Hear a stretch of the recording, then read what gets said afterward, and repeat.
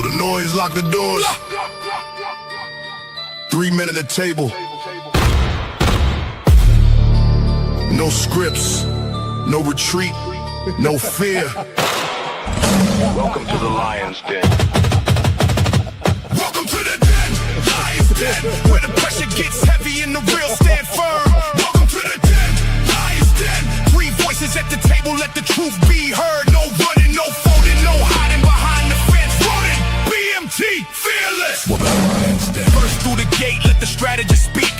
Calm under pressure, but the structure runs deep. Ronin at the table, every word got weight. Study every system, every motive, every state. Veteran discipline plate, long range sight. Separate the facts from the noise in the fight. I do not chase trends, I examine the frame. Follow the incentive, then expose the game. Build with a purpose. Stand on the code, carry the pressure, and control the load. No empty performance, no counterfeit shine. Ronin in the den, hold the line. Ronin, hold the line. BMT enters with the passport stamp. Global perspective, every pattern gets mapped. Traveled in an unfiltered, no rehearsed disguise. Seen the world firsthand, so we recognize his lies. Facts in the chamber, context and place. Culture and money examined face to face. Cyber mind sharp, business sense clean. He reads the machinery behind the machine. Receipts for the claim, evidence before spin. BMT brought the world inside the den. Bring the facts. Bring the facts. Bring the facts. Fearless steps forward, tighten your stance. Direct with the question, never dodging the chance. Competition in his blood, business in his mind. When the pressure gets heavy, he does not step behind. Challenge every weakness, every gap in defense. Drive the point home with experience and sense. No fear in the voice, no retreat in the chest. Disagreement is pressure, pressure reeve is the test. No apology offered, no convenient bend. Fearless brings the challenge inside the den. Never back down. Fearless, never back down. Fearless. 3 men, different roads. Different scars, different codes. One table, one standard, one den. Who holds the line? Ronin, Who brings the facts? BMT, Who brings the challenge? fearless. Where are we now? The Lion's Den. Lion's Den, where the pressure gets heavy and the real stand firm. Welcome to the den, Lion's Den. 3 voices at the table, let the truth be heard. No running, no folding, no hiding behind the fence. Ronin, BMT, fearless. Welcome to the Lion's Den. Check the levels, cameras ready. Microphones live. Ronin ready. BMT ready. Fearless ready. 5, 4, 3, 2, 1. We are live. We are live.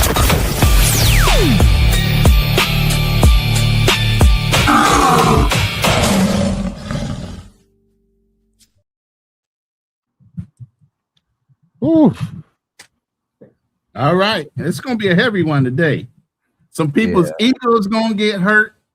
Some people's feelings are going to get hurt, depending on if you're a little sensitive about your history. But the truth going to be told tonight for real. So, like we say, we pick facts over fiction, and Fearless has a case to pick. So we're going to address this. We're going to get it out once. We might not have to readdress it again, but of course, there's a lot of hard-headed I can't cuss. There's a lot of hard-headed YNs out there. So we're gonna go through this, and we're gonna be fair and call it down the middle. All right. Fearless is gonna be aggressive, and I'm gonna calm it down a little bit every once in a while with the slide and the fact if he gets off pace.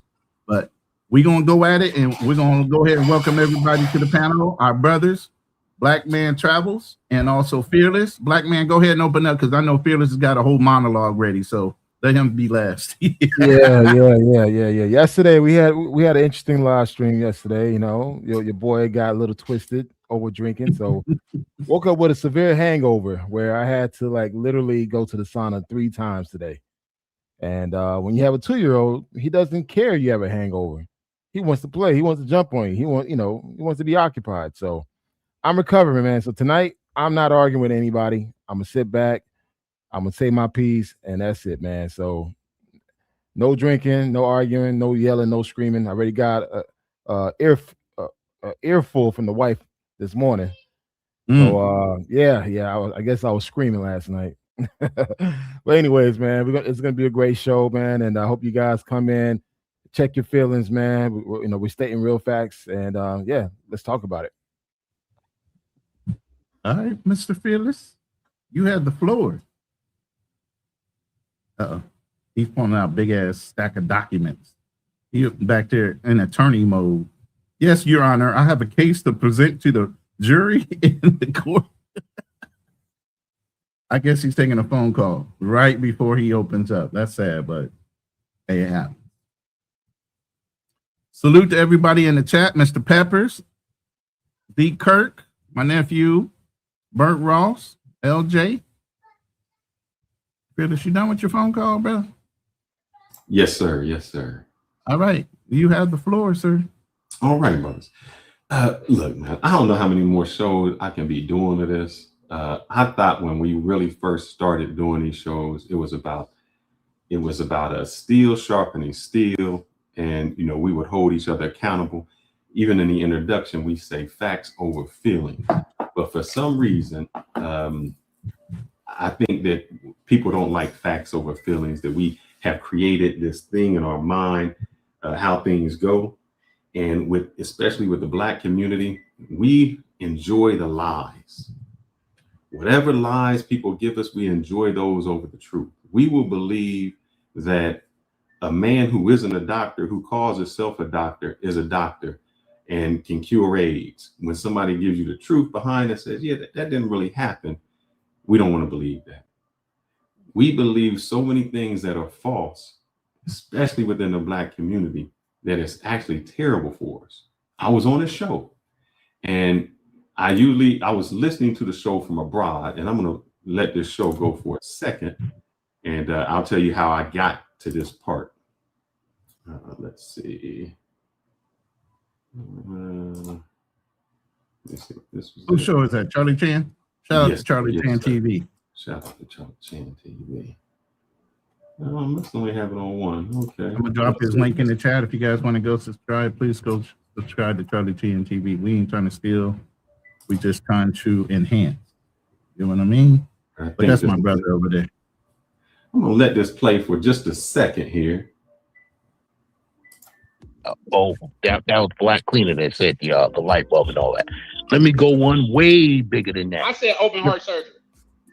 I'm going one bigger than that. Let me ask the young guard. You know who Benjamin Banneker was? You talking to me? Yeah. No. You don't know who Benjamin Banneker was? No, I don't. Benjamin Banneker. Everybody knows about the Banneker clock. He built the cuckoo clock. Yeah. He made the cuckoo clock. But guess what Benjamin Banneker designed and was the architect for, which is way bigger than that. The White House, the Pentagon, Washington, the whole Washington, D.C. All of it. So I'm in the background and I'm listening to this. And what really got me to call in, it was not the other people. It was the young man on there, because he was actually seeking information. And throughout this entire show, what they did was throw out names. And when they would throw out names, we would just say, oh, Black people invented that. And I'm gonna go through each one of them. Black people invented the traffic light. Black people invented the refrigerator. Black people invented this. And I'm like, and then it was John Hanson was the 13th president or the 8th president before there was a Barack Obama. He was the first Black president. And then on the $2 bill, there's a Black person on a $2 bill. So after we get on, I show them that John Hanson, there's two people named John Hanson. One of them was Black, one of them was white. The Black dude had nothing to do with the Articles of Congress, nothing at all. They mixing two things up, one didn't have it. Then we get to what the $2 bill is. And I'm telling them that on that regular $2 bill, it's just a smudge of ink that makes one person look darker and it doesn't. Now, thanks to my man Ronin, he did go a little bit further throughout there and actually showed the original painting of the $2 bill. When he showed the original painting of the $2 bill, it showed they was all white. Still, after you've shown all the evidence, because they don't show any evidence, after you've shown all the evidence, and after you've given them all the proof, they still believe what they believe. Example, I'm going to pull this person up, and I'm going to do this all night with each person.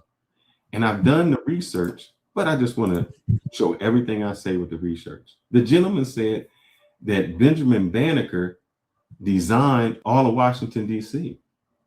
Benjamin Banneker did not design Washington, D.C. And what we do by doing this is, it says, there's a popular story that was dismissed and took his plans with him. Banneker reconstructed the entire Washington plan from memory.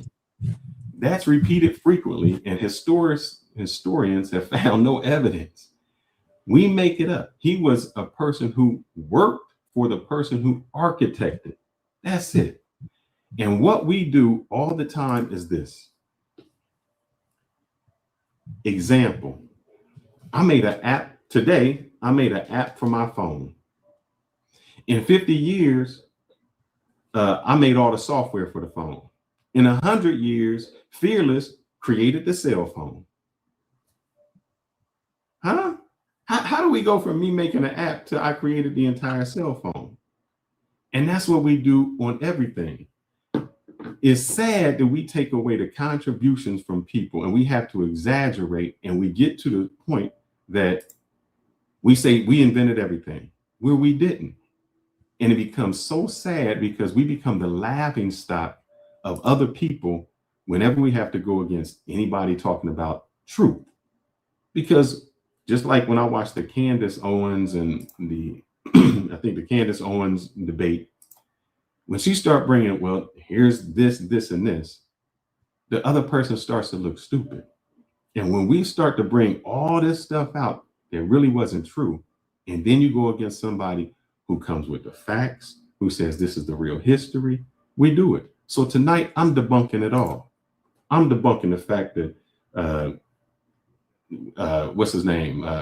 Crispus Attucks was the first person killed in the Revolutionary War, that we invented the stop sign, that we invented the refrigerator, that we was Moors, all of it. We just gonna uncover it all. And we just gonna go with the truth. Before I go there, this is how they think of us. Video. And where did I put that at? I know I put that in here. In folder. 1 second, brothers. Desktop.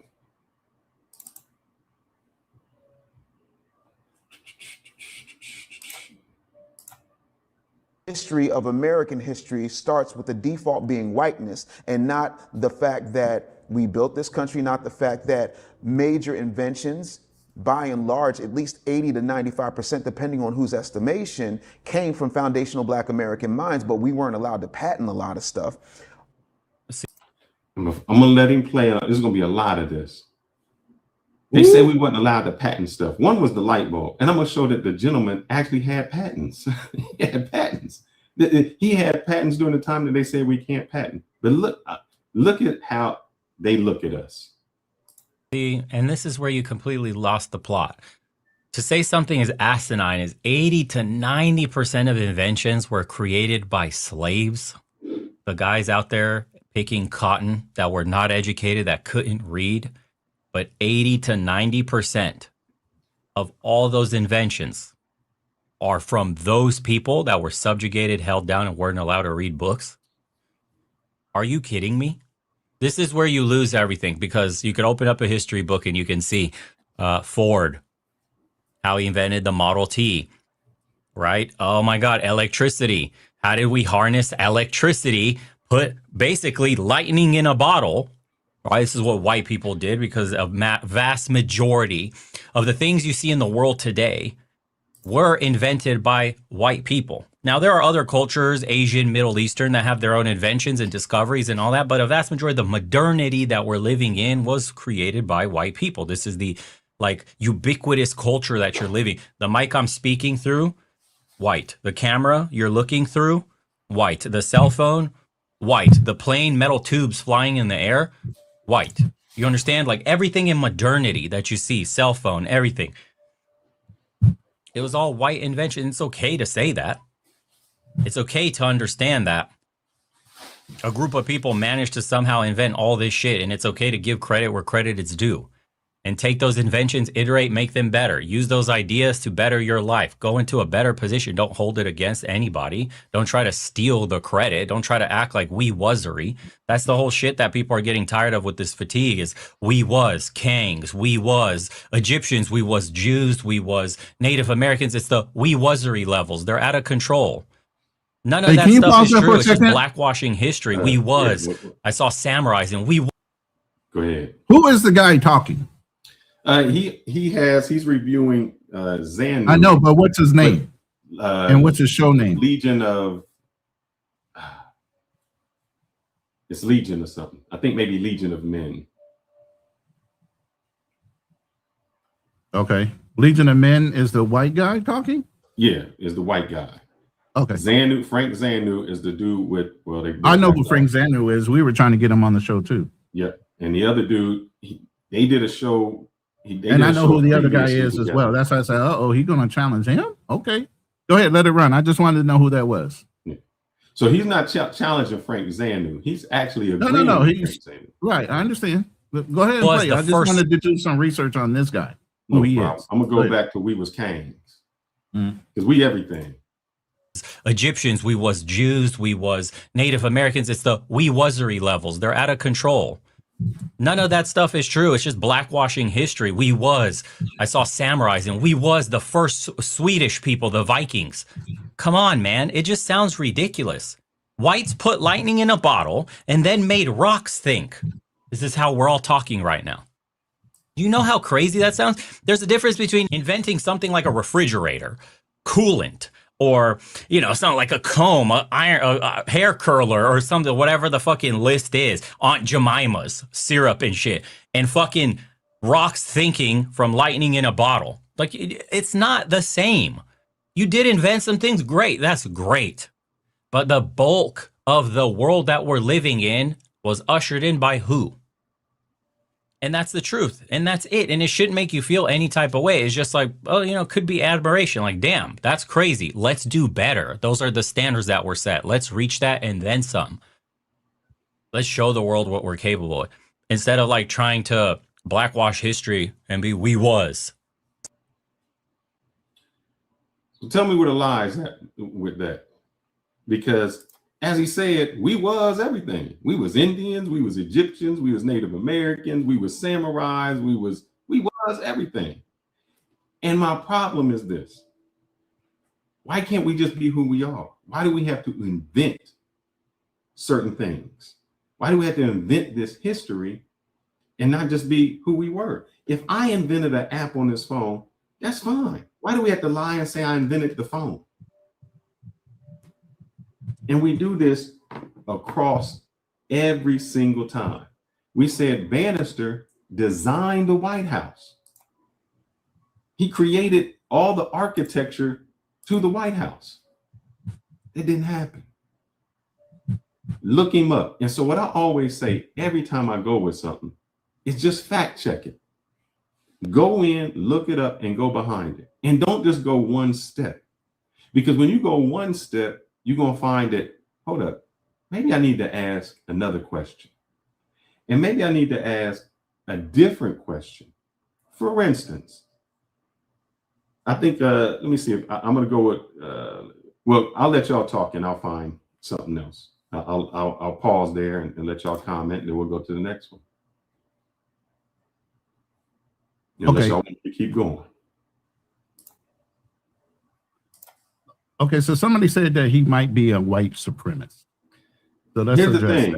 Let's say hold on, no. You just said you were going to be quiet and do some research. Let me rebut what somebody said in the chat and what I'm doing in the background. I'm going to fact check some of the shit that's coming up here. Okay, I'm not letting somebody fly on my channel and say whatever the fuck on our channel and not fact check him and who he is. What's his driving factors? Obviously, when somebody narrates a book, they narrate it to prove their own points and only the points they want to bring up. Sometimes they forget the other side of the fence when they're trying to prove their own point. That's the whole point about a hypothesis, right? You draw a hypothesis before you hey, you doing it. I let you know. I didn't know. I'm saying it in general to the people that are listening. I'm not asking you a question. I'm making statements right now. Okay. And I'm not going to ask you a question because that's that man's opinion. That one man's opinion. Okay. That's not the general consensus of all white people saying this. And we'll get into this as we go through it, but you used him. I'm going through and fact checking. Now you messed up my role on where I was going with that. This fact check, go get your information and let me respond to this guy. Okay, so white supremacists position themselves as involved such as like their whites are inherently superior. I mean, I don't know what you heard, but I heard somebody trying to speak towards, superiority of the white race and that black people are less intelligent. Even though he might not be associated with a white supremacist or the far-leaning right, as it is in political terms, the man himself sounds like he has an agenda when he gives a message. Just like we have a purpose-driven agenda when we address the brothers in our room. Okay, we're speaking to a certain crowd. We know who our listeners are, and we know what we need to talk to them about. Okay. So you can't deflect and say that this guy doesn't have an audience at 619,000 subscribers. Okay. And obviously he wants to cater towards those people that listen to him. Okay. So while he might be giving out some facts, and why I like to say a lot of times there are a lot of historical revisionists on both sides, white and black. Because I can tell you right now, Dr. Umar be revising the hell out of history to cater toward his own message. But I just want to say that, you have to look into some of the people that you listen to, because some of them don't actually speak 100% just the facts, but they say it with a candid opinion based on who their subscriber base is. Now you can continue. All right. Him being whatever he is, let's just say he's the whitest of white supremacy. What did he say that was not true? That's all I can go with. I can't worry about, let's say Einstein was a racist.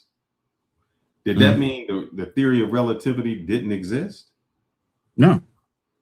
Then Absolutely I don't care not. who he was or any of that. I just want to know, what did he say that was false? I'm going to leave that for our crowd to disseminate what they picked up from him, if anything, because this is not the point. Somebody could tell you the truth and we ignore it for what our egos or whatever want us, or the way we were brought up. And I'll get into that with the slides as we talk through certain things on why we think a certain way. So we're going to put all this out for y'all to comment back. Y'all do your research while we're talking, just like I'm doing research to fact check Fearless. I didn't know what he was going to bring up. I know what I prepared in order to counteract some of the things. But I mean, as he brings up things, this is the point of learning how to interact in a conversation and not just take verbal sparring to the surface level. Dig into some of the information. If you don't know it, don't you think it's important for you to know exactly what this person is referencing within your own history? Mm-hmm. No, we weren't Egyptians. I'm going to do the next one. And while I'm doing this, I would like you to fact check me. I want you to fact check, and I'm going to give you the name, and I'll say fact check me. The name that I'm giving you is Crispus Attucks. And the popular claim is Crispus Attucks was the first martyr of the American Revolution. So I want you to fact check me in real time, and then I'm going to play what was said.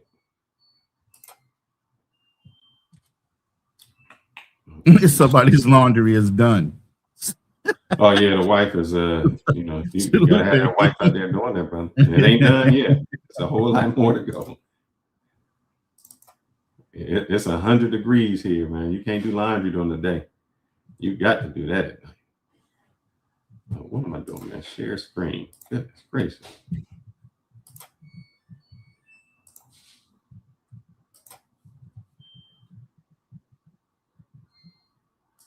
And this is during Everybody the knows Civil about War. the Banneker clock. He built the What is- cuckoo clock. Yep. He made the cuckoo clock. But guess what Benjamin Banneker designed and was the architect for, which is way bigger than that. The White House, the Pentagon, Washington, the whole layout. Washington, I'm on the D.C. wrong one. I'm sorry. Let me go. All of it. I moved the wrong one. 457. I can tell you're going to talk about him next. I'm going right here. Independence when they were slaves.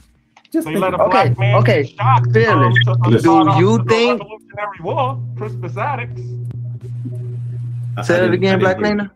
I said they let a black man get shot to start the Revolutionary War. Crispus Attucks. All right. So I want y'all to fact check it. So when you start to really fact check it, the real truth is, before you do that, I want you to look up somebody else while you're doing No, that. I'm just going to tell you, Crispus Attucks lived until 90 years, about 90 years old. So whatever you just get ready to say, we'll clear it up some more. But go ahead. So the story is, he was there it goes, the first to die in the Boston Massacre. I'm going to show you this. So I want you to look up this name since he was the first to die in the Boston I'll do it in Massacre, real not time. the Revolutionary War, which is 19. No. And time American timestamp on it. Revolution, Hold on. The timestamp on these are 1770 was the Boston Massacre. The Black Cleaner can verify that. He lives in Boston. And then 1775 to 1783 was the American Revolutionary War. And then it migrated into 1861 to 1865, which was the American Civil War. Y'all didn't know there was two? I'm just saying. So the name I want y'all to look up is Christopher Sider. I'll put his name in the chat. I don't know if it'll go through here in this chat. So Christopher Sider, that was actually the first person killed in what we would call the Boston Massacre, which started the Civil War. But he was an 11-year-old white boy. And what happened is, at the time of the massacre, even John Adams said that, Attucks was more of an instigator. He got killed. At the time of the Boston Massacre, he was not considered the martyr. Remember, the Civil War didn't start for another 6 years. It wasn't until later that they started to say, hey, we need a historic Black patriot to become the first martyr. And over again, it went from the Black man shed blood for American liberty and continued denying liberty to Americans. And the propaganda started from that entire time. So it was we just lifted it up, which it wasn't true. So really the Civil War started with the Stamp Act 5 years before. The first person killed was 11 days before. And they had a big funeral for him, 11-year-old boy that started it. 11 days after that, that was, and I'm giving you the name. Name was Christopher Sider. After that is when Attucks got killed. And then the Civil War still didn't start for another 5 years thereafter. No. You see, you got to stop saying Civil War. Revolutionary War. I apologize. And the Revolutionary War was from the Americans and the British. Had nothing to do with slavery yet. No, you're correct. I'm sorry. That was misspoken. Okay, I'm just saying we're going to keep the timelines correct. Yeah. So somehow we got to start with that. We got to say, oh man, this is how it happened. All right, so I'm going to show you right here because I do the evidence. Shares my stop share. Can you take down? Yeah, I was about to say, can you take down that other share with the Legion of War or whatever his name is? So let me see if I can even blow this up for you. I'm blowing that up. Yeah. Christopher Attucks was not actually the. Oh, here we go. Where'd he go? Right here. I gotta go down. Attucks. I made it too big. I can tell you. All right, Christopher Attucks was not actually the first colonist killed. Let me go back up. I think I did it too fast. killed in the revolutionary struggle if we include political violence leading up to the war. 11-year-old Christopher Snyder was killed first. And yes, propaganda played a major role in how the Boston Massacre eventually Attucks was remembered. And it goes on to say this person was killed. He was the first person shot 11 days before the massacre. That's what happened, you know, and it keeps going on to say, and yes, the Patriots were deliberately using propaganda to get the story. That's how we went. There was a whole book written about that. But somehow we keep saying it. Christopher Snyder. We keep saying that. Here's the thing. In fact, Paul Revere's famous propaganda and raving doesn't clearly portray Attucks as the black man at all. Wasn't even portrayed. Attucks' status as the first martyr became much bigger later. So what he did is how, like I told you, I made an app on the phone. 50 years later, I made the software. 100 years later, I invented the cell phone. But let's go into this a little bit further. So Christopher Attucks was killed in 1770, right? Mm-hmm. Following that, was the Boston Massacre of March, and that was February 1770. Boston Massacre. He was killed. No, he was killed in February 1770 during the resistance of the British taxation and trade policies. The Boston Massacre followed March 5, 1770. But the bigger one that everybody knows about and is popular is called the Boston Tea Party. What happened later in December 16th, 1773. That's how you get to 1775. And finally, it builds to the Revolutionary War. Okay? Mm-hmm. That's how we get there. And the Tea Act of 1773. We're going to keep it in timeline, chronological order. And it even goes on to say, after that, in 1840s onward, Black abolitionists elevated Crispus Attucks specifically as evidence that Black Americans participated in and sacrificed in the American promise. So here's the thing. It doesn't mean he ain't get killed. He died. Right. But what we do is saying the statement that Crispus Attucks was the first martyr of the party. We constructed that. The first person was this white kid. And by the way, let me go into Crispus Attucks a little bit. Attucks was a man of African and Native American ancestry and was likely a sailor or dock worker there in Boston Harbor.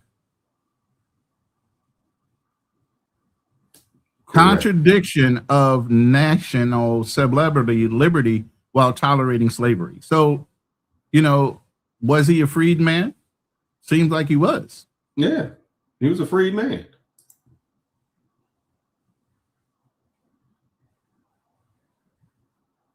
Go ahead. No, he was a freed man. And the reason I keep going through all of this is we have maybe the white guy that we talked about that we just showed was a white supremacist. But what he's saying is we was attitude is the problem. We was everything. I'm about to go show you what else we was. And this messes, we have enough people in our history. You got to give me a name of which direction you're going, because I can't read you like that. Huh? Oh, no.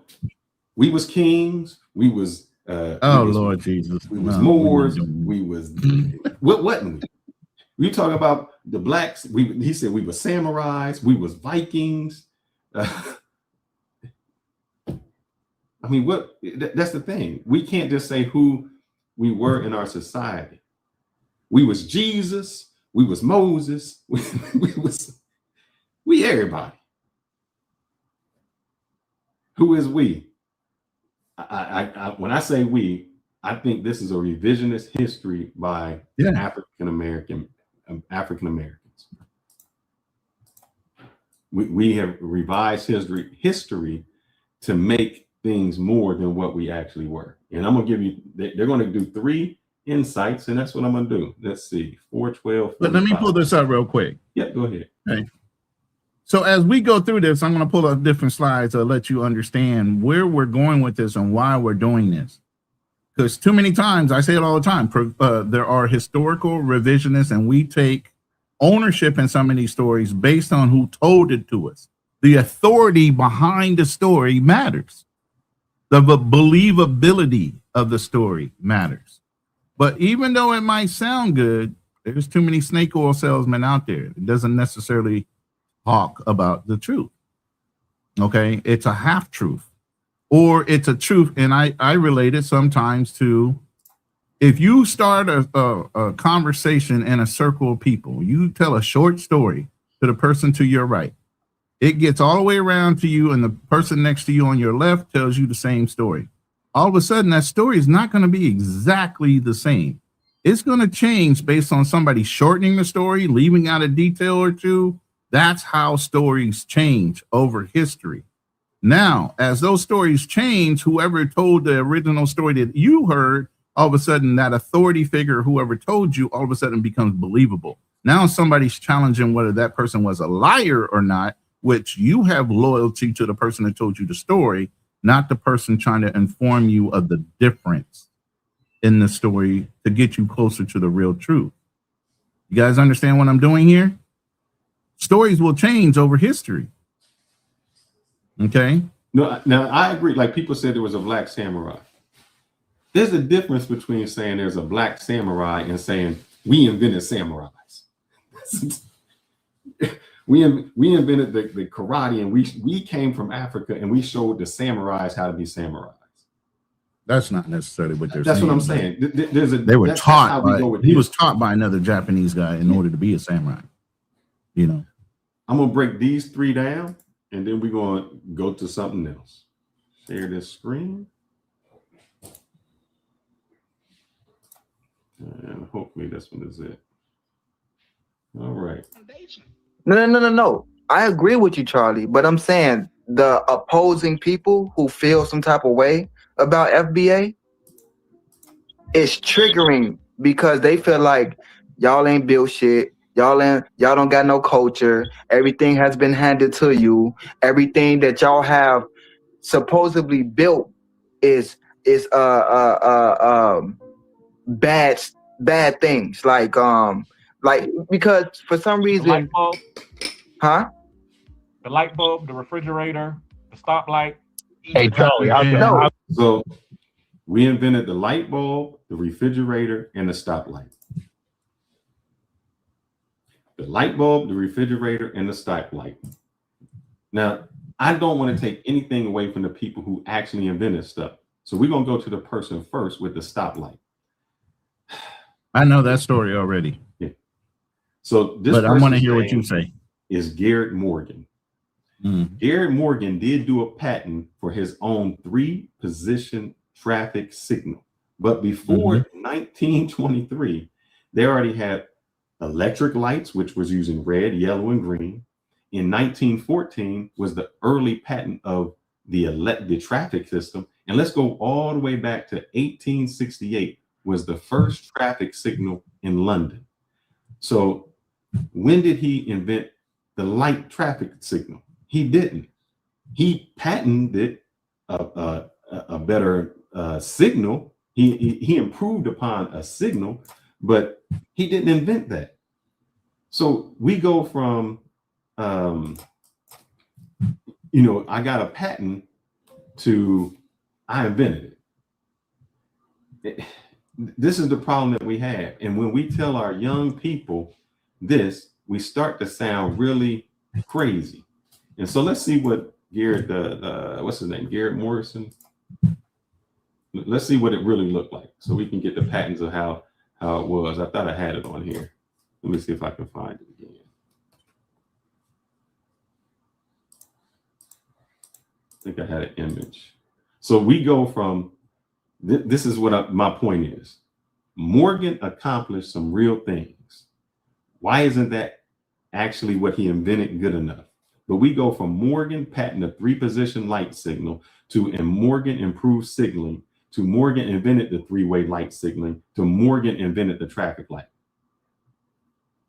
We always move into this, and it's just not true. And the reason I keep bringing it up and I harp on it is because there was a young man that was on the panel and he just wanted the truth. And sometimes what happens is when you give bits and pieces of this and you say, hey, this is what he does, people run with it. And they say, oh, the black man invented the traffic signal. Now, let me show you what the traffic signal that he invented was. Because we take nothing away from him. They're mooring a traffic signal. This is it. This is his patent. This isn't a traffic light. It's not what we think it was. This is what he invented. And there's nothing wrong with what he invented, but it's not the traffic light. It's as we know it today. Obviously. Correct. As we know it today. This is it. It was a three-way stop so that one person on one side would know it's go, the other people would know it's stop. That's what he invented. And there's nothing wrong with what he invented. But to call out and say that this man invented the traffic light is just a pure lie. The next person on the list was, I think he said, oh, here it goes. What, Benjamin Banneker? No, the light bulb. Oh, okay. The black man invented the light bulb. That person's name is Lewis Latimer. Now, what he did was he was actually working for the competitor for Edison. And then he came over. Yeah, he made the light bulb in mass production and made the filament inside the light bulb better. Now, what they say is this. All right, so I got it here. He worked for Hiram Maxim Electric Lighting Company, which competed with Edison. Then he later developed a patent. See, this is what everybody says, or I don't know everybody, what they said. The black man invented the light bulb, but he couldn't patent it, and his patent was stolen. And that's what happened. But that's not what happened. He worked with the competitor for Edison. Then later, he went over to work for Edison. And they say, Tom, they wouldn't let him patent it. But you can pull up Lewis Latimer's patents. He had patents. He patented his own stuff. It says that he was an expertise in commercial, practical, incandescent lights. He had his own patents. So we went from Latimer improves carbon filament to Latimer improves electric lighting to Latimer improved the light bulb to Latimer invented the light bulb to Edison stole the light bulb from the black man. Latimer couldn't patent anything because he was black. That's how we move. Why do we have to lie to each other to do it? But here's the thing. I got to stop you from using the word lie. Okay. Why do we exaggerate? Okay. I could say embellishment, exaggeration, or get the story a little clouded based on who translated the story to them. Being proud about your race is one thing. Being proud about your racial achievements in society is a whole nother thing. But the person telling the story, like I said, you got to look at who told that person the story and why they're holding on to it out of loyalty versus looking at the books and the facts. And maybe the story's not 100% accurate, but it's pretty damn close. Nobody's going to the far left. They had something to do with each and one of these items, maybe not in the same way. Maybe the years got, and that happens to go through translation when people are passing stories down. Because here's the thing we do know. Our society and a lot of people in our society are very lazy about going out and doing their own research. They don't. If somebody can go out and tell you a story, you'll believe the story versus going and looking in the history books yourself to get the knowledge. You'll take that shortcut. Let's put it that way. You'll take the shortcut, okay, versus going and getting the knowledge from the books yourself. Here's the thing. I'm going to tell you, I dropped out of college. My major was architecture, and I dropped out of college because my high school sweetheart got pregnant. Does that mean my level of intelligence dropped just because I went in the military? I'm still very capable of getting an architectural degree. I didn't see a need of doing that. You can still get book knowledge without actually having to attend a college. That doesn't mean anything. It's how you apply it. We don't. But hold up. That's a whole thing. You don't. Exactly. A lot of people don't go back to the book. A lot of people don't go back to the book. And then here's the thing. Let me, and this is in my slide too. Go to multiple books because again, what did I tell you? A lot of people write books in order to prove their theory and their theory alone. But if you read 3 or 4 different books on the same subject and they somehow coincide with the same idea, how they got there doesn't matter. If the same idea comes across, then you can get a general consensus of whatever you're trying to research is based on some type of fact. Okay, But you how can't we look at say it one won't say source. it You like got to that. look at multiple sources of information on Well, that I topic. agree. I agree. But what we do is, and Drew said, "Oh, stop! People don't look up the facts." That's not my problem. My problem is you state it and you state things like they are facts, and then somebody hears it and then they go. But again, repeat it comes from the authority of the person they have respect for.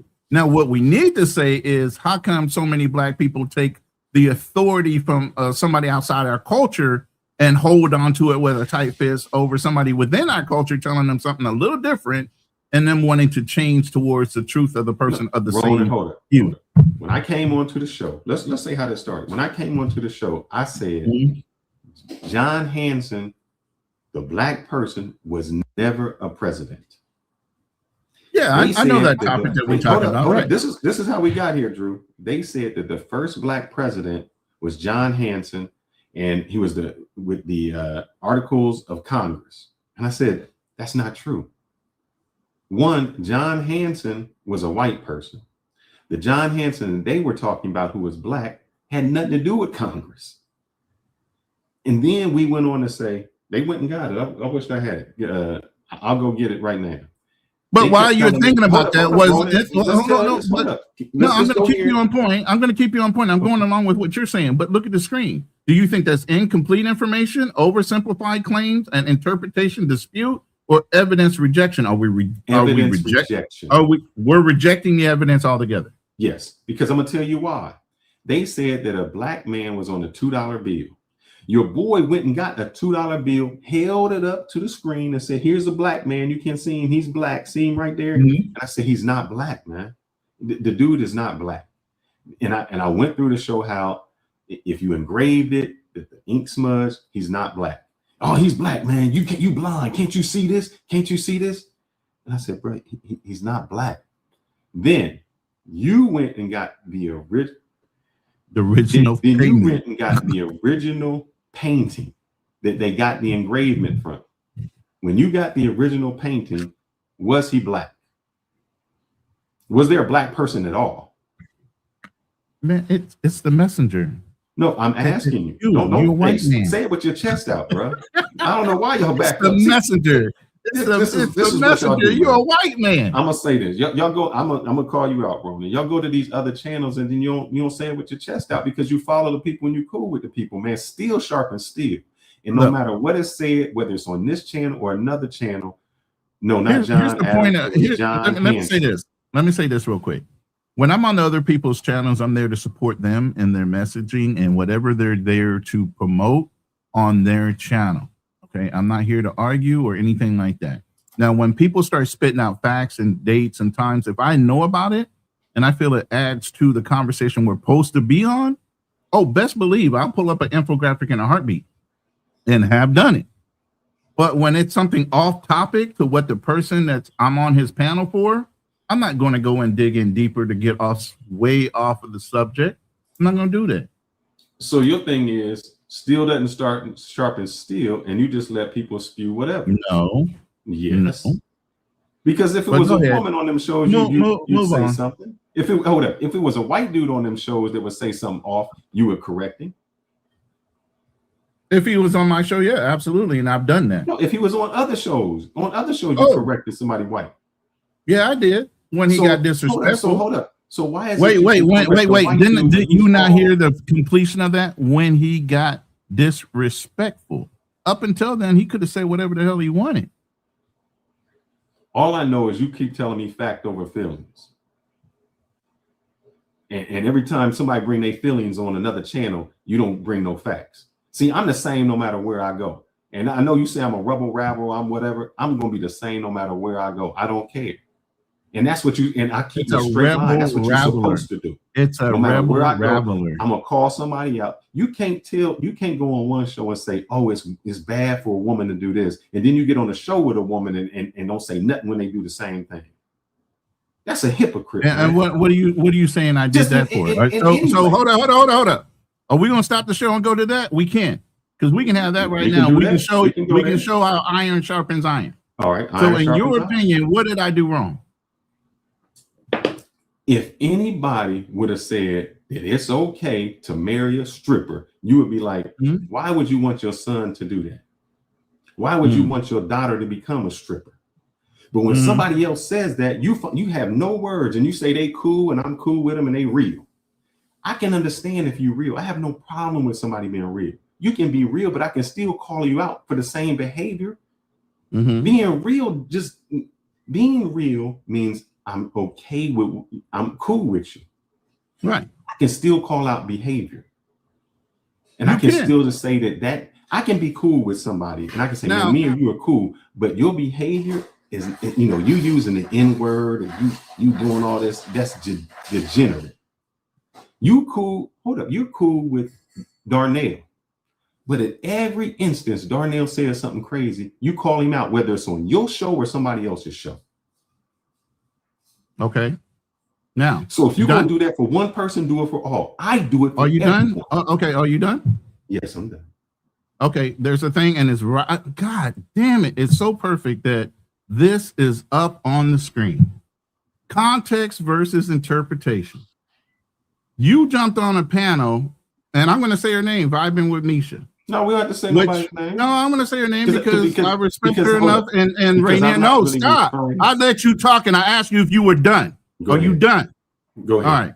Context is, I know who Vibing with Misha is and who Rainier are. I respect them for their openness in order to communicate about their relationship. Guess what? Their relationship at the end of the day is their relationship. Whatever makes them two happy because they're the ones that are married is their fucking business. Okay? The fact that they're honest and open about their relationship, kudos. Nobody's lying. What is the first thing we say in the travel or space? Motherfuckers are lying. They're going out there and pay for play, pretending like they girlfriends or boyfriends. Okay? That's bullshit. But when somebody comes on, regardless of whether you approve of their lifestyle or not, and they tell you the fucking truth, what do we say? When somebody tells you who they are, believe them the first time. I believe those two as a couple are very happy with their situation. And a lot of men would be happy with that situation regardless of what their past histories are. That's context. So then when you say I didn't hold somebody accountable, but yet and still they've been very honest about who they were, that's your interpretation. My interpretation is because I know who that couple is, I know their lifestyle, and while it might not be in line with society norms, they are telling the truth about their relationship, and that's for other people to either believe in or not. You obviously don't believe in the way they're caring about their relationship. That's on you. But at the end of the day, I don't have a problem with it. As an older man that had children already, if I was to find somebody like that, I would be okay with it too. That's just me. Maybe you're not, but that's okay too. But I'm not going to sit in judgment of somebody because of their past history if they're honest about it. When you're lying about it, that's another thing. Now, what I have said and what I'll continue to say as a single man, if you go overseas just to find a stripper, I think you're a little twisted because you have an opportunity to do so much more with your life than do that. If you're going overseas to find a single mother and you're a young man that's never had a child, before taking care of somebody else's child, and this comes from a stepfather, how about making your own children first? So now you have context. You can't spin that now. All right. Because I've never gone back on my word when it comes to that shit. As your plane landed. My plane is landed. I have no problem with what they do. It sounds like you do, bro. So see, then you put words in my mouth. Okay. So my problem is this, and I'll keep saying it and repeating it. Steel sharpens steel.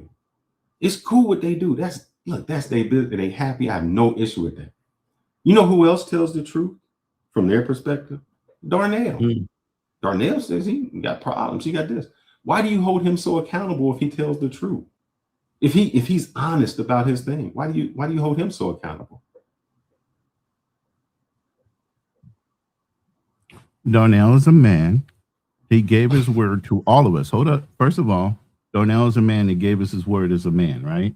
If you're trying to mentor men on their word means something and they haven't followed through on what they said they were going to do as a man, then yeah, on site, you should be expecting to be challenged. Matter of fact, you notice Darnell danced around us for months because we were holding him accountable. He just recently just Why popped would up you on hold one him of our accountable panels if he was honest? because the man said he was going to say and do something, and he never did it. He doesn't keep up with his grooming. There's a lot of things as somebody that's going through PTSD or mental issues that if you're not calling them to attention, you're accepting of it.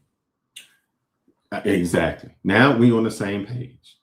I've never been off that page. But again, when it comes to somebody's relationship and the both parties are loving and accepting of the situation they're in, who am I as a man to question that? That man is happy and so is that woman. See, you got it. You doing so who am I Uncle not Rico holding did. accountable? You doing so what then Uncle bring Rico up a did. specific, no, bring You up a doing what Uncle specific Rico person. did. I don't Bring care up a about their specific relationship. person. Their relationship is. I just told you about insurmountable. Darnell. What do you have a problem with what I said about Darnell holding another man accountable for I what have he no said problem. on several panels? Across, all I'm saying is across all board. Hold up. Across all boards, steel sharpens steel, and you should hold whomever accountable for if they say something false. Because anytime somebody says something false on this channel or anything else, we call them to the carpet and we say facts over feelings. But every time we go somewhere else or you go somewhere else, it's not facts over feelings. It's just I let it ride. And you are the first person that said to Uncle Rico, silence is complicity. Yep. That's what you said. So if you stay silent on something, that's being complicit to it. Correct. So then when I'm young, when I'm holding Darnell accountable, am I being silent?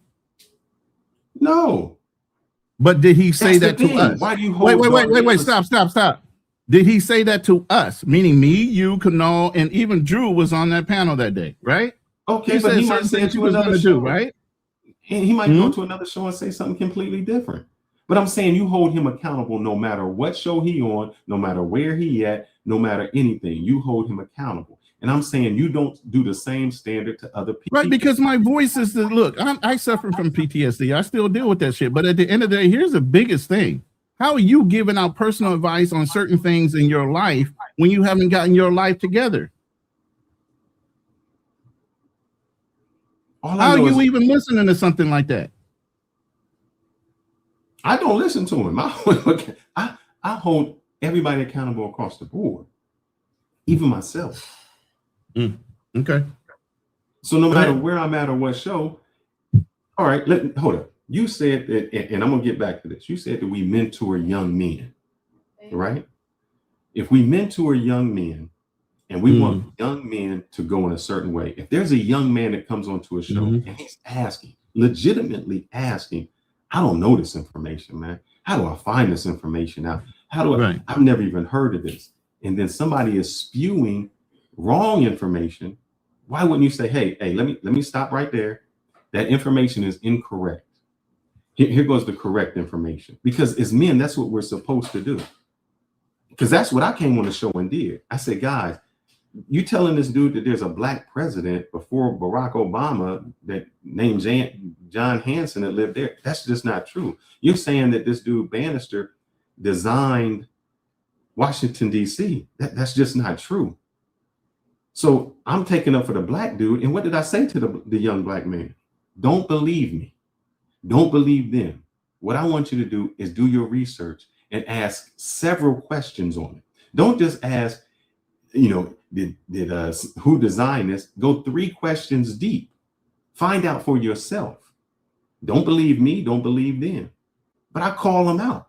And what I did was facts over feelings. I showed the facts.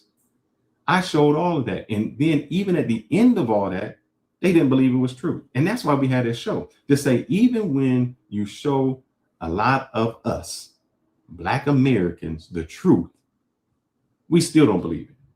We still have a narrative that, no, this is it. That somebody tricked us, that somebody went there. And that's all I'm saying, that no matter across the board, we got to hold each other accountable. And especially if we're trying to tell a young dude that's impressionable, that's trying to find out the truth, we can't just let somebody spill a lie out there, because I know that was Rob. Again, I got to stop you from saying lie. I'm going to stop you from saying lie every time and say it wasn't an error, a lie, or part of a myth that was told and misinterpreted. I can say an error until you are shown the truth. Right. Once you are shown the truth, hold up. Once you're shown the truth, then it becomes a lie when you repeat So it. then the person that was telling the story, hold on, if he just heard it from somebody else, didn't go and do the research, he is basically doing the circle fucking story, right? He's told the person that told him, he respected them enough to repeat the story to the next person, and each time the story is told, it gets modified a little bit more. But nobody actually went back to the books to actually do the detailed research to be very specific on the information. What you're hounding on is the specifics of the story to be not true. But that man had a place in history. Maybe it was interpreted the wrong way. The story was told wrong after it propagated around that circle. Whatever. Is error, a lie, or a myth? Which one? It is until you said they understand the truth or read it for themselves and they tell it wrong again, then that's a lie, right? When you don't know, you retell a story in error or you mystify it by making it a myth, right? Correct. Okay, so some of these men might be giving the information out. It's not necessarily a lie. They're saying it in error because they respected the person that told them the story and they did not go back and research it themselves. So your information is absolutely, hold on, let me say this. Your information on telling people to go and do their own due diligence. Go do your own research. Go get in a fucking library. Open a fucking book. Stop looking online. Stop listening to just stories. If it's something you're interested in, you would want to dig into it if you're really interested in it, right? You should want to seek that knowledge for yourself so you can be an expert in it. But a lot of us stop short because we are lazy. Yeah, let's keep it a buck, man. I mean, most people are not going to take the time to look up and validate these claims. They just run with it. Exactly. So, yeah, there's a lot of lies. There's a lot of errors. Y'all are hitting every point that I have on a slide. It just like a lot of the claims, again, just around what Black Americans have been claiming. It's like, where did you get that information from? And they can never validate their source. So I'm like, okay, so you just pull that shit from the air. Right. And so then it's our due diligence to go in and out of it. Listen, look, hey, Fearless goes at it directly. I'm hoping the young man hears it and says, hey, you know what? I want to dig into it a little bit more and goes and fact checks and gets more information on that story because it interested him. A lot of people hear a lot of things, but they're not interested in it. They're not going to go dig on it. I can say this, right? Last week, someone mentioned about Haitian eating mud cookies, right? So guess what I did? That was yesterday. It wasn't last week. No. Last week, someone said it first, which made me do my research. I did my research, and I found that Black Americans eat dirt cookies. So it just, again, once, like, I'm a type of person, if you say one thing and I don't know anything about it, I'm gonna research it. Right. And now with all the AI to validate some of these these claims or myths or lies, whatever, you can validate it depending on how you prompt your AI to respond to it. So for me, when I heard about mud cookies, okay, let me find out, because again, I never heard about mud cookies. I never ate mud cookies. My mom never talked about it. So when I did my research, okay, a lot of Caribbean people, a lot of African people eat mud cookies. Actually, there's a lot of health benefits to eating mud cookies. But then I said, hey, do Black Americans eat mud cookies? No, they eat dirt cookies. So again, sometimes you just got to do your research, people. You can't just pull anything off the air and just run with it. Right. And so here, wait. Let me wait before you go off into the chat. Stay out the chat. That's exactly what's on this damn slide. It's amazing. Evidence test, traditional claim, audit both. Then you come up with the revisionist claim or the fact because you went and did the research. Isn't that right there on the screen before you even said it and we had this argument? Isn't it right there for everybody to see? This is what they should be doing and not just listening to tales. But history is written by history. There are certain things that are going to be omitted because whoever is the victor, they're always going to make themselves look the better of the two parties. But go ahead. This person, what are we now just talking about? What did you just say, Black Man Travelers? You said that they should do the research. This person said, but Banneker did create the original Farmer's Almanac. So let's just ask. Let's find out, since I had already done the research. I have it right here on Banneker. No, he said he created the first almanac. Mm-mm. So No. so let's just go in. It He Guys, says, make published sure. the series. Listen. He published No, a series he of did not. almanacs in the 1790s containing astrological calculations, weather and information, and essays. That's all it says. It didn't say he invented the the almanac. most famous Again, example of Fearless is Benjamin very Franklin's focused almanac. on details. I'm very focused on words. Fearless No, is focused on details. I'm detailed Okay. because the person said, but Banneker did create the original Farmer's Almanac. And I'm going in, he didn't. Right. I just said that. Benjamin, He I know, published- but what I'm saying is this is what happens. What we're talking about right now is, hey man, we should fact check something before you say it. That's what we just said. Somebody Are you missing? Was it a myth? Was it a lie? Or was it an error? What I'm saying is we're talking about fact checking. The person Right. put something in the chat that they didn't even fact check and put it as real. And But I'm is it saying, similar this to is the how- truth? Is what I'm saying. He did No. publish the 1790s almanac more on the astrological side of predicting weather and other things. He did publish that. He didn't invent the almanac. He published you what. almanacs related to astronomy. So is it too far off the truth, or is it a little glazed based on the way it went around the circle and the authority behind the story? This is what I'm trying to say. You're so focused on trying to prove each individual point, you're missing if there was similarities, and we just need to correct the similarities. Let's teach. Let's not just damn everybody for spreading a word. Let's teach them about the facts of going in and doing the minute detailed work of understanding historical facts and people. Let's do that. Let's teach. All right, then, Let's not why prove them is it wrong. that we embellish so much? Why can't you just be happy with what you did? He did something great. But none of those people are alive. The fact that the story's being told is great. The fact that the story's being told wrong or incompletely is a problem. Now that we identify the problem, that's the problem. listen. Now that we have identified the problem, brothers, shouldn't we just be teaching them the error in the message? You can't teach them because even when you show them the Oh truth, Lord Jesus, they're gonna go back and say the same thing. So you mean 3 intelligent brothers on a panel that they come and listen to every week? We can't tell them, hey, brothers, look, I know you heard it this way, but this is the truth of the matter. This is what we could be doing right now. No, We tell them So don't you go ain't got time overseas for and do that. the crazy stuff, and what do? They go overseas and do the crazy stuff. But they're here for this, and we got 40-some people in the room. Because Why here's not the teach? thing. They'd rather hear the disagreement and still spew the lies than say, "Oh man, yeah, that's the truth." Because we kings. I think you're giving our listeners a little bit less respect than they need, bro, because I think a lot of them come here because we have great conversations. We get to the truth. We don't have talk it. We verify things before we do it. And I think they would be willing to listen now that they're in this room. Let's do at this. moment. All right, let's do this. All right, let's go. Let's do this one because it's gonna get y'all mad. This one where y'all gonna really get mad at. Y'all not gonna like this. Why does it have to get mad Y'all gonna instead not of like getting? this, but I Here's the want thing. y'all to read. Here's where I think instead of them getting So, mad. like, Now, hold we on. built Instead of them America, I getting think it's mad, also why not true. can't they be? Picking- Why can't they be enlightened? What's that? Instead of them getting mad, why can't they just be enlightened on the information? I would want them to be enlightened. I would Okay. feel great.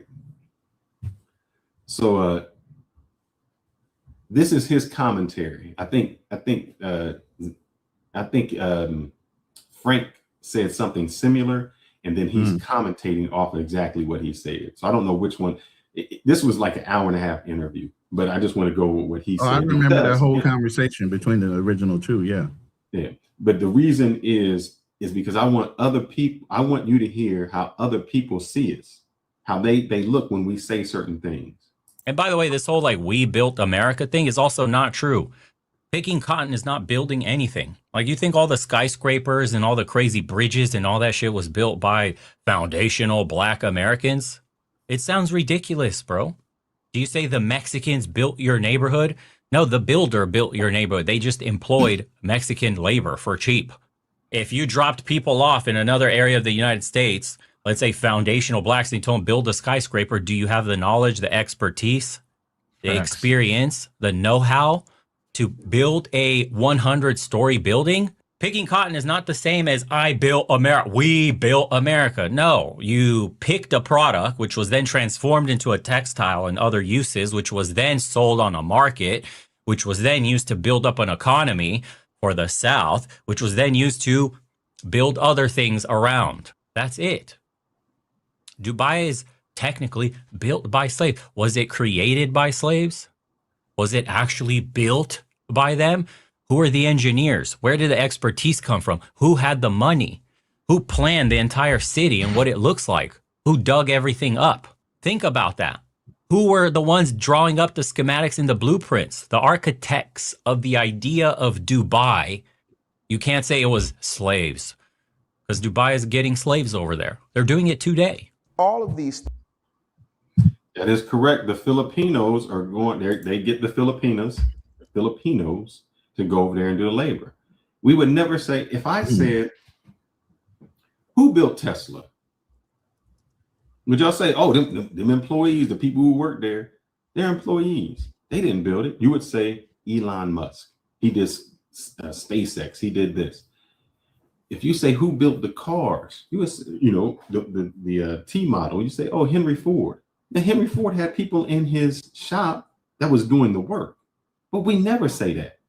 But when it comes to who built America, we always say that black people built America. We was employees, unpaid employees, slaves.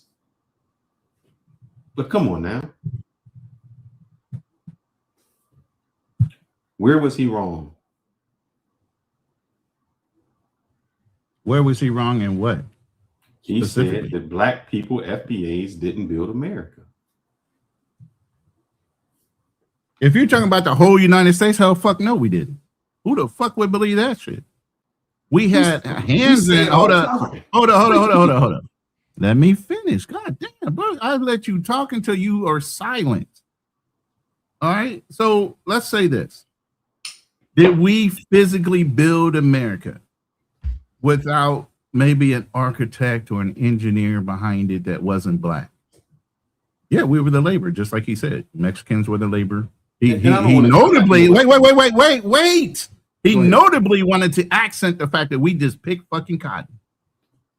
So like I said, you got to really look at the people giving out the message that they're giving and the tone they're giving it in. Whether it's facts or not, bro. You listening to this white man depict black people in the most random ass and unintelligible ways, like black people don't have a brain. Like we didn't have fucking Black Wall Street. Like we didn't have several cities that we built on our own fucking land, and there were multiple story fucking buildings, and it wasn't a white man that came in to fucking do it, and they didn't burn it all fucking down. You act like we're that fucking stupid that we can't learn from books? Come on, man. You can't believe all of that at the same fucking time. You can't. So my question, my thing is two things can be true at the same time. My thing yes, is this. There were some people that picked cotton and didn't have intelligence, and there was a lot of black people that were intelligent when they got here. You know why? Because they picked certain countries that they brought slaves over that already knew how to do the fucking work here. They were already farmers. They were already builders. They were already certain things that when they came here was easier to introduce them into those jobs. But you skipped over that part too, right? The what? We were slaves, man. We was the lowest of the people who. So you think in Africa they didn't know how to build or farm or any of that shit before they got captured and put over on slave ships, right? You don't think they knew how to do any of that before they got here? Do you think they could build skyscrapers? I mean, depending on what country they came from, if they were already there. How many skyscrapers did you see over there? Bro, I'm not from Africa, never been to Africa. I don't study African history like that. This is the thing I think that'll help you out, Kanal. I'll say this. FBAs, the only reason they're successful is because they assimilated with white people. That's it. That's it. That's it. That's the only reason. Honestly, if you get the same resources to the people in the Caribbean and Africa, the same resources that you guys have, it'll be the same thing. It'll be an equal playing field. So as much shit you guys want to talk about Caribbean and Africans, So trust me, if they had the same resources that you have, you guys would not be talking all this shit. And I'm gonna what bring shit? something. Wait. What shit? Let's be clear with this. What shit are we talking? All the claims that you guys make. Come on, let's keep it real, man. You guys make a lot of claims that have no. Is it error? Is it lie? Or is it myth based on the fact that stories are being told? That's all bullshit. And you would say that. But even Fearless would say it's not a lie, it's just misinformation. So again, like I said, instead of us sitting here demonizing the stories, let's be very clear about fixing the stories as they're being told. But y'all want to jump on the drama side instead of the education side. I don't get why that is.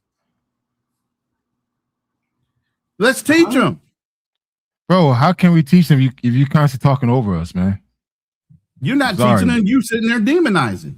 I'm not. What did you just say? What the fuck you guys been doing? Wait, hold on. What the fuck you guys been doing? I'm sitting here holding Fearless to a point of where we're teaching and not demonizing. You just chimed in and say, put on a even playing field. We all perform the same way. Bullshit.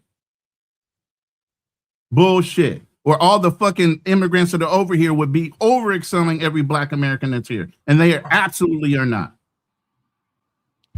I'm saying that the whole Black. But we're not going to turn this into an FBA thing. We're going to stay on point. All right, I'm gonna play. I think this is from the Black dude. So let me see. I couldn't get it to go, but let's see. I think this is the Black dude. Make you feel from birth that you're inferior, because the second you come out, there's. And you see, and that's where it comes from, the comparison to whites. This is what's going on. You feel inferior. So then you try to reimagine yourself by relabeling as I'm a foundational Black. I'm not like those Africans. Those Africans are crazy. They're super primitive. They haven't built anything. They were colonized. We're different over here. We've made more progress. We've invented. We've done different things. They borrow our culture. We've advanced, blah, blah, blah. And it's like, bro, for everyone else on the outside, there's no difference. You are the same.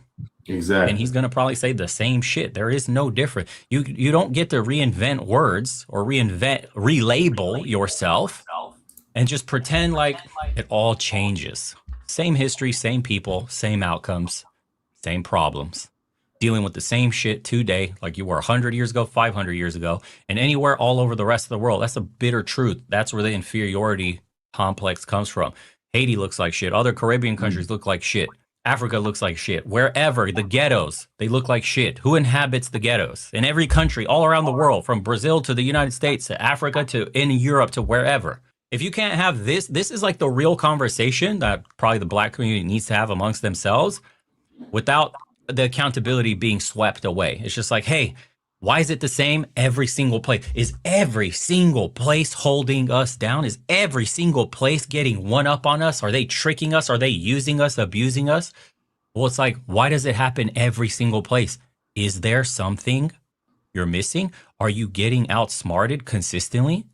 Why is that? What's going on here? I don't know. Like, these are conversations that you would have. Like, this is logical conclusions a 12-year-old would reach. Why is this happening everywhere? What is the common factor here? All of things make. And the thing is, he was actually, and if I can get, let's see, I hope I can get him on here where he says this. The African nation. All right, hold up 1 second. Hold up. Because I don't want you guys to keep saying, oh, the white dude said. Hold up. Let me play this. Hold up. Hold up. Let me play this and then. Can we watch the show? It says there is a problem with a person, a place, or a thing. There is a problem. When you say there is a problem, it means once upon a time, that place, that thing, or that person didn't have that condition, which is now being described as a problem. Correct. Yesterday, I didn't have a toothache. I ate very well, right? This morning, my tooth is aching. Right. I would go to the doctor and say, I have a problem. Right. How do I know I have a problem? Because yesterday I didn't have the toothache. Correct. So the question I'm going to ask is this. Where outside the United States of America, where on Mother Earth, including the 54 countries in Africa, where can you describe to say that blacks living here do not have the problems you have just described? Number two, when did blacks never have these problems you have described? let's have to do a comparison. The ones who are still on the motherland and then ones who are here. We have to be able to pinpoint a place in time and a place where the problems you discussed, if we look outside the United States, we can see blacks do not have that problem because they don't live here. Where? I can't call his name, but I love this guy. He's like literally sticking it to everybody right now. Paid off all the debts and for his country. What is it? I'm gonna let this play. If you need to comment something. But what he's saying is, the white dude said something before when you know nobody liked the white dude because he said it. But what the Frank Zander was saying, where has this problem been solved? If in Africa they have the problem, in Caribbean there's a problem. When has it been solved? So he's saying, why can't we have this talk to go with the problem? Now, what this guy does is makes the same mistake that we do, where he just says something because he heard something without the facts. I'll let it play. Are you talking about Ibrahim Traore? Traore, thank you. Yes, I love that guy because he's not taking no shorts. He's talking about Burkina we owe Faso. you, here's your money. You know, we're shutting this off. Oh yeah, no, to hell with Google. And he's literally going for it. And Literally knows nothing about the guy or the country, just headlines that he's reading. He kicked the French out and he took control of the gold mines and he paid off some debt really quick. Yeah, who funded him? When did he take power? Do they never follow the money and do research? Be a different conversation otherwise. But wait a minute. He just said that, but he never backed that statement up with who funded Burkina Faso and then the breaking away. Who was that? He's if you listen to the black man, he's going to say it. No progress, not even an inch of progress in Burkina Faso because of Ibrahim Traore. wow. Totally false. Wow. Where did an African government that has been poor since independence have the money to say, you want your debt? Here, I pay you. Where was the money lying all this time, and yet they have the debt and he didn't pay it? I don't know. That is a very good question. Educate me. Ask yourself this. You live in America. Certainly. You've never been to Burkina Faso. I Correct. hate when people ask a question and ask How another did you question come and to they know answer. that Ibrahim Traore is doing all these things? Because every time Where I the turn fuck on the did the TV, money white come folks from? are Get to the saying what fucking he's doing, point. how I'll just get to it. The Russians. pissed off Social they are about media. it. Social media. This Wow. is the biggest, second one in the history of Africa. Russian propaganda. I have a friend who lives in Ivory Coast right now as a journalist for the last 19 years. So he pendulums between Ivory Coast and Burkina Faso. Yeah. He knows the place. Right. He's a journalist. Right. And he's telling me, he's crying, how the whole world, in France, in Caribbean, they are marching in the streets over Burkina Faso. Nobody has been there. How did people come to know about this man? Number two, which major world news have you seen interview this guy? None. None. Yeah. See, and Interesting, then to isn't me, it? and Okay, that's- you can cut that off. You can cut that off. He got in I've power heard this only interview. 24 months Stop ago. it. Stop it. Frank Zander is a piece of shit. Personally, What did he say? I believe it. Wait. Let me finish. God damn, I'm getting into a point and you cut me off right away to try to interject your point. I'm saying me and you wanted both to have Frank Zander on this platform or hit and run, one of the two, right? And they kept turning us down. They haven't accepted yet. But the point is, Frank Zander is an African with a fucking agenda. He's trying to get Americans to invest in Africa, right? We know this, right? Yes, he is. Yes, He said is. he won't even invest in Africa. What you mean? That's bullshit. He's in America right now trying to get Americans to produce or to help come over to Africa to fix the different communities. He said it can't be fixed. So why did he want you to do it? He says Africa can't be fixed. So then the one nation that can help you, the black people that can help you, that are black Americans, FBAs, whatever you want to call them, because we're all one as we're here. The only thing the delineation is over 1 point. Nobody's in denial we're not all black. But the point is, Frank Zander, again, has his own agenda while he's sitting there talking. But yeah, Burkina Faso, I brought that up many a time on many a panel on here and everything else. I like what Ibrahim was doing. I like the fact that he kicked the French out of fucking his country. And matter of fact, he got so strong with it, the African Union kicked the French out of the whole African Union. They're not allowed to be there at all because France has used divisiveness to steal resources for so many generations from those African people. It's about time they stood on their own fucking 2 feet. And it took somebody like Ibrahim to point it out to them and to make them do it. Remember, France was going to go in and retake over Burkina Faso and then steal their own government. Guess what? He talked 3 other nations into joining with him and uniting in a coalition, and the French Foreign Legion turned around and didn't do shit. That's what black people in America are telling Africans they should be doing. So absolutely, however he's leveraging to get his weapons, whether it's from Russia, China, I don't give a fuck. As long as he's kicking people out and trying to do something for his own goddamn country, which we're trying to tell a lot of the immigrants here to go to your own fucking countries and do that shit. Stop trying to come here and improve our nation when your nations are in fucking disarray, so much so that you don't want to fucking go back. But you're going to sit here and listen to this, and this white boy propagate some kind of fucking agenda and say that he's speaking facts over anybody else. Get the fuck out of here with that. What evidence do you have that that didn't happen? I just said he is using Russia to get certain things because he does have a ban on an international scale because of what he is doing. You don't think the French is part of the nation? Wait. You don't think the French is part of the NATO union? You don't think the French is already lobbying in NATO against Burkina Faso to where they all turn against Burkina Faso and the things they're trying to do in a positive manner for their people? What did Trump do when he first said here? Trump said America first. All this other bullshit's got to go away. All this other support's got to go away. Y'all let the white man say that shit. But then when a black dude does it in a whole nother country, all of a sudden it's a fucking problem.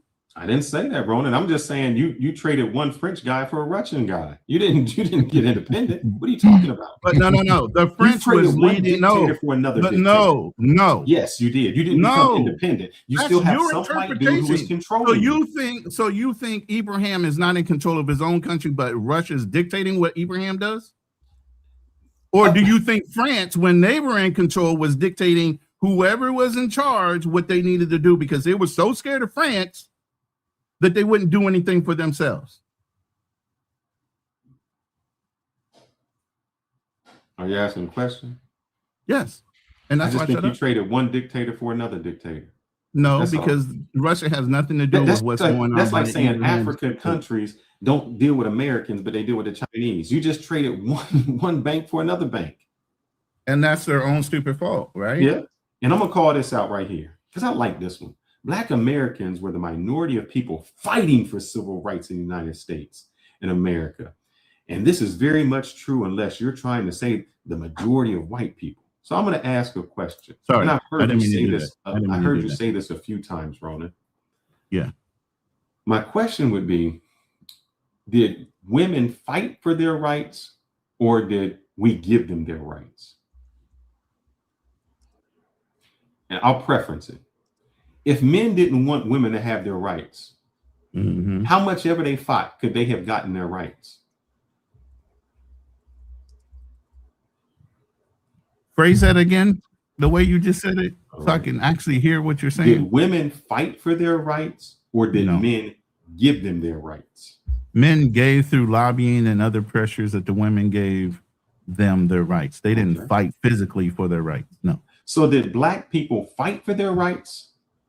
Or did white people give them their rights? Or let's go this. Wait. And what country are you referring to? Because you're saying black people now. Let's say United States. Black people fight and got rid of slavery, or did white people let them out of slavery?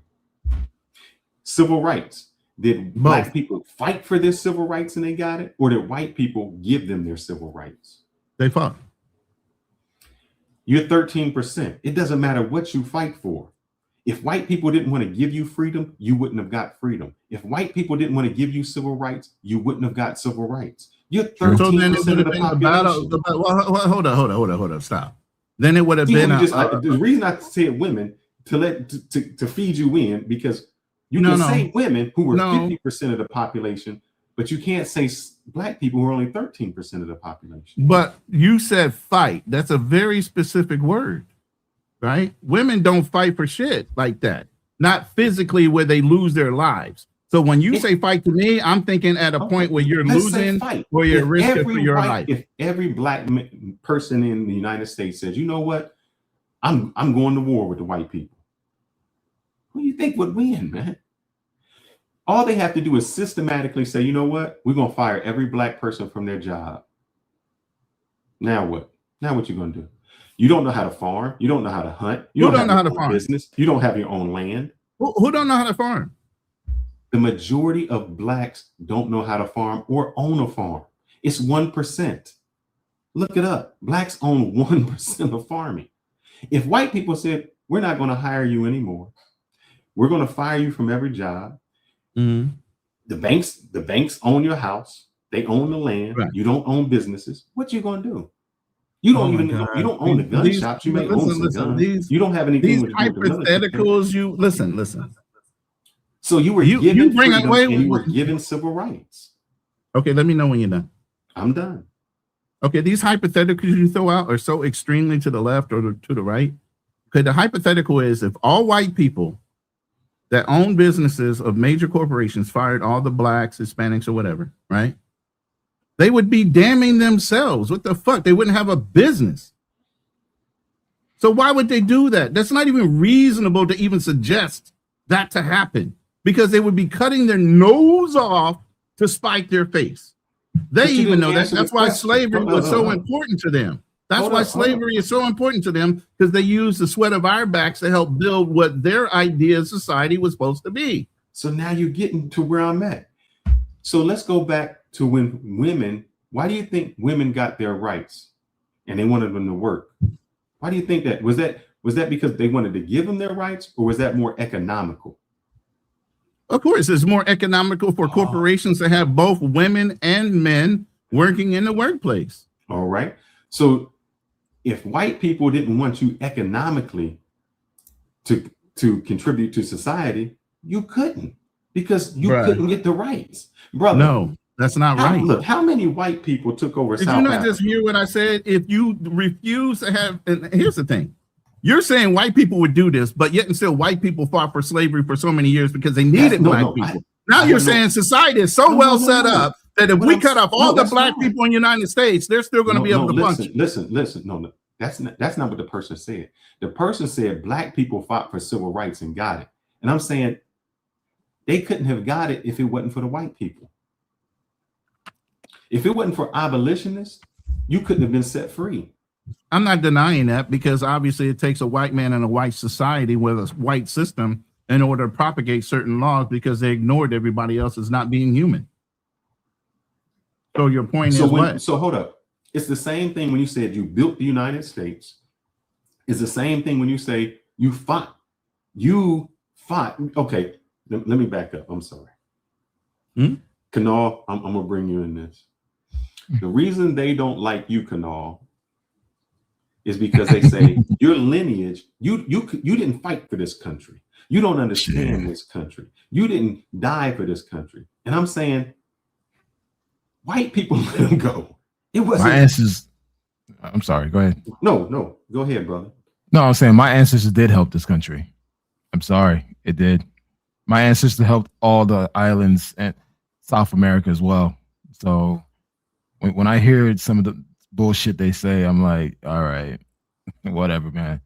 It's like arguing with the FBA is pointless. It's a waste of energy, man. But that's not to his point of what he's talking about. That's a whole nother topic. Haitians fought and won for their civil rights or slavery. Blacks didn't. See, there was no white people. I said that yesterday. I actually said that yesterday. There's no black people. There was no white people in Haiti helping them get free. So if you want to talk about somebody who really fought and won against slavery, it was Haiti. The only one. United States. United States was given their freedom. That is not correct. No, that is correct. And also, name another country that actually fought for their freedom. Okay. Did Haiti win militarily wise against their slave masters? Yes. Absolutely, they did. But in the interim, you had Napoleon and his war armada of naval ships circling that fucking island. And eventually, through the mulattoes, you guys negotiated a treaty with France to pay back those slave owners what? That's after 10 years. Reparation. No, But this- it again, still this happened. is- You still paid. Yes, because we wanted to be recognized by the world. That's the only reason. Keep in mind, So Napoleon, at the end of the day, while your army is okay. great, at the end of the day, while your army is great, This did is what you I'm talking pay for about. your You're talking freedom? over No. people. No, This is what I'm talking if your about, army man. is great, did you really win, like both militarily wise and globally, or did you win militarily, which is great and We wonderful? won Yes, y'all are both warriors. because we end up being recognized as our own independent country of IAT. But we won the war, the battles, and we won being recognized as our own country. We create our own constitution. After you which- pay which back your stands- debt, which was No, just no, up no, we until did about it. the No, no, 2000s. no. ChatGPT it, bro.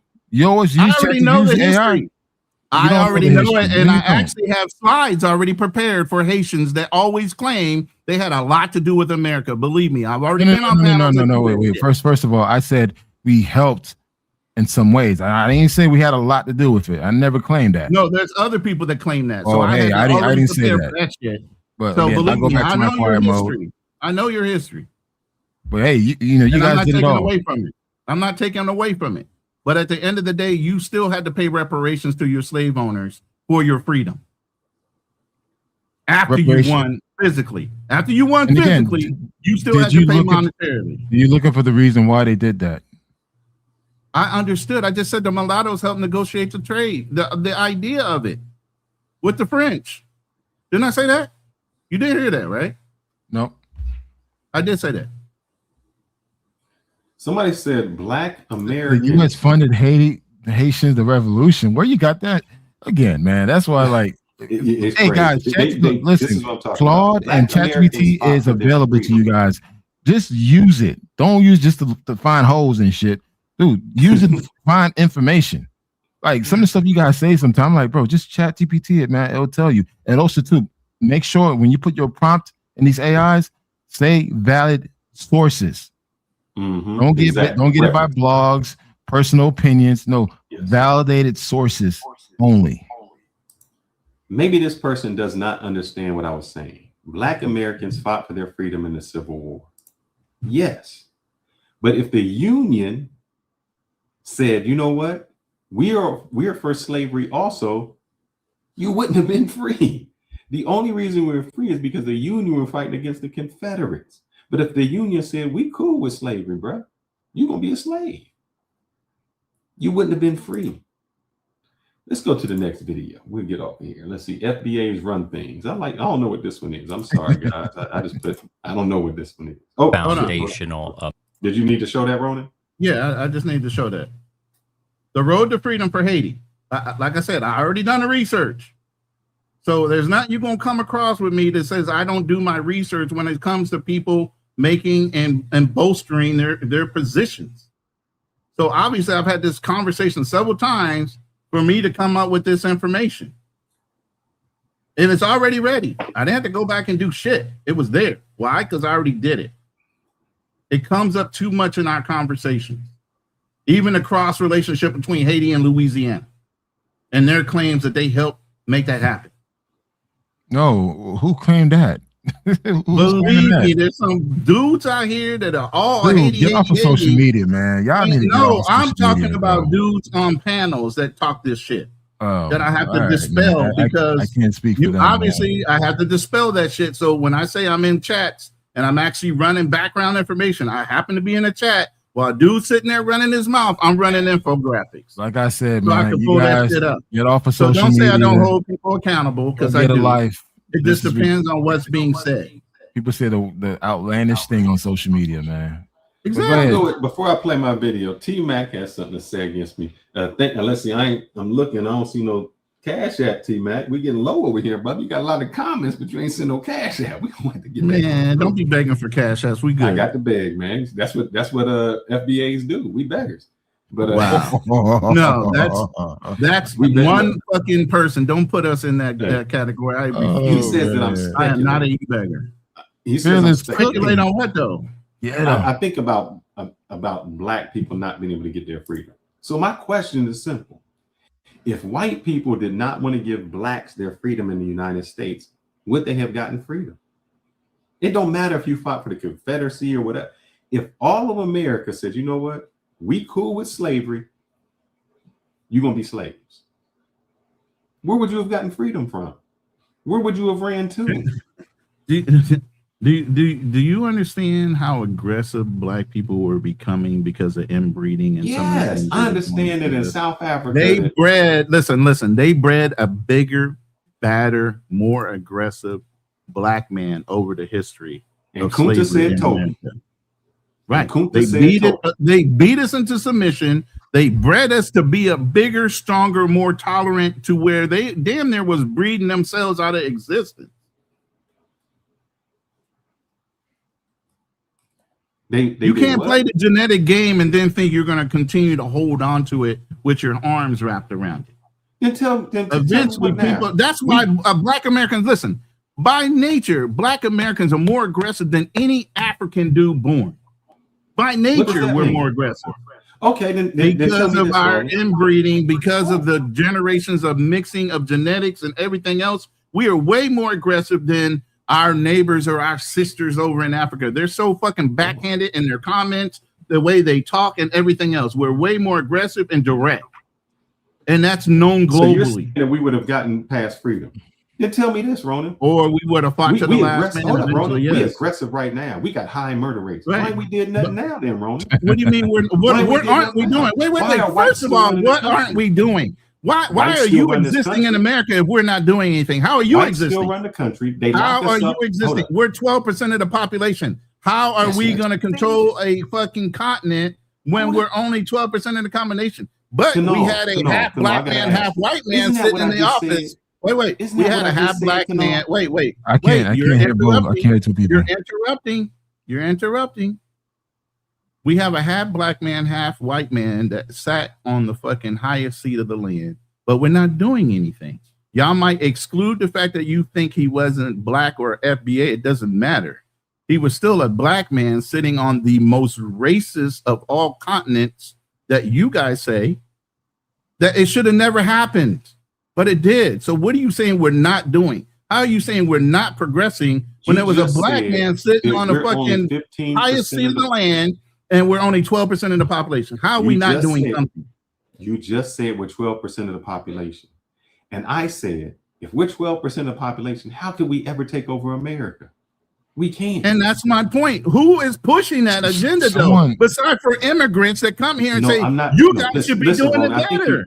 But wait. Here's the hypocritical part. No, I got to say this. Here's the hypocritical part. You got African nations that are 95% black and maybe 5 to 10% white, and they're still being ruled by white people. Exactly. But y'all want to contradict us and say that FBA's at 12% should be running America, but y'all got fucking whole nations of black people that can't control their own nations. Ronin, you don't listen. So I'm gonna say I listen very well, and I hear the inference. No, you don't. I hear the inferences of what you're saying, and so does everybody in the chat because they know I'm not talk. Hey, Phyllis, let them talk, man. I mean, Roland, let them talk. I'll say it again slower. If white people did not want black people to be free, how would you have been free? Now, what you said was, we breed them big, we big and black, we this, we aggressive, we the most aggressive people. How could, you said, 15% of the population take over the other 85%? How? And if they haven't done it then, if they can't do it now with the technology, how could they have done it then? Who are you referring to? You keep saying they and who? Black American slaves. If they said, I want to be free, and America said, we're not going to let you free, all of America were with slavery. How could you have gotten free? Because you said, we big and black, and we could have fought for it. Okay. Let's take that point by itself before you go to the next half of your fucking question. Okay. So, if slavery wasn't fought for by the white people of the North, but yet instead there were free black people, right? There were free black people on half the continent, right? As we know it, right? The North was free. It was never about slavery in the North. You keep doing that. Hold up. That's not what I'm specifying. I'm asking you a question. That's not what I said. If what did you say then? Of America North, South, East, West, all of white America said we are in favor of slavery. How could blacks have gotten free with slavery if all of America said that we are against civil rights? How much fighting could you have done and still gotten civil rights? I mean, that's a pretty big box you're trying to box black people into to make your point. You get what I'm saying? Because that's never been the case in the United States. It's always been just the southern half of the United States only approving of slavery. You get what I'm saying? It's never been the North that has been approving of slavery, because there was no need to wait. Because they did have Jamestown, brother. The slaves came into Jamestown. Isn't that close to Virginia? Wasn't the dividing line Virginia? Massachusetts. Wasn't the dividing line Virginia? Where's the 13 colonies at? I mean, look it up. But what I'm saying is, in general, say there was never a civil war, and slavery just continued in the South. As far as birth rates, we're definitely outpacing them. Eventually, it was going to be overwhelming enough, and more slaves were going to be rebelling. You don't think that would happen? You don't think that's a possibility? It don't matter how many slaves are going to be rebelling. Why? You would have had to increase your numbers. You only at 15%. You've been at 15% since the beginning. You're still at 15%. But how many? Listen, I get what you're saying. How many of them worked on plantations? Of the black? How many white people did it take to run a plantation? Over how many black people were on each plantation? It took less white people than black people. Correct. And I'm not dispelling that. But as the population grew of black people, you would have to have more people be accepting of slavery, come down to the South and work those fucking plantations in order to keep black people down. Because eventually, a lot of those black people were starting to fight against their slavery. That's why they went to the railroads. That's why they did a lot of things. Slavery was started and it was 200 years. So what I'm saying, they would have breeded themselves out of it, period. And got aggressive, and they would have forced the issue. That's what I'm saying. That's human nature. You're always going to want to progress and be better. You think that people are going to be constantly subdued for a millennia and not eventually want to rise up? Of course you can rise up. Freedom. Rising up doesn't mean you get to win. It doesn't matter. You still fought. Oh, you fought and died. But it doesn't matter. That's the point you don't get. It doesn't matter whether they died or not. Somebody said that blacks, what you guys say is, FBA, you're FBA, and they're not because you fought for freedom. And I'm saying, no, you were given freedom. You were given civil rights. That's what I said. So you keep saying that these Haitians or whoever came and are taking they're taking advantage of a system that you fought for. And I'm saying, no, they're taking advantage of a system that was given to you. Given to us through what? White people gave it to you. What do you mean? Why would they give it to us, though? If they had such an advantage, why would white people give us shit? Oh, I'm glad you asked that. Because the slave owner had the slaves, and economics was in one person. It's the same. You say, well, if I can hold down women, why would I give them freedom? Because if you set them free and allow them to work and become more beneficial to your society, now your whole society starts to make money. The same when it comes to women. Why would you let women work and go into the work field? Because you let them go, it contributes more to your society. And if you want, I got that looked up. And I can show you that information because that's the one question I thought someone would ask. Which is what? Why would they let slaves be free? I mean, that's the whole thing about Lincoln. Y'all realize Lincoln really didn't want to free the slaves. He was a patsy behind it. Right? Don't skip over that. Say it with your chest. Did he not? I didn't. I want never slavery, said, or did the Emancipation Proclamation had nothing to do with blacks. They didn't want blacks free. He didn't care about that. He was more concerned about what was the objective then? What was the objective then? He wanted the And union. what about He the didn't want the union? South to succeed. And what would that have meant for the whole fucking country had they succeeded? A division. How? Because now you have two different countries in the same in the United. It's not the United States. What do you mean? Okay, so what's the problem with that? You have your original 13 colonies. They broke off. Then you spread over competition. You see who claims most of the land, right? Because the North didn't want it. The South did want it, and the South succeeded. That's how you got a civil war. And so where did they feel like the assets would be to hurt those Southerners? I don't understand the question. There's a motive behind slavery and abolishing it, right? And if Lincoln really didn't want it, but he felt like it was going to hurt the fucking South, that's why he did it. No, the North wanted the money from the South, brother. That's what it was. It was all economics. But if he was worried about the South, listen, I'm walking you down a road, but you're sitting there trying to act like I'm not walking you down a road. All right, so you're saying, and what I'm saying is Lincoln did this out of necessity to hurt the South, right? Because you were worried about he was worried about the South succeeding, right? In order to hurt the South economically, how would you do that if you didn't affect slavery as a whole? And how they were making the majority of their money back then was through slave labor. Yes. So how do you hurt somebody from succeeding? You hurt where the money comes from. That's where I'm walking you to. And where was the money coming from if it wasn't for slavery doing a lot of the work? Because they only had so many people monitoring the slaves on the plantation. Let me read this $9 super chat real quick from T-Mac because you challenged him, so he's going to come up and I guess he's going to make some points here on the super chats. Appreciate the support. Black Seminoles, Gola, and Maroons fought the U.S. Army Spanish territory to the treaty. 37% of the people of Trail of Tears were Black. They realized slavery was not viable. And then he comes up and says, with the $4.99 chant, look up General Jessup, who said that the Black people led the Seminole Wars. 35 to 40% of the South was Black, not 13%. But and that's what I'm saying. Wait. I'm saying the whole population of the United States was 12%.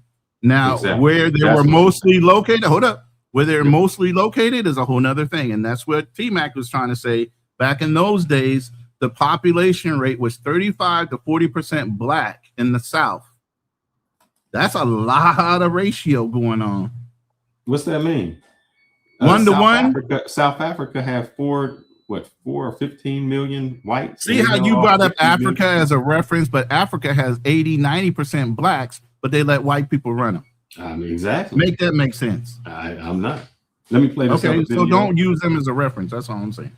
All right.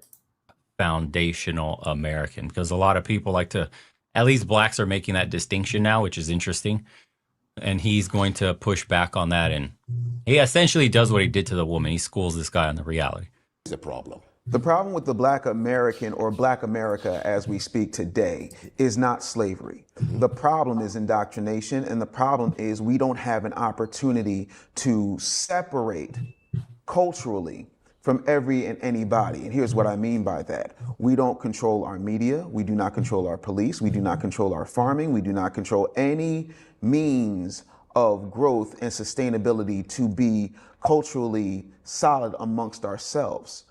There are cities where the mayor is Black, the DA is Black, all the judges are Black, the community is majority Black in America right now.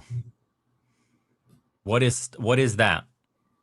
Is there systemic racism there? Are you being held down by the state in some way there, where essentially your own people are running everything from the local to the state level? It's very strange when they have this argument, as if there is no examples of a city with predominantly Black leadership and a Black populace. So you agree with that? And that's not the one I wanted to play. I really was trying. I think as far as cities in America having predominantly Black people in them, yeah, but you also have what they call gerrymandering. When it comes to the power of those Black people being in a specific area, being rerouted into areas where they're dissipated in their power to vote. So even though there might be black people in a certain area, with gerrymandering and redistricting, they've been able to control that power of that vote and the drive that could go behind putting proper people in place that would be beneficial to black people off. I think I meant to play this one, and I hope I didn't play it because I got another one. And shout out to T-Mac for the $10 cash app. Even though he can be wrong on most of the time, we do appreciate his damn, bro. You just can't stop. Says there is a problem with a Did I play this person, one? a place, or a thing. There is a problem. When you say there is a problem, it means once upon a time, that place, that thing, or that person. I think I played that. So I want to play this one right here. I think I played that one. So let me go to this one. And I think he's remember. Yes, you do, T-Mac. I don't know why he does that shit, man. But No, yes, you always contribute to the show, and I always get contribute. But I just had to boost him a little bit. I needed a drink. Human nature across cultures. Okay, go ahead. The I'm African setting up for my American slides here. do not Because we're about to get into a whole nother fear. thing. The problem is. Oh, yeah, this one I agree with. What he says, I need you to dispute it and tell me that he's lying because this. What Zano says, I ain't paying attention to this white boy down here. I'm telling you that right now. This is what Zano says, and I need for the FBAs to disagree with what he says. Is this: the African American do not hate or fear the white man as they do each other. And you know why the African. I'm gonna stop it there, but we got a lot to go. Do you agree that that that black people fear black people more than they fear white people? I think it's almost on a level playing field. We have a common understanding of both can be dangerous. Okay. I don't agree with this point of view. I don't agree with this point of view. All right. He's going to show you why FBAs like white people way more than they like black people. Americans, by and large, are angry. They know deep down when they look at the white man, they don't hate them. They don't fear them. And it bothers them. Why is it so? Because we are supposed to hate and fear them, but we don't. And not getting the answer to that feeling makes them angry. A South African friend of mine, when I went to speak in South Africa, told me the same thing. Pause that right there before he he talks about South Africa and starts talking this whole story. Pause that. Because you can back up and talk about his thing in a second. But how are you sitting here letting an African man interpret how black people feel about white people as a whole? Because he's never had the experience and the ancestry and the ancestral history of what black Americans think. But yet, and still the other guy is not challenging him, but allowing him to speak on how he interprets black people to feel. Doesn't necessarily mean it's true. It's just something, why would you argue that point when you're talking to an African man about his opinion on how our black experience is? It's not the same. All right, so I'll answer both, and I'll answer what Marcus said about moving past what you said about gerrymandering. I didn't have to beat the dead horse.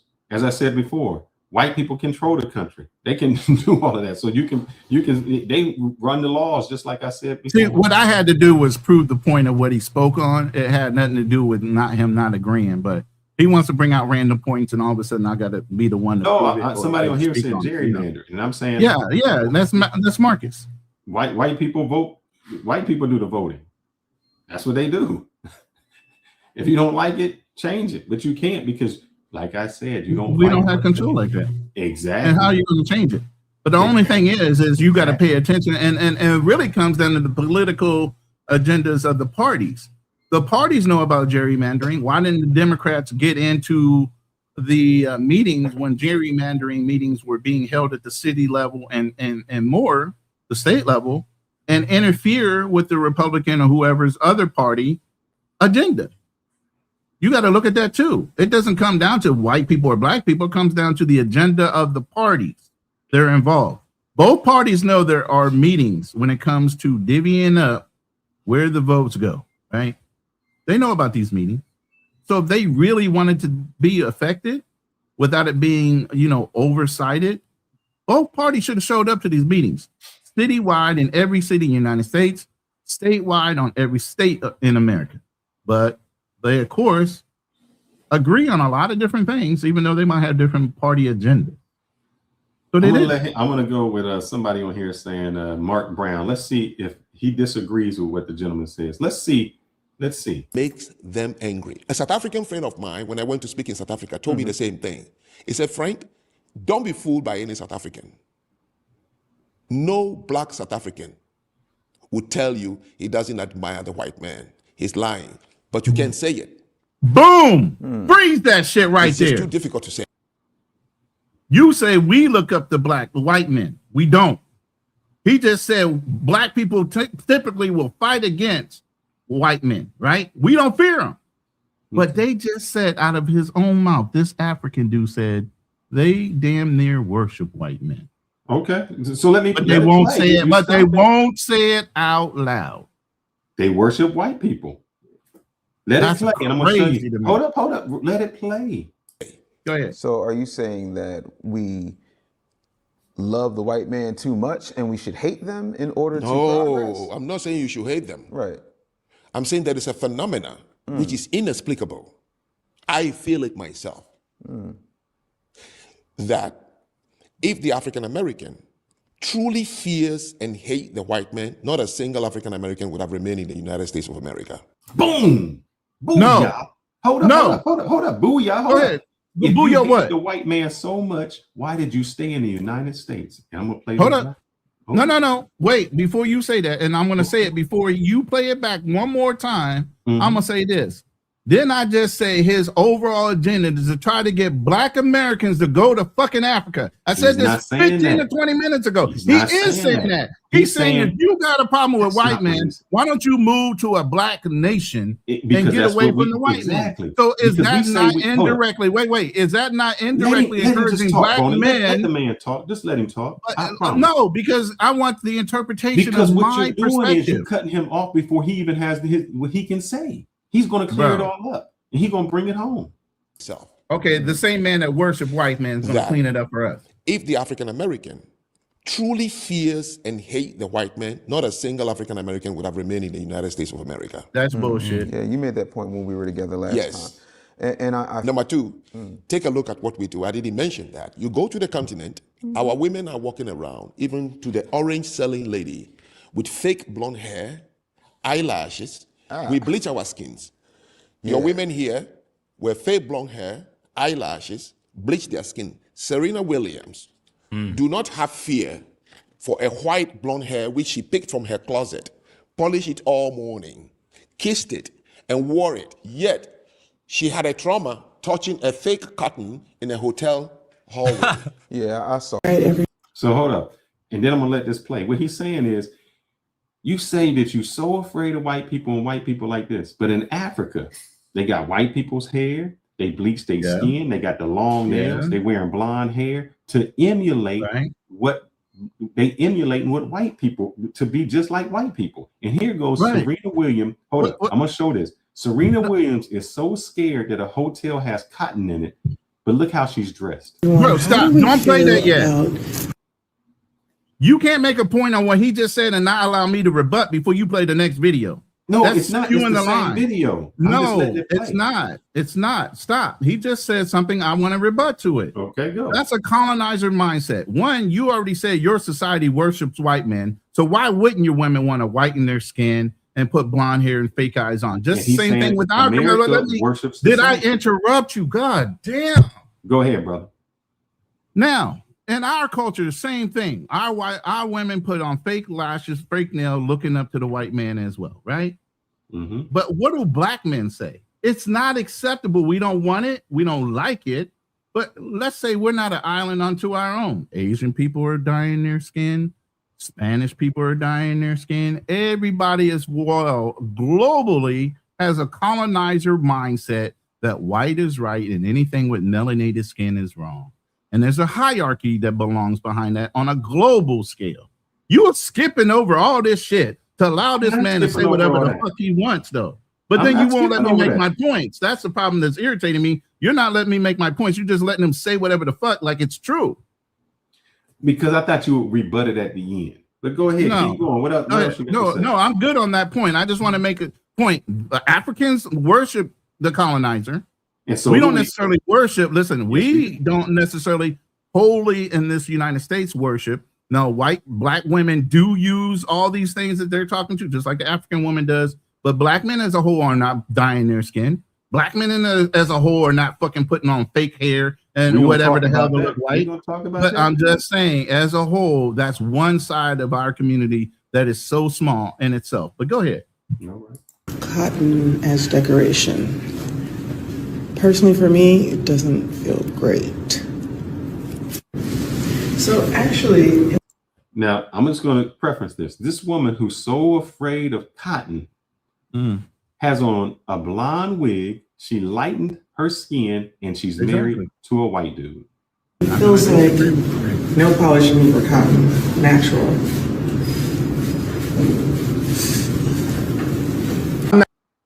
And I think he continues this. So let me go to where he continues it at.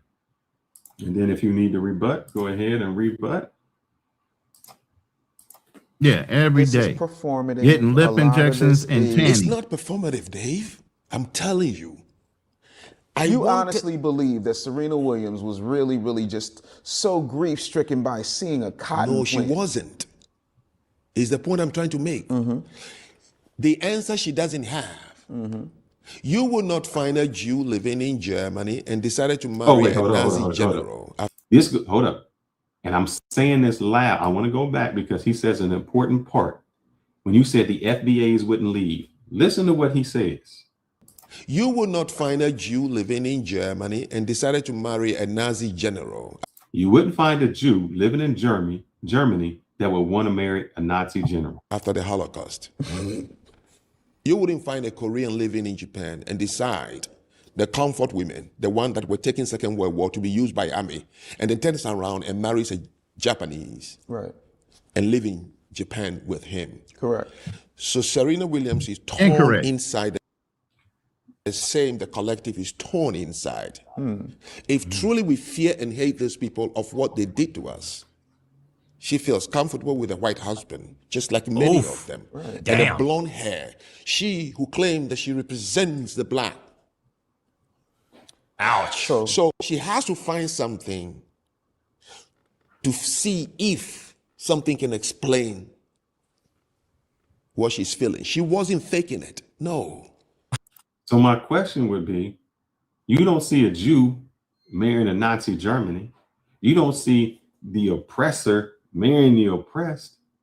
So You we love absolutely those do. We love the white people. We You gotta love them absolutely do because see that. And we why try to would you emulate take the white one person's statement as a general fact on a global scale? How does he know that? Did he do some kind of statistical research to say there's never been a Jew that married a German? Has he done the statistical research on any of that shit that let him let that fly and nobody discredit it? Okay, You then you say tell me. iron You do sharpens the- you iron. tell me the Why let his statistical shit research fly is. like that and then you agree to it? Tell me what the research is. Nobody has statistical facts on it. So the fact that he's saying is hearsay. Do you hear it? Do you even see it? You see black. You see Why black would women with somebody white men announce all that? the time. Listen, I know there's plenty of probably Koreans and Japanese now that have married. I'm sure there are plenty of Germans and Jews that are married. Matter of fact, wasn't Hitler technically a fucking Jew, but in No, I don't think he denial? wasn't a Jew. No, he was. He wasn't a Jew. Yeah, it So was. see how you just said that? Back it up. But hey, and You I said will. it. I will in the background. But I think I've done the research on that, and he technically was, and he hated that side of him or whatever the fuck. But I'm gonna get back to that in a He was second. a Catholic. But anyway, a lot of people operate out of fear and they propagate that shit. And I'm not down for that. But at the end of the day, what I'm saying is some of the shit that's coming out of his mouth as an African man in judgment of Black American is crazy to me that people let him fly off the handle and say whatever the fuck without giving some kind of factual basis. Now, this is supposedly a professor. So you would think when he spews information out of his mouth, he would have some kind of statistic to follow behind that. Okay. And then here's T-Mac coming up with, thank you for that. And shout out to Black Plan for the $2 super chat. Africans want a YT savior. Black want white wealth. Okay. And that's proven all over the place. But at the end of the day, let me put this up. T-Mac said, yes, some Jew people do marry Nazi party members. So again, just letting somebody say something doesn't make it statistically proven. You tell me to prove my facts, but he sat there and let that man say everything he could and never said, where did you get that data from? That's amazing. He never asked him, and this is a professor, so he would have had that shit right off the top of his dome. Where'd you see that at? Oh, I got that from this study, you know, Harvard study, or this paper that was written, and they did the statistical data on that. Of course, a lot of people have Stockholm syndrome for a reason. You become in love with your captors at some point, and you wind up falling in love with them so much that you'll marry them. You'll do anything. You'll die for the person that did you wrong.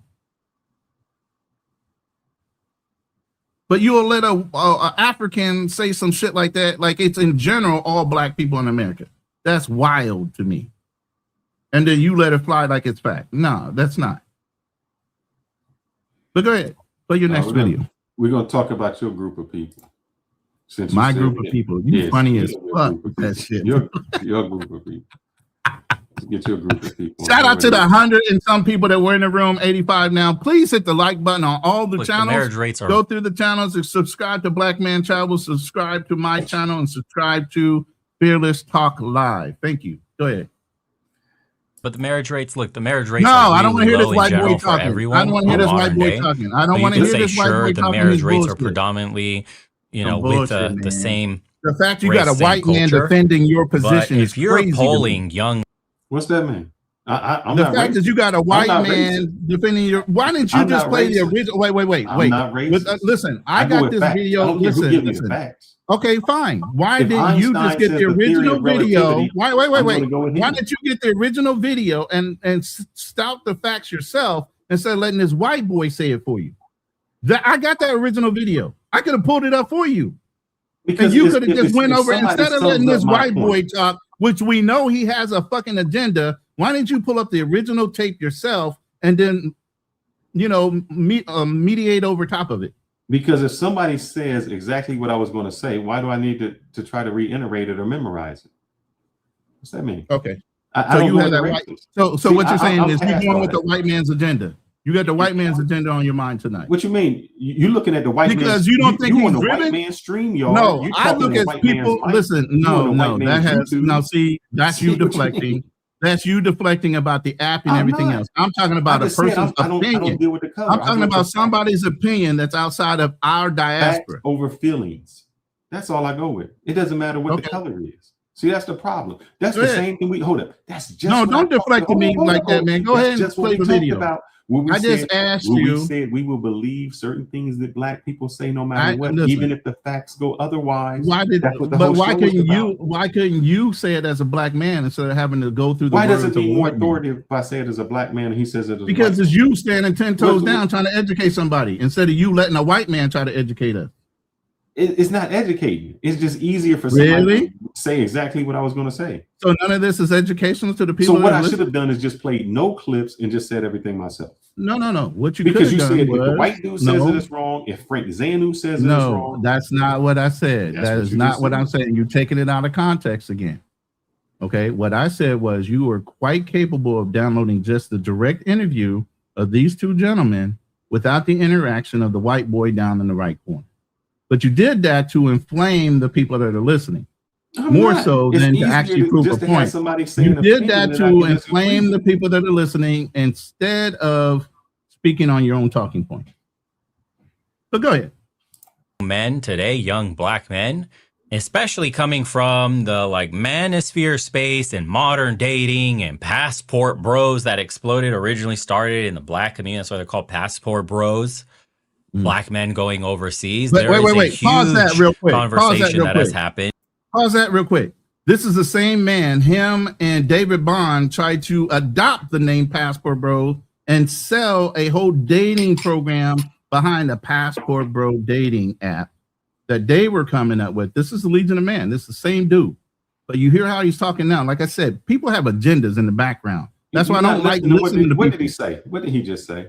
He's talking about Passport Bros were originally for black people, blah, blah, blah. But he wanted to buy the name. Finish the sentence, man. I'm giving you background and context. Listen, this is the problem. I'm giving you context. Listen, I'm giving you context.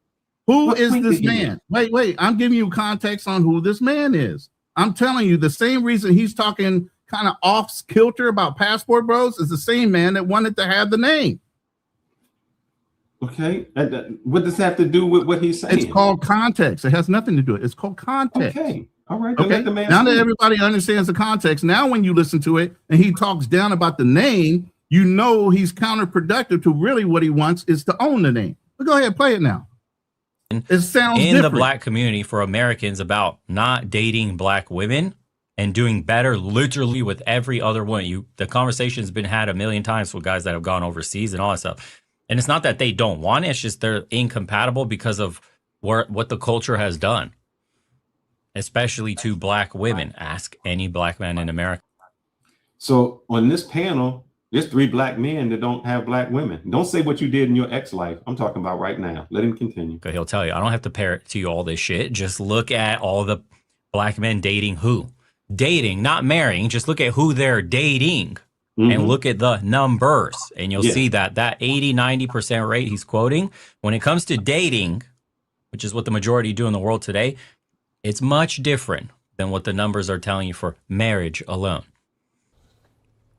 I was on a dating site in Kenya. Oh my God, a dating site in Kenya.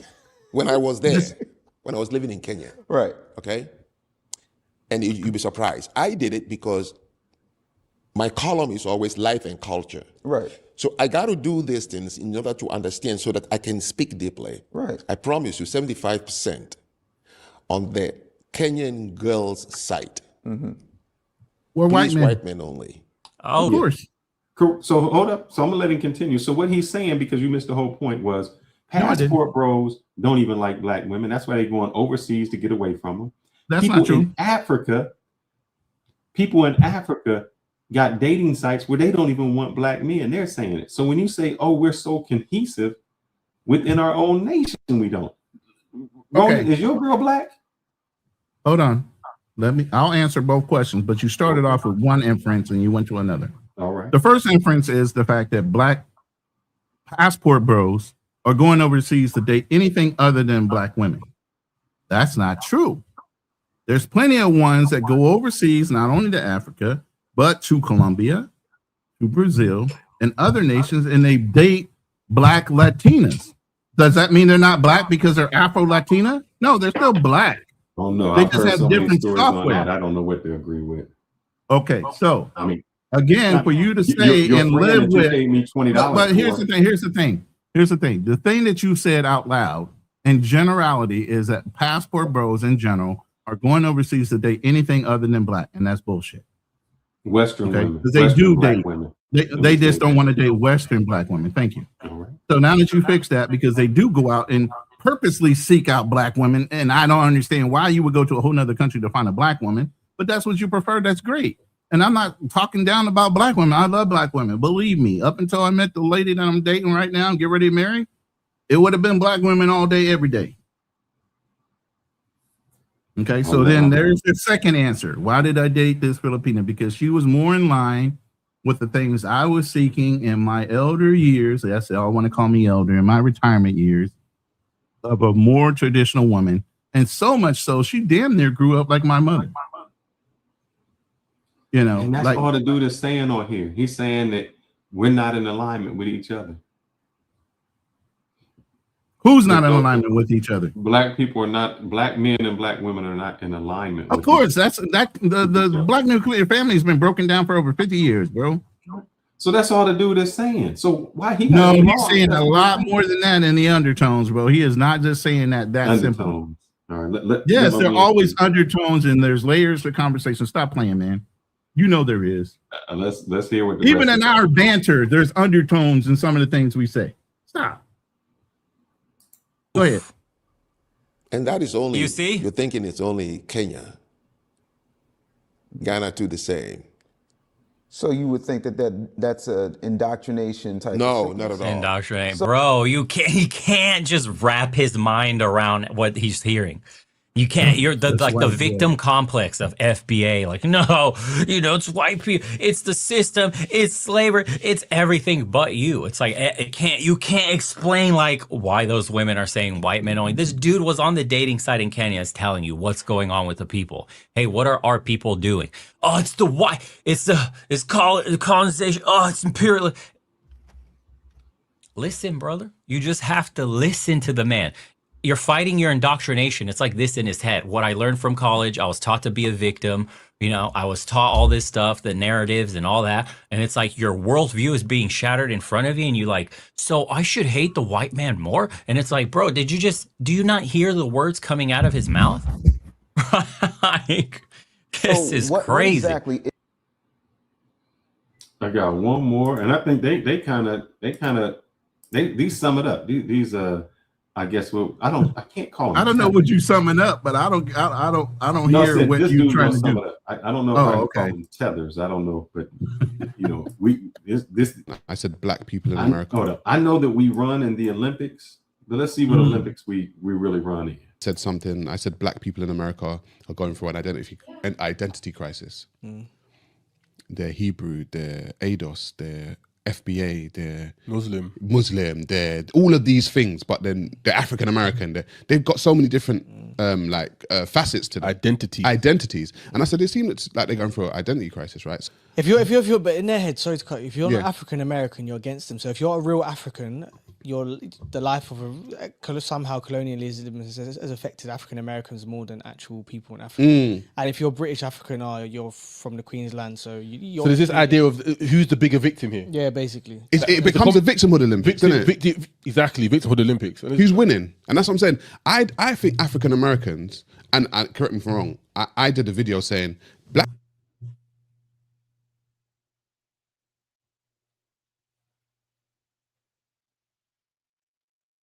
The life of somehow colonialism has affected African Americans more than actual people in Africa.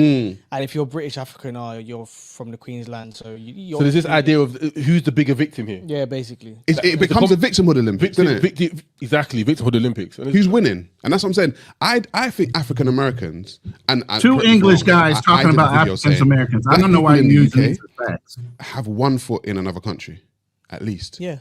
Do you know what I'm saying? If you're from Zim. No offense, Ronin, but you got to stop that, man.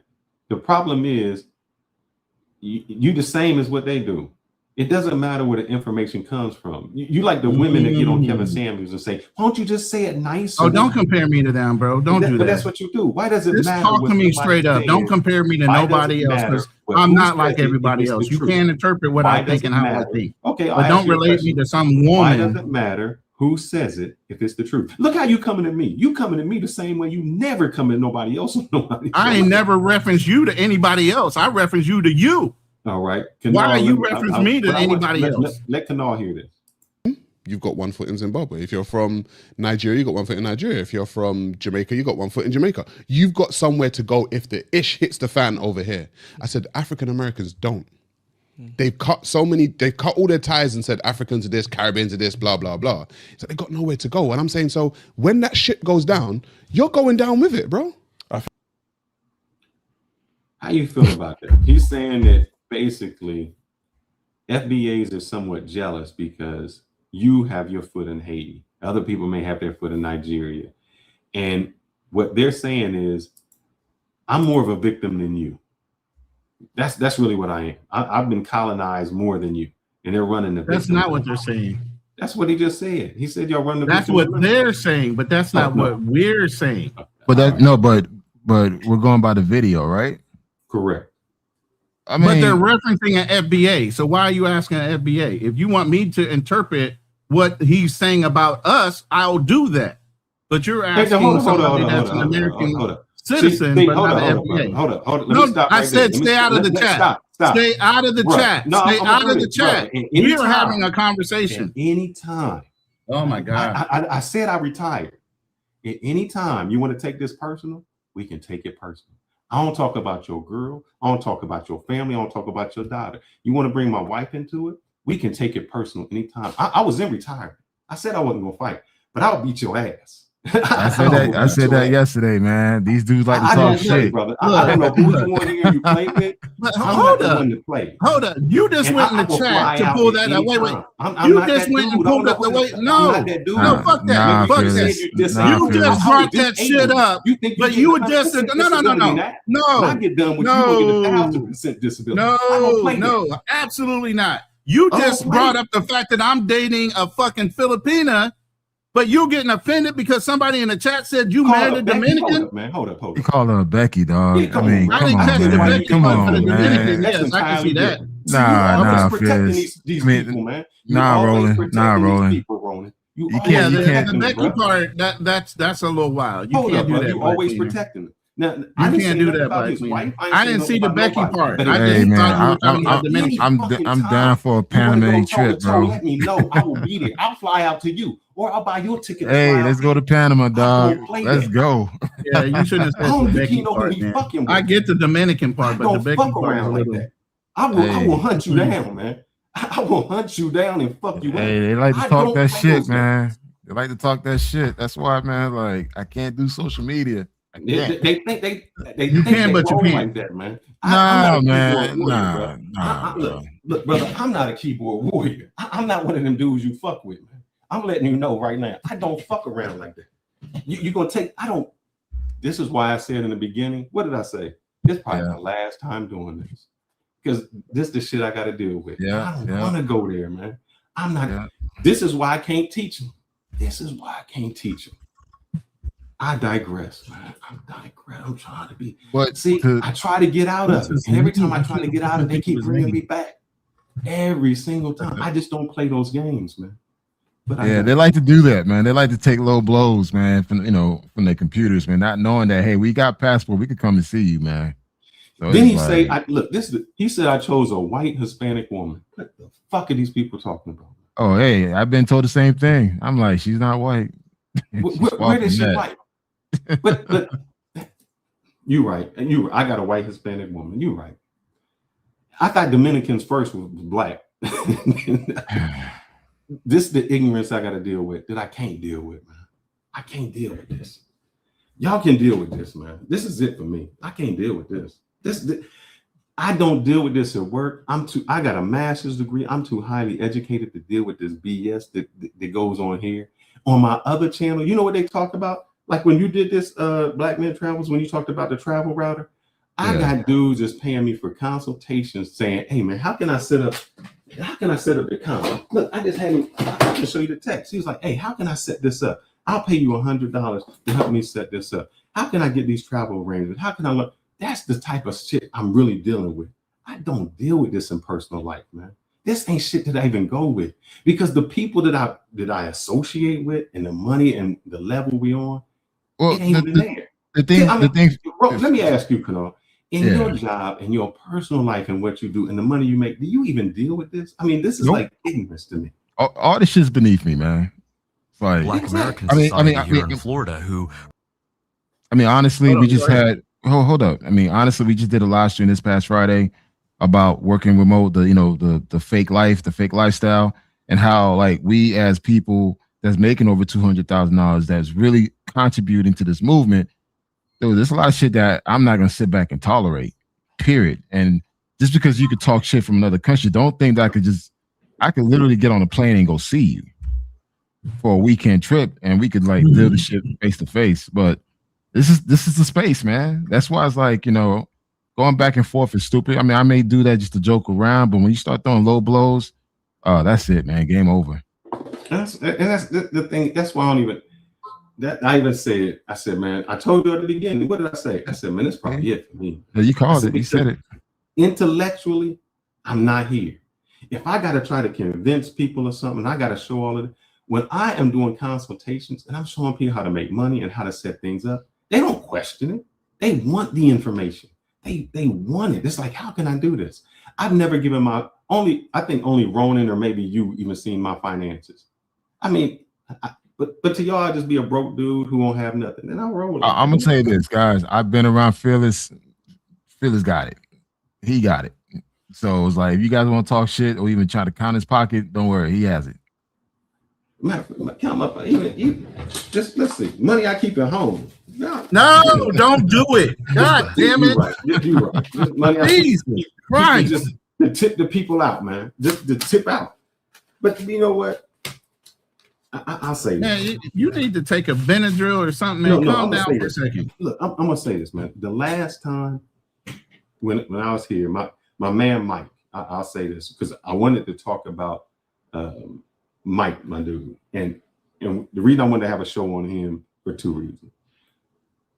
We talked about health. I'm gonna switch a little bit. We talked about health and stuff. And if you remember, I still haven't gotten to my points before you switch. I know you're going on a tangent right now, which is warranted, but I still need to finish up my parts before we go to something else. But go ahead and finish your rant because it's deserved. Oh no. So two things. Remember we did a show on health, and I don't want to put him out there like that, but I'm going to put him out there because he said he coming on. We did a show a year ago on health, and he was saying he wasn't eating right. The reason he been here, man, he got stomach cancer or colon cancer actually, and I've been visiting him in the hospital. When he was over here and he listened to the show, he pulled me aside and he said, "Bruh, this ain't you." He said, "You need to go to a space and you need to do shows where the people are listening and they want the information. You're doing it in a space where as much as you say or as much as you try to prove, they never going to be there." And he was talking about a show that he watched with like some woman. And he said, go ahead. Hey, Phyllis, I've been told you this shit years. You did. Dude, I've been telling you this for years. Like, dude, you don't belong in this space. I told you that. You're right. Yeah. You're right. You're right. I don't. This ain't the space for me. I'm sorry, fellas. I'd rather have shows like you did where we can inform people, where we can talk to people. Let me say this, man. We brought on a therapist. She said, "Fuck it, I'm out." Yeah. She was a therapist who would come on to tell people, "Hey, I do this work. I have a master's degree. This is what I do every day." And all we could do was argue with her. All we could do was tell her how much wrong she was. And she got to the point and said, this ain't helping nobody out. I'm done. I'm more stressful on this show than any place else. This is what we do to people. And I told you guys to stop that. I told both of you guys to stop that. Oh, so we're not doing Thursday night therapies? Oh, that promo stuff? If it's anything like this, I can't do it. I can't do it. It's just too much. It's too much going back and forth. I really thought that when I started the space, that we would be helping people. We might come into some conflicts or we might talk about something. But our final goal, and I think we did it with the therapist, our final goal at the end was to say, how can we help people? And all we're doing is just, you ain't this, you ain't this, false information. It's just crazy. Like Neil deGrasse Tyson can say, I can argue with you, but my facts just become the facts. That's just what it is. We can say different interpretations of it, but we don't here. Nobody wants the truth, man. They want the ignorance. This is what they always want, is the ignorance. And they want to be players. I don't like to bring that side. I try to cover it, man. I don't like to go ape wall. That's not, I've hidden that so long. I don't like to go ape shit. Because I don't want to go out of character. And that's what it makes me do. It makes me, it brings me back to my childhood. And I purposely said, you know what? I acted ghetto because I was in the ghetto. I need to leave those behaviors behind because I can't risk it anymore. I got a family. I got a little child. I can't do those stupid shit anymore. And as long as I stay in the space, I'm going to be doing that stupid shit.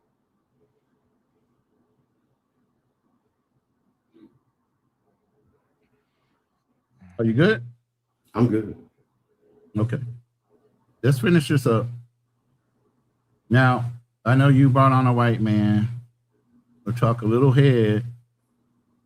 I'm going to bring on another white man talking about why we do the things we do. Black American society here in Florida who reminded me that Byron's mother is Jamaican, he is Panamanian, and they found it quite insulting in their words that he would try to claim victimhood of slavery without a single descendant of American slaves in his family. I like those foundational guys. They're so good. Tariq Nasheed and all. I mean, I don't agree with everything, but like they've got a perspective. If your family's been here 400 years, and the descendants of a lot of American slaves or families have been here 400 years, I don't know. I think that gives. I'll listen to you. Like you've 100%. got, you've got a point of view that is legitimate. I think. Yeah, and they're unequivocally heritage Americans. That's for sure. 100%. They're definitely heritage Americans, if anyone is. It's a very interesting term that the foundational Black Americans use. It's called tether. They're tethering these tethers like Byron Donalds. They come here literally one generation in, and they try to just sit around and act so folksy that we're all part of the same struggle and we're all down on our, and we need to fight against. No, you just got here, dude. And so it's good to actually see them call them out for that. That's actually cultural appropriation. That's all we're saying. No, I agree. There was some mayor that kept saying using black people for that. And so here the thing, it shouldn't even be the FDA and all that. It should just be, this is who I am. But the delineate, you already know what this is about. I don't know why we keep talking about it, but at the end of the day, it's just a self-identifier on lineage because we're all melanated people. We all know this. Just to use a vague term like Black American doesn't differentiate ourselves until somebody is successful and all of a sudden that flag comes out. That's a whole nother nation beside for U.S. loyalty. That's all that's about, beside for reparations. You know what I'm saying? Other than that, is you're picking hairs at something that should not be an issue. You know what I'm saying? But shout out to BKH. Appreciate you, brother, on the back end. We need to talk about this guy too. Somebody that you know, Kanal, wants to do some things with us. So we're going to talk about that later. But honestly, I've said this to Ronin before. When Kevin Samuels died, a void was left. But Lions Den podcast somewhat fills the void left. That's how we're saying this. But you guys, listen. When you let the chat bother you, when you know they're trolls and people speak out of turn, and sometimes that happens. They might not really mean it that way. We just and I used to say this to my lady. You know what? When you text me, it's good. And when your ladies were learning English, sometimes one word can mean 5 different things, depending on how you phrase it and how it's said. It could mean something totally different. So if you're just reading a text, you're going to interpret it one way. But if you hear it coming out my mouth with the feeling and the inference it has, it means something totally different. I hate texting for that point. I'd rather have a voice call with you. I'd rather have a video call with you because you understand exactly when you're talking about 2 different languages being spoken. You understand exactly what I mean when I say it. Same thing with Americans. You can say one thing in text and mean something totally different, but the inference is on the way it's perceived at the time that you read the text. That's BS, man. That is not BS. That's absolutely true. The English language is not so easy to learn if you don't learn it in America because one word can mean multiple things depending on how you phrase it. Look, man, there's certain things it's literally in your face and you know what it means. There's no, there's no assumption or anything like that. It's what it is. But you can't speak for somebody else's meaning. I'm sorry. Right. Okay. All right. Now I see this. I'm just gonna go with this. Ain't enough to have a master's degree. So I only say this. I can't know how your school went, but when I got my master's, whenever you do any type of assignment, what I say to people in school is you just can't say it. You have to cite your references. You have to do the research. It's just not saying, hey, I believe this to be true or this is true. Even when somebody becomes a PhD, they get peer reviewed and asked any question on their subject and they have to be able to answer. That's why some people can get their PhD in 2 years. Some people might take 6 years because you have to defend your dissertation. The same if you're getting a master's degree. So it's not the fact I'm saying, oh, you got a master's degree. I think what happens in the Black community is we just say things. We make up a number, 95% of something, and we never do a reference. We never do the research. We never go behind it. And here's what somebody said on that channel that Ronin had to pay me $20 for. You keep bringing up you know what? Yeah, I deserve that. I shouldn't have said her name, but I did. And I said it with my whole chest and I paid you. The person said, you can have a basket weaving degree and become a doctor. Now, How do you interpret that? Because he was saying, oh, you can have a low-level liberal arts degree. Now, that's what happens when you ask ChatGPT the first question, meaning, do you have to have, can you become it with a liberal arts? Yes, you can become a doctor with a liberal arts degree. But what happens is we never ask the second, third, and fourth question, which is, in order to get into medical school, you have to have 2 years of biology, 2 years of chemistry, like organic chem and things like that. So why would you go through your whole entire 4 years to get a liberal arts, apply for medical school, just to go back and get a post-bachelorate for the other 2 years of the sciences that you need? That's what we never explain. So technically, yeah, you're right. But further on, we don't do the research. We never ask the second question and the third question and the fourth question. We just say the first one is right.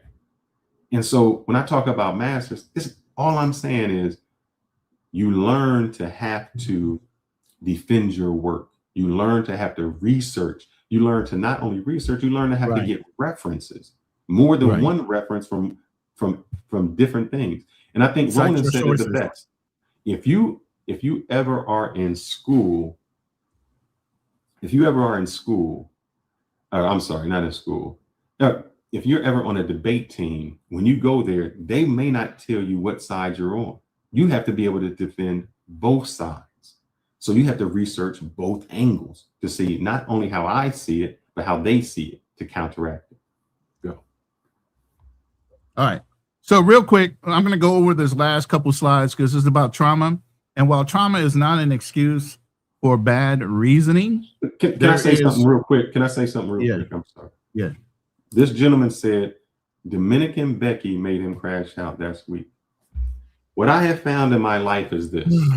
If you allow, I just told you to stay out of the chat. Oh, let him speak, man. Let him speak. Yeah. If you allow an insignificant part or something to disrespect you, people start drawing the line as to how much they can say to disrespect you.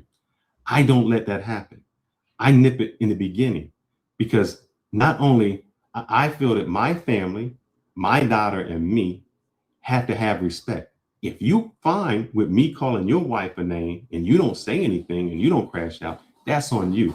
I don't play those games because I didn't play those games as a kid because, you know, when you were a kid and people say, oh man, you're the F word and you're this.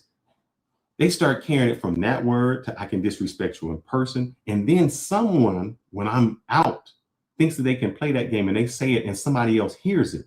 And then they think, well, I can disrespect him too. That's why I nipped that in the bud from the beginning. I don't allow any type of disrespect because that childish game about we playing, someone else sees that and then they think they can do it. So I nip it there because I don't want that disrespect. And so I don't let it happen to me. So I don't know how y'all play and y'all do that. I didn't do that as a kid. And we didn't play those games. There was a line that was drawn because that's what men do. Men don't allow individuals to disrespect their wife or their children or themselves. If that's what maybe that's what's wrong with the black community now. You can call your chick a bitch, you call him a hoe, a 304.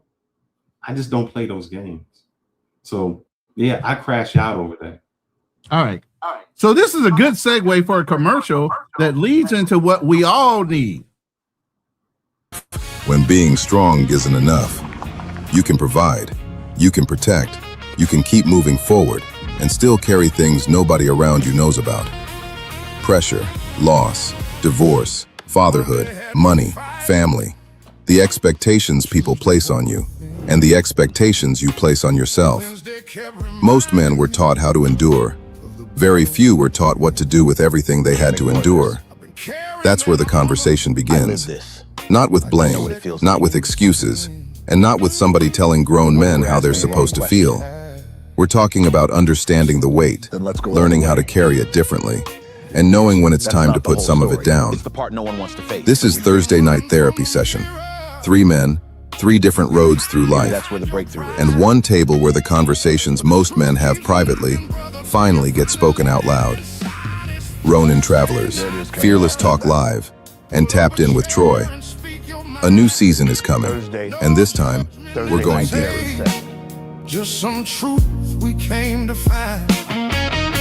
It's Thursday night therapy, where a man can drop his guard. We ain't promising easy answers. We're just talking through the heart.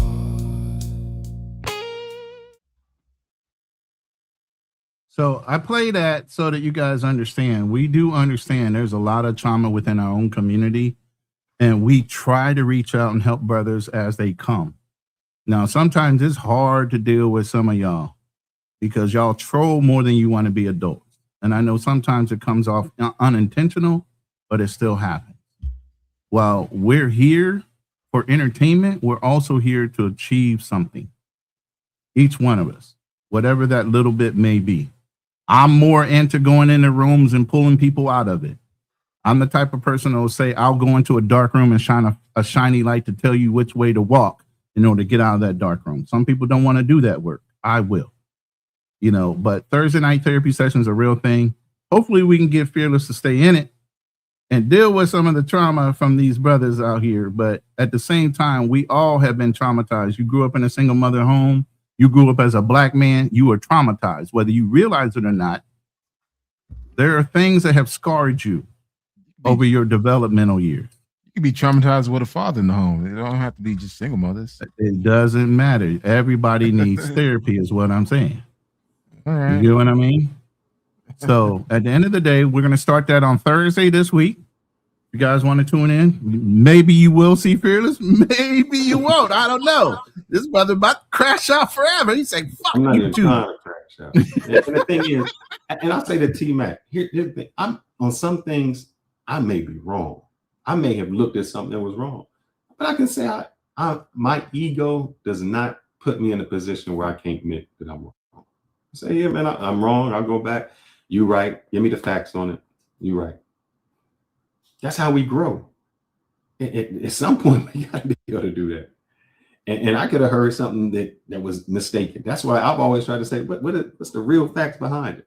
And some of what we spit is just opinions. And so you have an opinion, it ain't really no facts. It's just how you feel. And how you feel is going to come from your growing up, your experience in life, the things that happen to you, the things that happen, outside of you. So those are the opinions. And everybody who has that brings that into it. So with this final slide, it's about discernment and dignity and evidence can coexist. So what are we saying here? Obviously pause before you trigger yourself. Unfortunately, Fearless didn't do that. Separate pain from proof. Separate pain from proof. Check the source of the chain, meaning where you're getting your references. Compare multiple authorities. Like I said, look at more than one reference point before you come up with a conclusion of what the real answer is based on your own interpretation, because interpretation is another thing. Test a universal pattern. Does it go across all multicultural ideals and everything else? And then update, and don't be ashamed. Hey, I can be wrong every day. I'm 58 years old. Guess what? I'm man enough to say, you know what? I don't know, or you just taught me something. It's when we limit ourselves to being able to grow mentally, physically, and other things that's the problem. That's when it feels like we're talking to a wall instead of somebody that's willing to want to learn or be molded or mentored, And like I said, it's fun sometimes to troll, but we're looking to try to mentor people at the end of the day. We want our words to actually have weight. Besides from me having basically a data bank of how my children, my grandchildren, my great-grandchildren know how me as a man felt and feel. That's one of the reasons why I do YouTube, because I want to document verbally out of my own mouth what my legacy will see about me or hear about me. So that's why I'm here. I've suffered from PTSD. I've done a lot of the things you guys are looking to do. That's my purpose. So if you guys are down for what we're talking about, we're trying to educate y'all. Fun is fun. Some of those rooms are like that and some of them aren't. I'm able to go in each room and read the room and I don't get offended. Some people can't do that. Some people are very strict about their time. I'm in semi-retirement. My money comes and goes. But other brothers are working. They working their ass off to do the things they need to do, plus contribute. You know, different aspects, same room. You know, so at the end of the day, hopefully you guys learned something today. I know we're 2 hours and 50 minutes into it, and Fearless, you say you didn't want to go too long. I'm willing to stay. If you guys want to stay around, I'm willing to open up the panel. We can discuss what we talked about today. Without stealing thunder from other people, I know they're going to be doing FBA comments, but talking about how we as Black people or Black men are so ready to stand our ground 10 toes down without doing any fact checking or research on information we have limited knowledge of without doing the research ourselves. Why do we do that? I think that there's something that, go ahead, BMT. No, I don't know, man. I don't know. In my opinion, I think it's the people who were taken from their land, their language, their culture. We cling on to something. You see it in cultures, you see it in people. You know, when a child grows up without a dad, they seek that father figure somewhere else. And I think that's what's happened with the Black community. We go all out. We see, I mean, you hear it until I started researching. I'm like, what does this mean? We have more in common with the Haitian that came over on the same slave ship than we do with the Egyptian who built the pyramid. But we'll say that we're kings and pharaohs all the time. And we'll give them, that's not even part of our lineage. The people who were slaves came from West Africa. That's East Africa. And that's a big old country, big old continent, right? So I just think we move this chain and we try not to be amongst each other, and that becomes it. So I think that's it. I mean, and when we say something, I think we just need to look beyond that. We don't have to be, as a people, we don't have to exaggerate anything. I think that as Black Americans, they have enough evidence to show I did this work. I done it. No exaggeration needed. You know, that's it. Let's land, because I think that gives credibility when we say this is what we did. Go ahead, Ronin. Oh, I thought Black Man Travels had something to say. And real quick, what I put on the screen right there is an overlay. One is Andre Love Crossing Borders, who's there in Cali, Colombia, as well as working with some other organizations on the ground in Colombia for the earthquake that they felt there a week ago. Also, the other one is an organization that's a nonprofit directly in Choco, that QR code at the bottom. That you can, if you're worried about the money not getting where it needs to go, you can scan that QR code and it'll get you right to a 501c3 that is right there in Choco, where it's centered for the earthquake. Obviously, if you know about earthquakes, that damage is going to take sometimes years to recover from.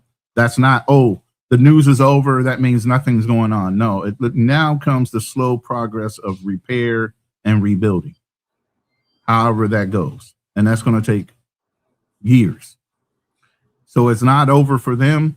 And if you feel like you want to give, I'm just giving you two sources for you to be able to do those. So with that, I'm going to go ahead and let that sit there for the rest of the night. And then, gentlemen, if you guys are wanting to stay around, I can drop the link.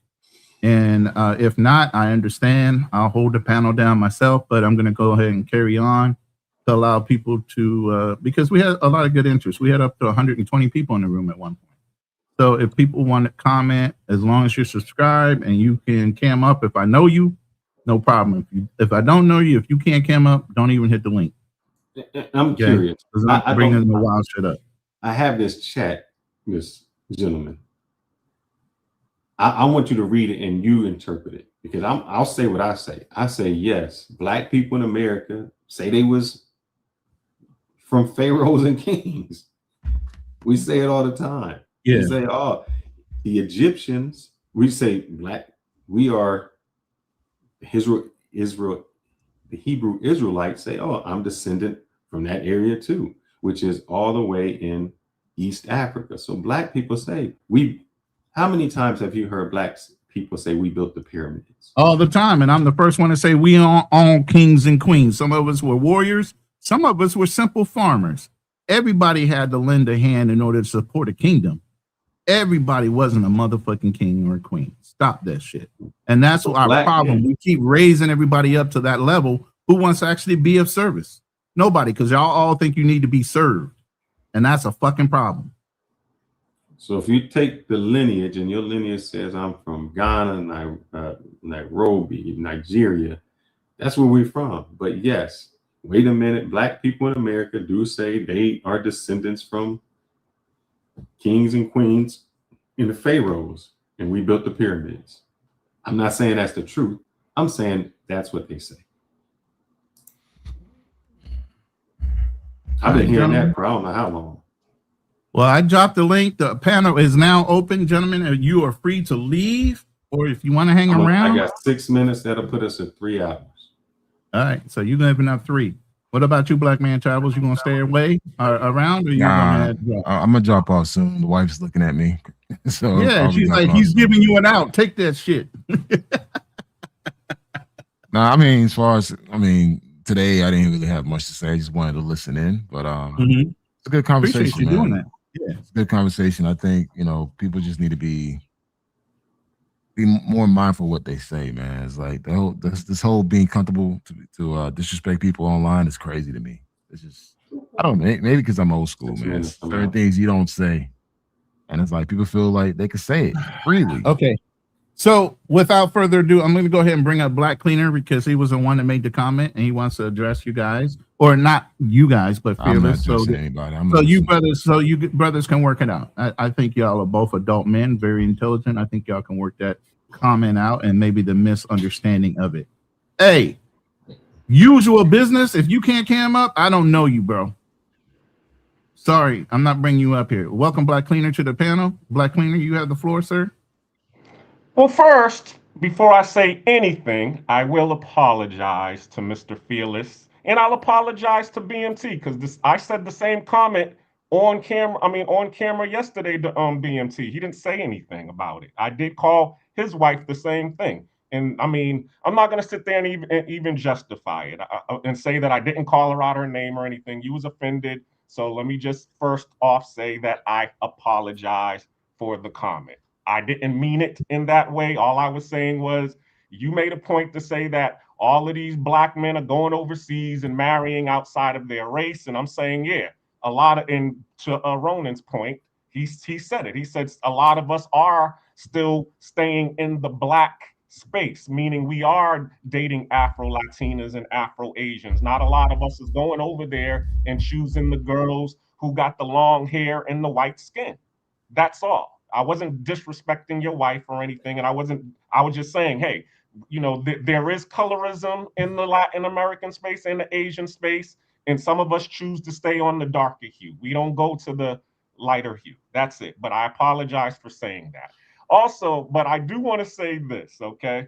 I understand what you and Ronin and everybody is doing, okay? And I understand also that you all are arguing opposite ends of a point. Somebody got Ronin always says it. We all can't be yes men and yes women. We all got to operate on each side of each point and argue each side of the point. Okay, so it's just like WWE. Okay, and what I'm starting to realize, and with both Fearless and BMT, because I was listening, I replayed the whole roast that happened with BMT yesterday, and I have to include myself in this too. When you are reading and BMT, he goes to the gym, he works out. He works out his muscles. Okay. He's working out his physical muscles. When you all are debating, and you said this earlier, when you're on a debate team, okay, you're working out your analytical muscles and you're arguing points. Okay. But joning is a whole different muscle. And that's really what's going on, is that you all are strong in the gym. You all are strong in analytical debates and arguing points. But when it comes to joning and making people laugh and being witty and having witty comebacks, both of you all's muscles is weak. That's why you went out of character. You supposed to be a heel, and then all of a sudden you saw the little comment and you was like, bitch up. And if you understood the history of Jonin, okay, during the Jim Crow, the reason that we did the Joning was because we didn't need our black family when they would get in front of white society and the white people would be picking on them and joning them and throwing rocks at them. They had to maintain a certain decorum because they know that if they went out of character, those white people will lynch them. Okay. So for you to be here on a debate and then all of a sudden somebody just makes a little joke about it and then you go out of character, I mean, that's how when that happens, the person who made you go out of character, he wins.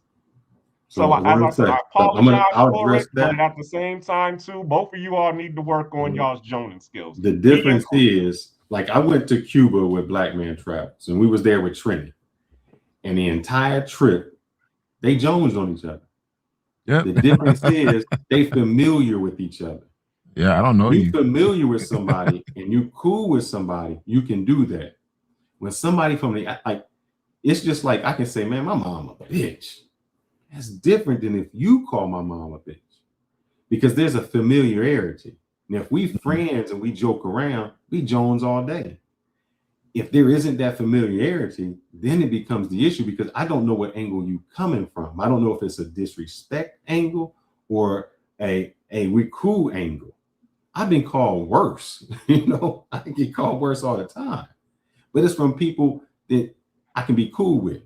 You know, that's where the line becomes shady for me. You know, if I don't know what your angle is, or if it's becoming personal because I don't know you on that level, then that's when I'm like, hold up, I have to stop that, because then it makes it think somebody from the outside can come in. Example, if you jonesing with your friends and y'all talking, and then somebody you ain't know come in and say, man, your mama so, you're like, oh wait, you ain't a part of this circle, man, because they outsider and they don't know y'all. Y'all familiar with each other, so y'all can do that. Okay, I'll accept that. Y'all just got to get to know each other a little bit more. Maybe it's I'm saying for 4 days. For 4 days, from the morning to the night to the evening, them brothers just went at each other. And so I know that Black Man Travel does it, because I witnessed to it. They talk. It was 4 days of talking shit to each other. Yeah. But and you know what? I agree. You got to be knowing somebody, but to his point of why they did it, you didn't know half the white men that offended you. You just had to hold your frame. You get what I'm saying? So I get the familiarity part with us as a people, but outside our circles, you can have a white man or a cop try to push your button today to try to pull you to a point where you lose control, and he has an excuse to shoot you because he got you irate. He said something that made you flip your way, and that's why I said triggering. There are words that trigger us, and sometimes you have to defuse that trigger word in your mind so you can handle the next step, so he doesn't get you so far outside yourself. Fearless, you're guilty of this. Somebody will trigger you, and you'll want to go meet up with him and fight him. I'm wrong for that. And your wife has even gotten on you. Your wife has even gotten on you. You're so triggered, you'll reach in your drawer where you got your extra money and want to spend it. I mean, you did it to goddamn B-Dub, but it shut him up. But at the same time, that's what I'm saying. Triggering is one thing. You can allow it to trigger you or not. And I get it, the reference. But you do know a Black Cleaner. We have been on several panels together. Y'all might not be as familiar. So I get the reasoning. He apologized. Let's leave it alone. Let's move on. I know, I'm glad y'all can come to I have a long memory. So right. A short fuse. But I'm just saying, y'all have all been on panels together. So it's not like we're all strangers in this space that we call. I know, Drew. You know I said I'm not doing. Drew, I said I'm not going to do it. I'm not. I've done this before, and I'm not doing it. When I had my daughter, I said, I can't do this no more. I can't do it. The problem is, I come from a place where you just didn't do it. You know, it was.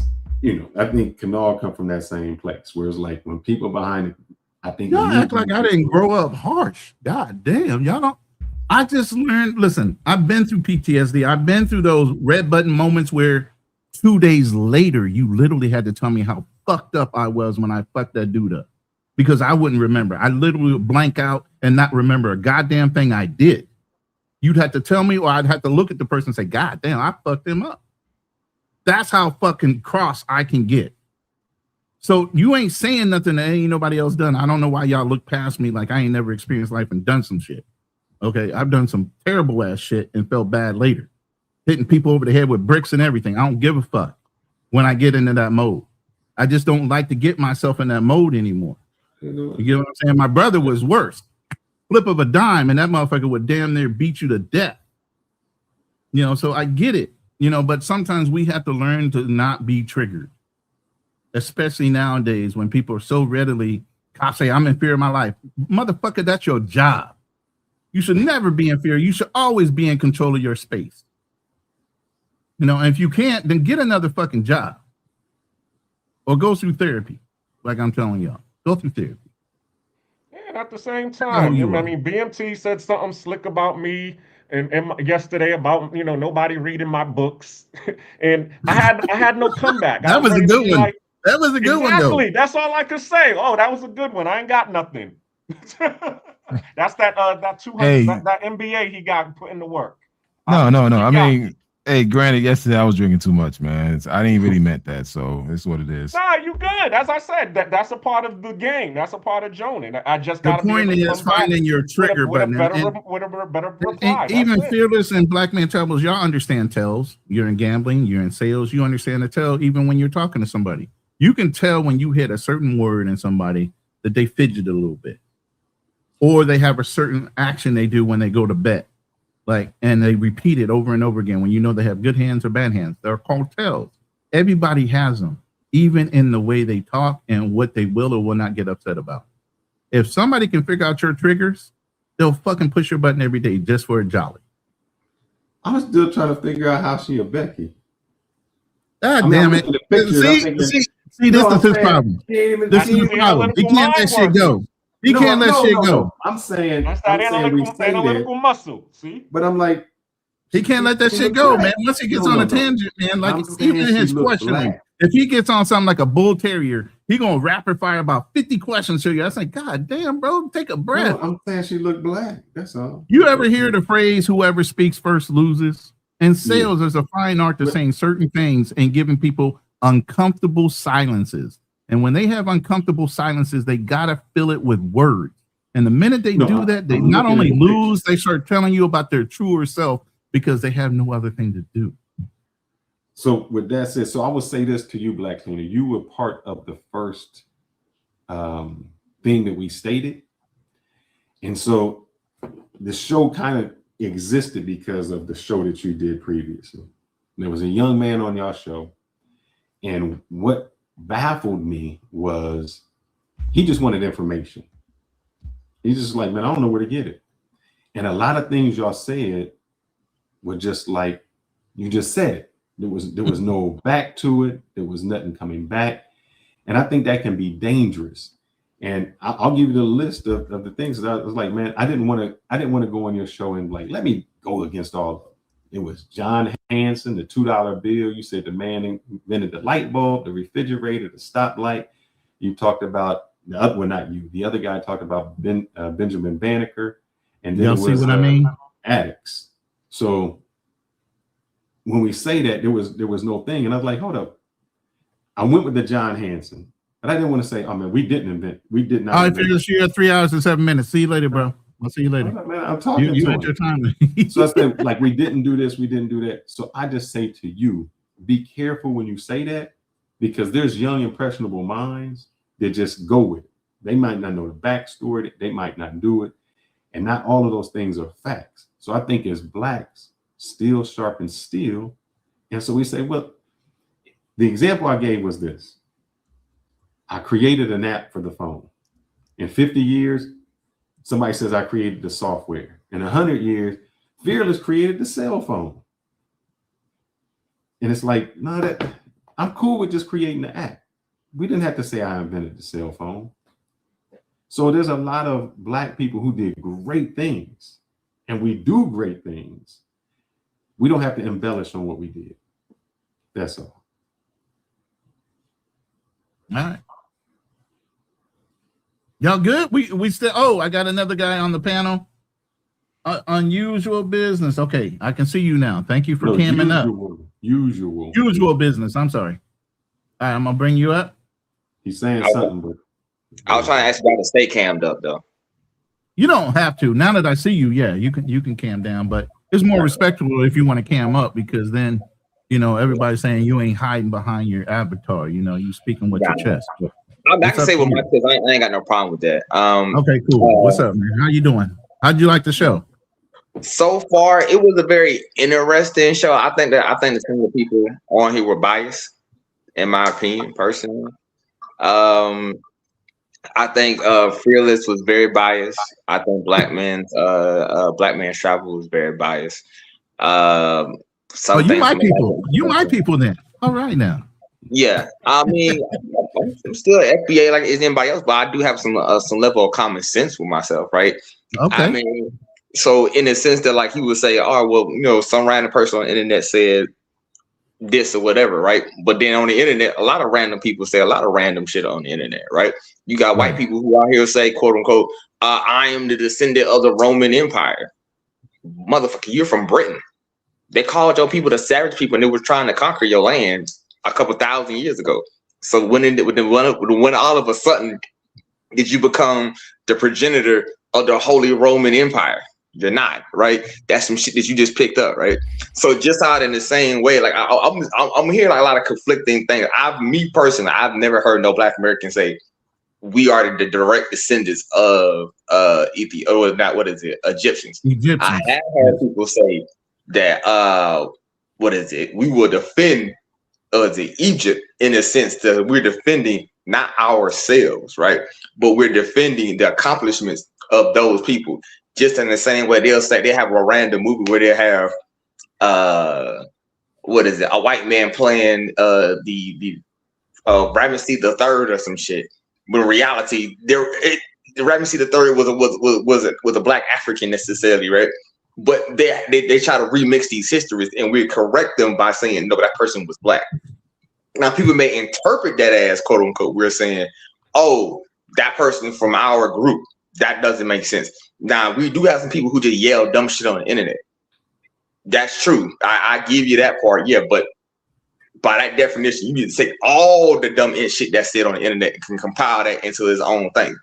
I don't see him doing that. So that's what I'm looking at. You're cherry picking certain situations, and then when I go back to was it Black Man's Travel, I'm hearing some things he's saying, but he's conflating two different histories at the same different time. And I from my understanding, like Haitian did very little to when it comes to the overall history that is Black America, right? Wait, I never said that. That's no. I don't know. My bad. But let me go ahead and put this to what I interpreted as you were trying to say. I didn't even talk today, so I was reading the thing that you actually put down in your chat earlier, right? Okay, got it. Embellish. My bad. Hold on. Let me finish what I'm trying to say. It seems to me as if you're trying to embellish the grandness that is Haiti and its accomplishments, and try to say that basically the world like this or Black America would not be the same without the. I never implied that. Why can you call him hold up embellishing? Wait. When I just said one at a time, man. Same thing that is wrong. Wait, one. I didn't embellish anything. I stated facts.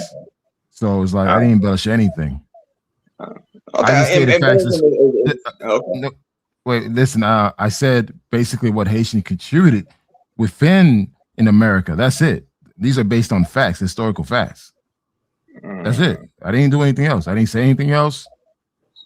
So you don't think you was embellishing? Okay, all right, then. Okay, embellishing what? Embellishing what? No. It's if that's how you looked at it, then I looked at it as you trying to embellish. But if you say that you just pointing, you're saying facts, I will accept that as what you're trying to do. I would accept that. Right now, I think what is it? Fearless, you was about to say something? My bad. No, I was just saying you're saying he embellished, but that's all that I was saying. That was the whole show. that we should not embellish. The history is rich enough that we can stand on what we did. Oh no, I agree on that. No, I agree on that. I'm not one of them weird people who saying stupid stuff like Black Americans is also native to America. Those people are just idiots who just squawk online. But I also put them at the same quote unquote women who say, I don't know what a girl is. Like I put them in the same. Those people are in the same bag. If that makes sense, right? When you start arguing, the same people will say this. The same people will say, I didn't say we Egyptians, but then we'll say, well, we direct descendants from the 12 tribes of Hebrew Israelites. That's a religion. But you're not. Are you a descendant from those people, from the Jews of Israel? I wouldn't know, but I mean, like realistically, for me, I wouldn't know because I look at that as a religion. Like the Hebrew Israelite, from my understanding, is a religion. Right now, what somebody claims, not religion, because anybody can be a religion. I'm saying the same way you just said, I'm not Egyptian. You're not Egyptian. The same people will say, I'm from the middle. Jesus looked like me. Jesus was black like me. I'm the descendant of the 12 tribes of Israel. Which is a religion. Like I understand when you say the 12 tribes of Israel or any of those kind of smaller things. From my understanding, now outside of the biblical text, that's a religion dogma. Now, right? I would look at that as religion dogma. Me personally, right? So I wouldn't even consider that an actual option to be put on the table. Like I said, the Hebrew Israelite, I think they're weird too. But a lot of people are Hebrew Israelites. I mean, what do you call it? Hebrew Israelites, right? Random people that's not even quote unquote FBA, if you want to be exact, right? So when it comes to that, those are people who are just mentally off on whatever their religious views are. Like to me, I think being a Muslim and being black is also stupid. Being a Christian necessarily and being unless you're a certain selection of quote unquote Christian, that's the only people I can actually see in being a Christian. But most people want to be all these other varieties of Christianity. But that's just my personal opinion. But I'm looking at it as from my knowledge based on what I understand. But those are religious things. I don't fight people's religion. I didn't mean it as a religion. Just the people, Middle Eastern, that analytical brain. People from Israel. If you want to, now, if you want to, all right, you're descended from Moses. Hold on, can I ask a question? Mm-hmm. All right, Judaism, or one of the 12 tribes is Judah, correct? Correct. All right, so you have all of these people who are claiming to be from the tribe of Judah, and they worship or they practice Judaism. We call them Jews, correct? Correct. That's basically what he's trying to say. He's saying all of these other people are saying, well, I might not be from the tribe of Judah, but I'm from another tribe, which is a part of the 12 tribes because of what I practice. Correct. And I'm taking religion out of it. I'm saying don't do the religion part. Let's not even say that. I'm just, what I was trying to say is black people have said I come from pharaohs. And then we say, no, that can't be true. But those same people will say, well, I come from this line. I'm Jewish. And they don't have any descendants there. That's all. I mean, by that same definition, we embellish one or we embellish the other. So one part we're just embellishing to say we come from something. No, I'm just saying this, like, but by that definition, then, right? Just then, you should be also banging on white people who say they also, quote unquote, are Egyptians. Or Jewish, because you got a lot of people who are Russian and they saying that they Jewish, and they really come from Russia. No, the show wasn't that, but I do other ones when I say, hold up, how can you be white and you come from England and you say that you're a Native American? I do that. It's just this show didn't have it. I can't talk about every subject on every show. So this show was specifically, if you look at it, it said, what was the title of this show? Black Americans, why do we believe the lie? So it didn't say white Americans, it didn't say Native. I can only talk about one subject during the show. Believe me, I wanted to go wider aspects, saying that we're not an island unto ourselves. Other cultures are susceptible to the same things. But because he wanted to stay in the Black arena, I didn't bring those things up. But I was locked and loaded for both. No, I got what he's saying. I got what he's saying. But realistically, what I'm seeing is people saying that quote unquote more from a religious standpoint. Now, I can't necessarily co-sign. Neither do I think they believe. But this is, like I said, main word believe. I don't know what people practice spiritually. Like the people who walk around with the Bible, preaching information out of the Bible. I'm pretty sure they're getting that information. Not to sound kind of crazy, but out of the Bible, right? So they're practicing their beliefs more than they're actually practicing quote unquote a copying of said religion, or I'm not religion, but genealogy or genetics, right? So that's what I see them doing. Now, if you got a different interpretation of that, then you can always maybe somebody can correct me, because I've always heard the Hebrew Israelites saying that they are descendants of the tribe of Israel.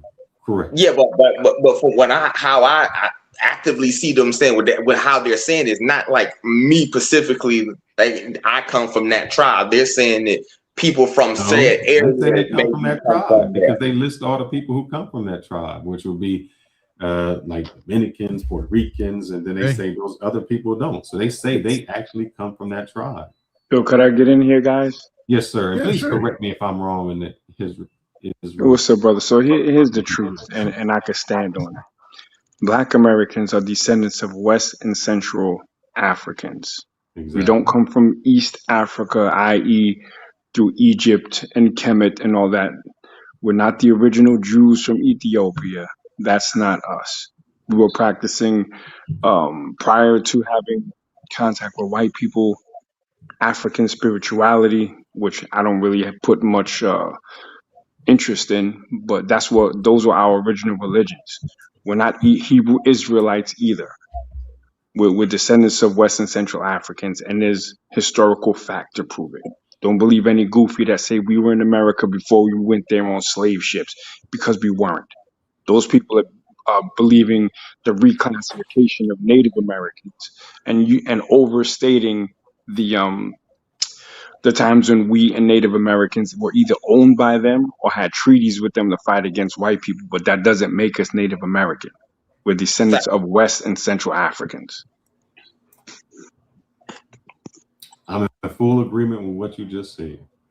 Yeah, because we're the reasonable ones. And just to go for the fact checking, Hebrew Israelites believe that they are direct biological descendants of the ancient 12 tribes of Israel. And so that's what I meant to say when we say, oh, and I've heard it. I know that Ronin said he heard it. I've heard Black people, all people say, I come from pharaohs. We built the pyramids. And we, which means we.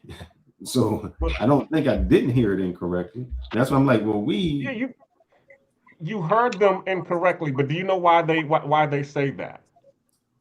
Why do they say that? Okay. Do you understand the story of when Jacob wrestled with the angel, and then he changed his name from Jacob to Israel? Okay.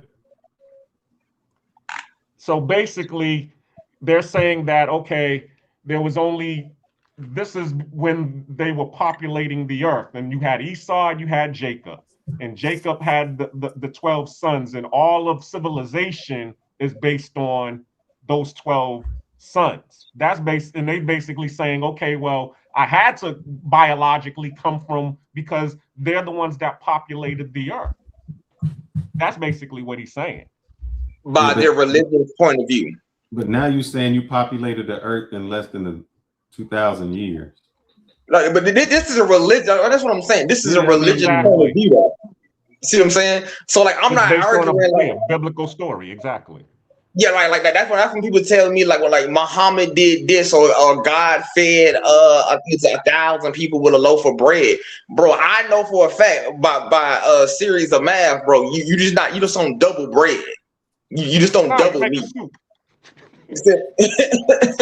like I know how the world works, man. Like I trust me. I'm not gonna call myself a professional chef, but I've cooked for masses of people, and I promise you, I ain't did it with one piece of bread or one piece of fish.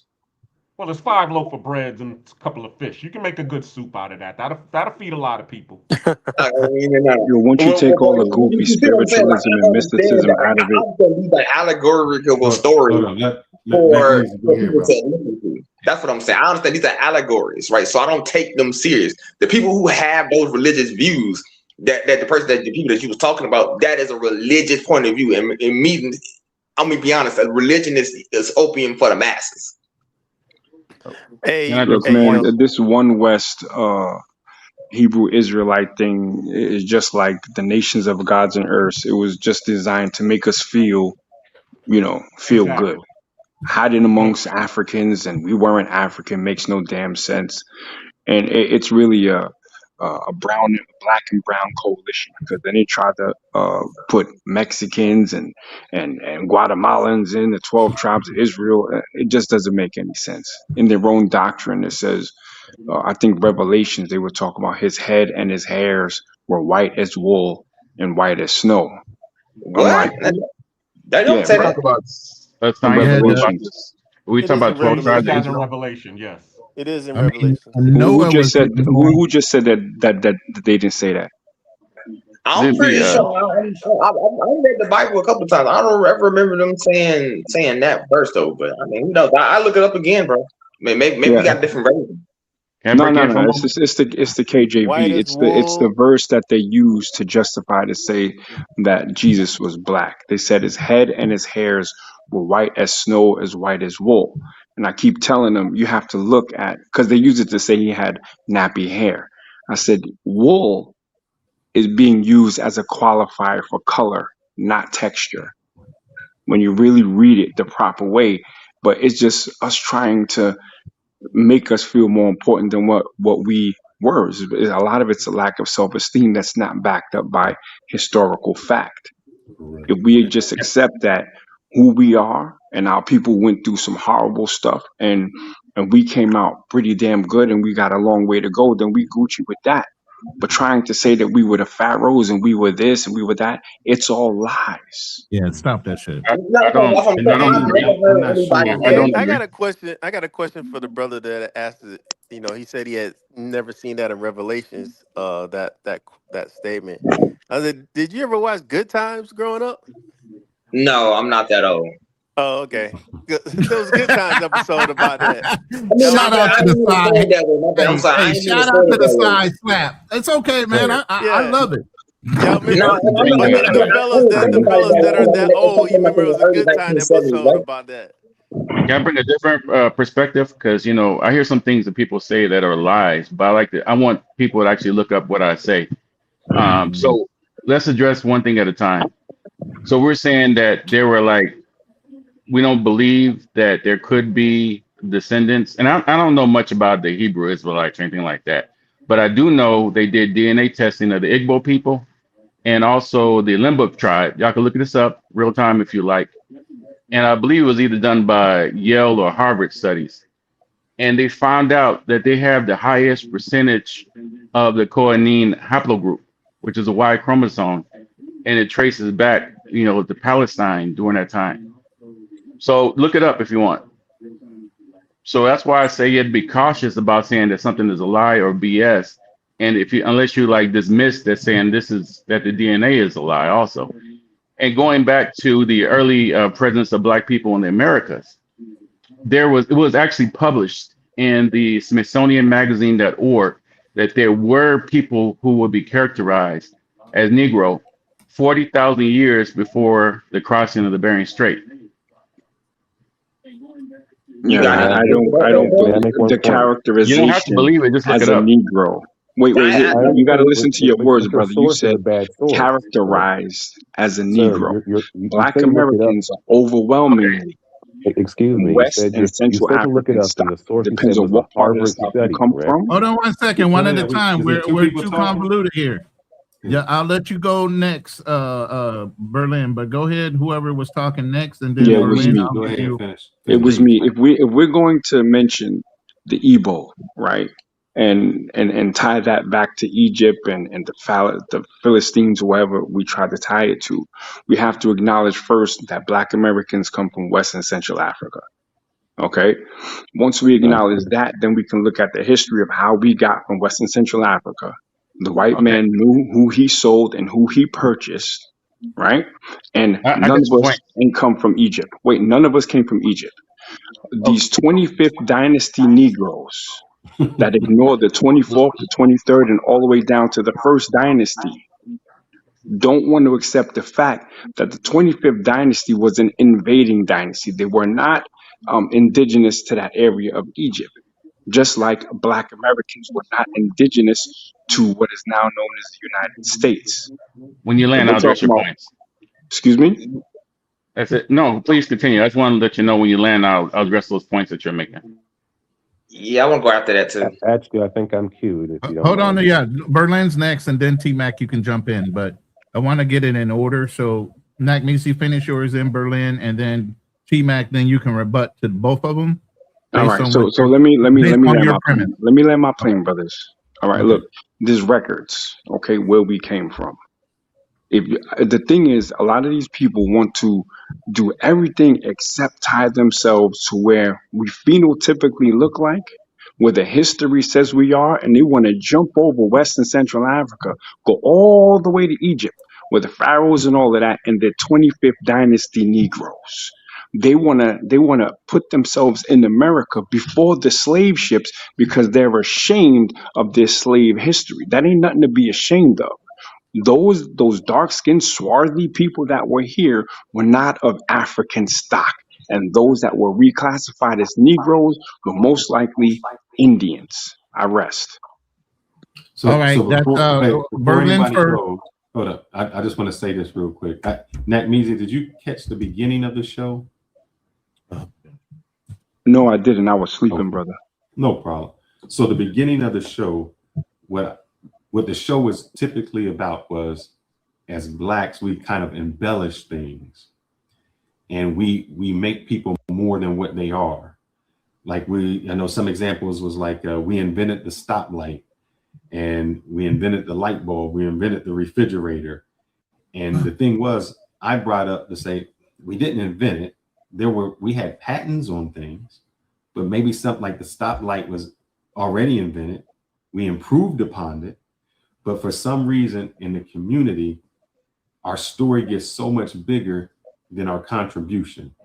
And I think, that becomes a problem that we have, that we aren't satisfied with just who we are. We did great things and we don't have to take it further. And the example I gave is, today I made an app on the phone. 50 years, they said I made the software. And then later on in 100, they'd be like, yeah, Fearless made the cell phone. And I'm like, yeah, I didn't, but I made a great app. Oh, Felix, give me 15 seconds to respond to what you just said, brother. I'm sorry. Look, wait. And that is a huge problem. What is more shameful than us not inventing stuff that we embellish our involvement with is being debunked as a bunch of dumb goofies for trying to claim other people's engineering marvels and things like that. We would have hired help. Let's not make any mistake about that. Okay? That's what we were. All right, land that plane real. Wait. I had an order. You're jumping out of order. No, I just said I wish he wasn't asleep. I wish he could have heard the beginning of this. All right. Go ahead, Berlin, because T Mac had made points, and you wanted to respond to that before T Mac goes back and responds to the both of you. All right. Okay. But go ahead, Berlin. Okay, you're saying to look it up, correct? Like look it up, like these so-called facts, and the place that you brought up was Harvard, correct? I don't know if it was Harvard or Yale, to be honest. It was one of those two. So they did the DNA test of the Lemba tribe. So look at Lemba, Lemba. Okay.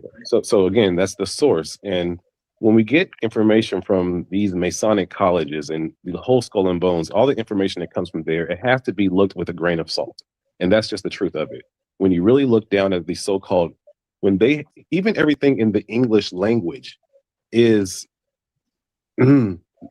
not all the way to be trusted because it's not our mother tongue to be analyzing in the first place. So when you say these things and looking up as facts, and we take these as so-called facts, they're not actually facts. They're just the things that have been written by the system of white supremacy. And they are the ones that are saying that these are facts. So when you think about it logically, and you just keep it on a logical lens, you would honestly think that on a global scale, there was either brown-skinned, copper-toned, or dark-skinned melanated people in damn near all regions of the earth. Which was what? No, I was saying there was like copper tone people throughout most of the world. And the thing that Black Americans don't want to admit is that we were probably the first group of people who have been kind of like modified by Maya scientists. We didn't get to, oh, I fell in love with this woman and this is my baby. No, they took us and combined us with other groups of people like cattle. And they did this for hundreds of years. And we are the result of that now. Now we have traces of different DNA, and yes, and I do believe that a lot of us are foundational Black Americans, but it's not as I'm sorry, I can't hear all the audio. as we try to make it seem to be. We are Heinz 57s. We have different things of everything because that's what the system of white supremacy wanted us to. We are the only modified group of people on this planet that had like almost 200 years of you're going to have a child with this one, and they did that to us en masse. And once we actually understand that, then we would stop all this weird ass gender, not just gender, but diaspora war. Nah, I don't know about that, bro. I'm gonna be honest with you when it comes to like logically. Yeah, I understand what you're saying. No, not what the breeding farm. That's the one who wants the other thing. Now, me, I understand that. I've been in peace with that. Now, what I think, where you sit, this is what I'm saying. Now, when you have a population who got a heavy amount of mixing it from here, and here, and from here, and here, bloodlines can get real confusing necessary, right? So now I'm not gonna say me personally. I don't look like I said when it comes to the Hebrew thing. Who knows? That may be one random ass strain of some people whose family may actually be genetically from that area. Who knows, right? But that's me. That's us doing the nitpicking thing, right? But I would say majority of the population is probably not that, right? I'm just gonna say that, right? That's why I don't claim it. But like I said, these are our religion point of views, right? And from my understanding, when I was saying like when it comes to certain inventions, we have to also kind of look at it twofold, right? At one point in time in America, right, if you invented something as a Black person, let's be honest, the credit went to the person who owned you. Wait. You didn't address anything that I had brought up against your point. I wasn't trying to address your point. No, I wasn't trying to address your point. I would have stated my facts about something else exactly. So wait. If you're not going to address my point, then there was no point of. Okay. Wow. Okay. Hold on. Okay, T-Mac, you were making points, and everybody was responding to your points. But go ahead and make your next point. Is T-Mac there? Did T-Mac drop? Oh, he did drop. He dropped. Hold on. And I mean, from my understanding, T-Mac. All right, wait. T-Mac, you there? Okay, go ahead and make your next point. I'm sorry. I don't know if you dropped out. No, I just want to ask a question. Did anybody actually look up the Limba tribe? Because there was a few minutes where I had to drop off. And that says that what I said is BS. No. Did anybody actually look at it or Igbo tribe? I'll look it up. No, I was looking at something else. Look it up because I don't want to say anything. Just like I believe what Fearless said, that you need to have references what you have. I mean, for what you claim, right? And I'm not saying that the Hebrew Israelites are descended from there. I'm just saying that these two tribes have the highest percentage of this haplogroup, at least that traces to the priesthood of Aaron. And there's even like some rabbis from at least one of them, Harry Rosenberg, which says it has, like merit. So that's one point. Now going back to Egypt. So there was after anybody heard of Anthony Browder? Actually following? No. Okay.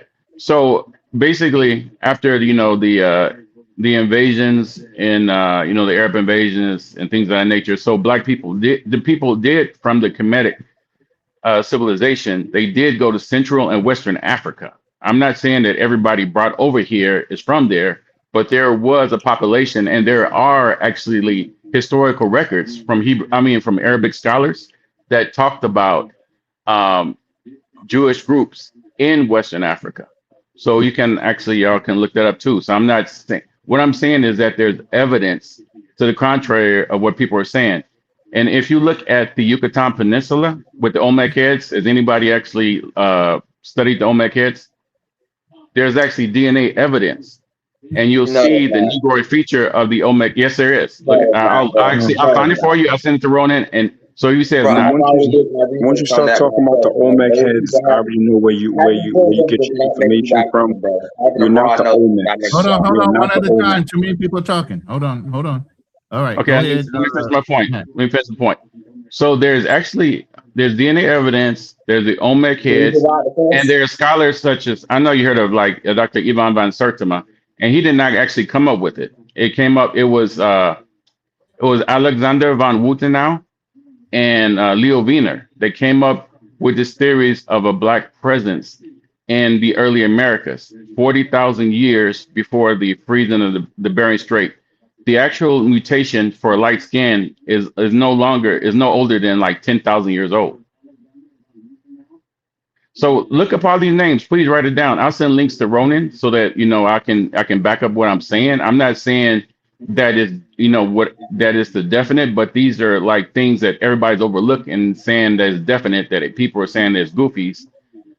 That there's like the Louisa, the skull in what was it, Brazil, that was linked to being for lack of a better word, black African phenotype type woman was found there. So I would say dismiss all of these things. Dismiss people like I think it was David Imhotep. But what I'm gonna do is get this together. I'll send it to Ronan so that if you guys are interested, you can reach out to him. And if you think I'm full of it, then so be it. But I'm just saying that there's evidence to the contrary of what people are saying. So some of the things that are Can I being just ask you one quick claimed, question, bro? there's Just one quick evidence question. that supports it. Let him And I land know his about the plane. 25th dynasty. And the reason, like I looked into all this, is because I don't want to have 5 children. I don't want to teach them the false history that has been taught to us all our lives, because it's very Eurocentric and is made to hurt our, how would you say it, the self-esteem of Black people. So that's why I did all this, like these studies and research on it. And I'm writing the book to debunk it. And I'll put all this together because to me, I want everybody to look it up themselves. I'll land my plane now. All right, thank you. All right, go ahead on the unusual or Yeah, unusual know. business. Yeah, usual Thank you. business, man. I was just going to simply get the small pushback. You said phenotype. Now I'm gonna go back. I'm really trying to stay on the fact that what Fearless was doing earlier, because that was my main point, right? But I'm just gonna go back to that and then go back to him real quick. When they say phenotype is just how a person's quote unquote look. Reality is a Black woman's phenotype is actually the most well-known phenotype in the world. Broad nose, full lips. I have been all over Eastern Asia, bro. That's a well-known phenotype. I have been in Brazil, necessarily. I've been all over South America. That phenotype is actually quite broad, bro. Full lips and a broad nose is the phenotype you're talking about. Most people on the planet either have that. Now, the only phenotype that you have that's actually a uniquely African thing is out here. That's realistically, it's out here, bro. But what I was really trying to say is when I was talking to like Fearless was basically this much. Like, I feel like he cherry picked a certain aspect of Black America to the nuttier ones, right? But then he deliberately would kind of what is it? Downplay the smarter aspects of Black America, which I have an issue with when people kind of play the fake conservative rule or whatever, where they try to say that okay, we look to the dregs of Black America and try to judge ourselves by that. Now, granted, I'm not gonna say that the dregs of society are not dregs of society and Black society, but to not look at the other half or the other people doing or their accomplishments is crazy. So you're always looking at the negative, but never the positive. And that's just kind of my thing that I was just noticing with Fearless, and then, like I said, Let me I ask you a got my question. opinion. How Yeah. do other people look at us? Now that depends on whose point of view and how they're looking at us. Okay, Because I'll give you examples. Okay. Black people travel all the time. Who Sure. gets the notice? There's a lot of black people who are law-abiding citizens. Who gets the notice? Who gets notice? Yeah. Actually, you get a mix of both. You get a mix of good and bad, actually. When is But that? When does the news show that? If we're so good, why is it that when you speak eloquently, they say, "Man, I'm surprised at how well you speak." If that was the norm. Okay, you said the news, so I'm so sorry. I'm saying you're saying I only cherry pick, and I'm saying when people outside view us, what do they see? What is it that brings to?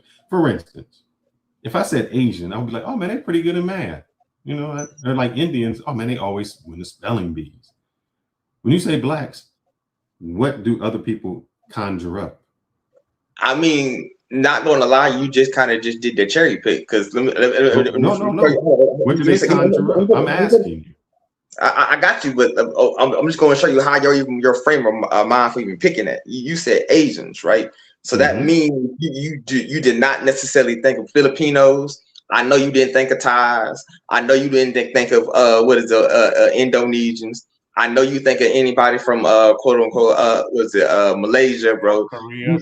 Yeah, right. So what you necessarily thought of was either a Chinese or a Japanese person, which was a cherry pick out of the entire population. I'm saying in general, when somebody says Asian, what did they think of? Let me finish, right? You just did it, right? You just did a cherry pick scenario from because people cherry pick. Look, if I said Indians, I could say, man, you ever seen the slums of Dubai? You ever see that? But if I say Indians here, hold up. If I say Indians in America, people, that isn't even the thing that goes through your mind. You say, man, they're great in IT. So what you're talking about is just BS, because this is how people view. The people are coming. That's like that. So you're going to tell me that people don't cherry pick? How do you think stereotypes come about, man? How do you think they view people? They cherry pick. Bro. And then by definition, then we can always cherry pick what we want, the good or bad about any population or any people, yes, right? you can. Yes, you can. They cherry pick with They cherry pick with the Asians and say, "Hey, you're great at math." They cherry pick when it comes to the Indians and say, "Man, you're great at IT." So who is they?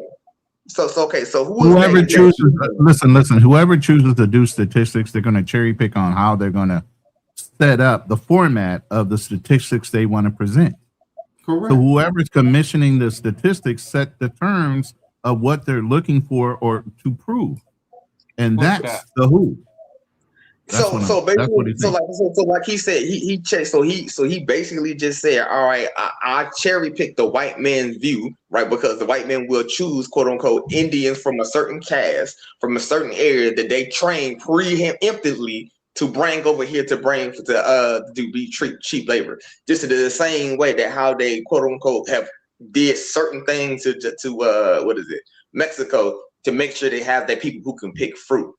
I think you're trying to confuse colonial power and being able to force the people to do certain things. People always cherry pick, man. It's stereotype. That's what people do. I mean, if your barometer of how you cherry pick is through the eyes of a white man instead of a colonial white man, eyes of a black man. Hey, stand by for a half a second. Never mind, he left. Hold on. I had somebody in the back, but he didn't cam up, so he left. All right, go ahead. Yeah, I'm sorry.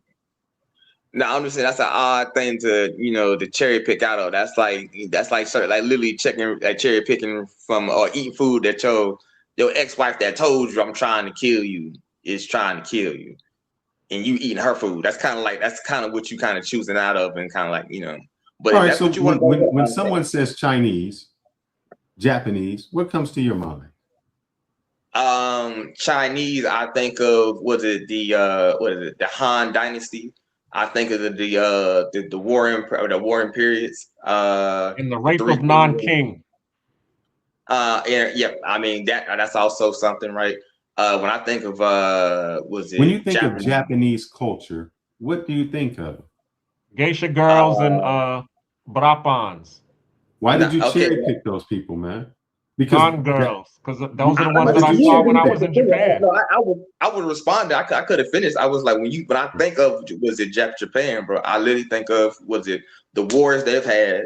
I think of quote unquote the technology advancement they were able to do on train work. That's actually been an amazing thing.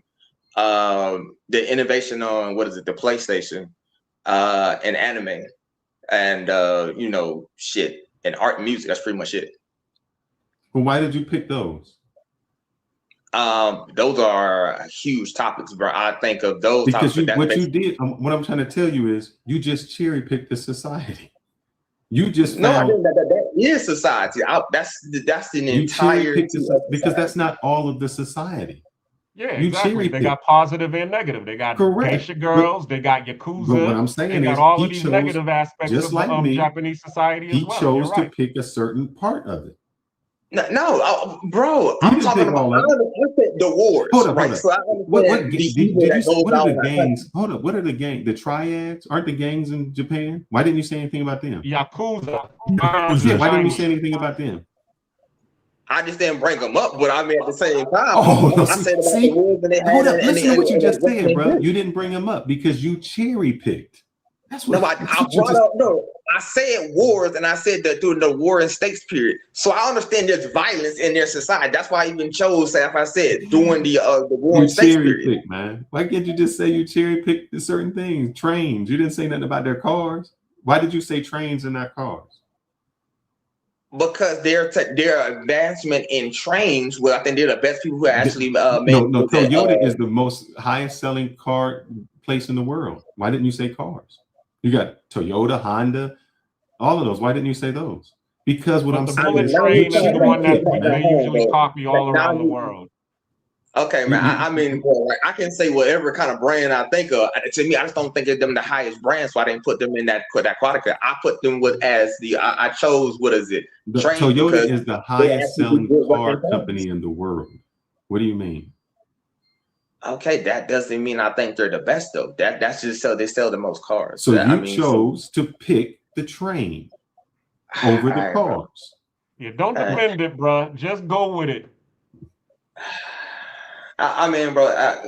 That's what we do. All I'm saying is that's what we do. We choose to pick certain things in the society. It's nothing. You keep saying there's something wrong with it, and I'm saying no, because when you think of a society, or you think of a people, or you think of something, you choose to pick certain things out of it.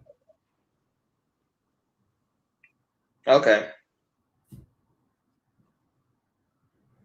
I don't know why that's hard to do. We all do it. Okay. I mean, you in Panama. When somebody says Panama, you don't say hood, this. You pick those certain aspects that summarize it for you. That doesn't mean it tells all of the whole story. You cherry pick. Real quick, Dope, I need you to cam up real quick so I can see you. I don't know that name specifically unless you just changed it from something else to Dope. But you've never been on the panel, so I need you to cam up. All right, bro. I'm going to trust you for a half a second. Bring Dope up. Welcome to the panel. I don't know how much you've heard. What's your position on the conversation that we're having currently, or something we discussed earlier?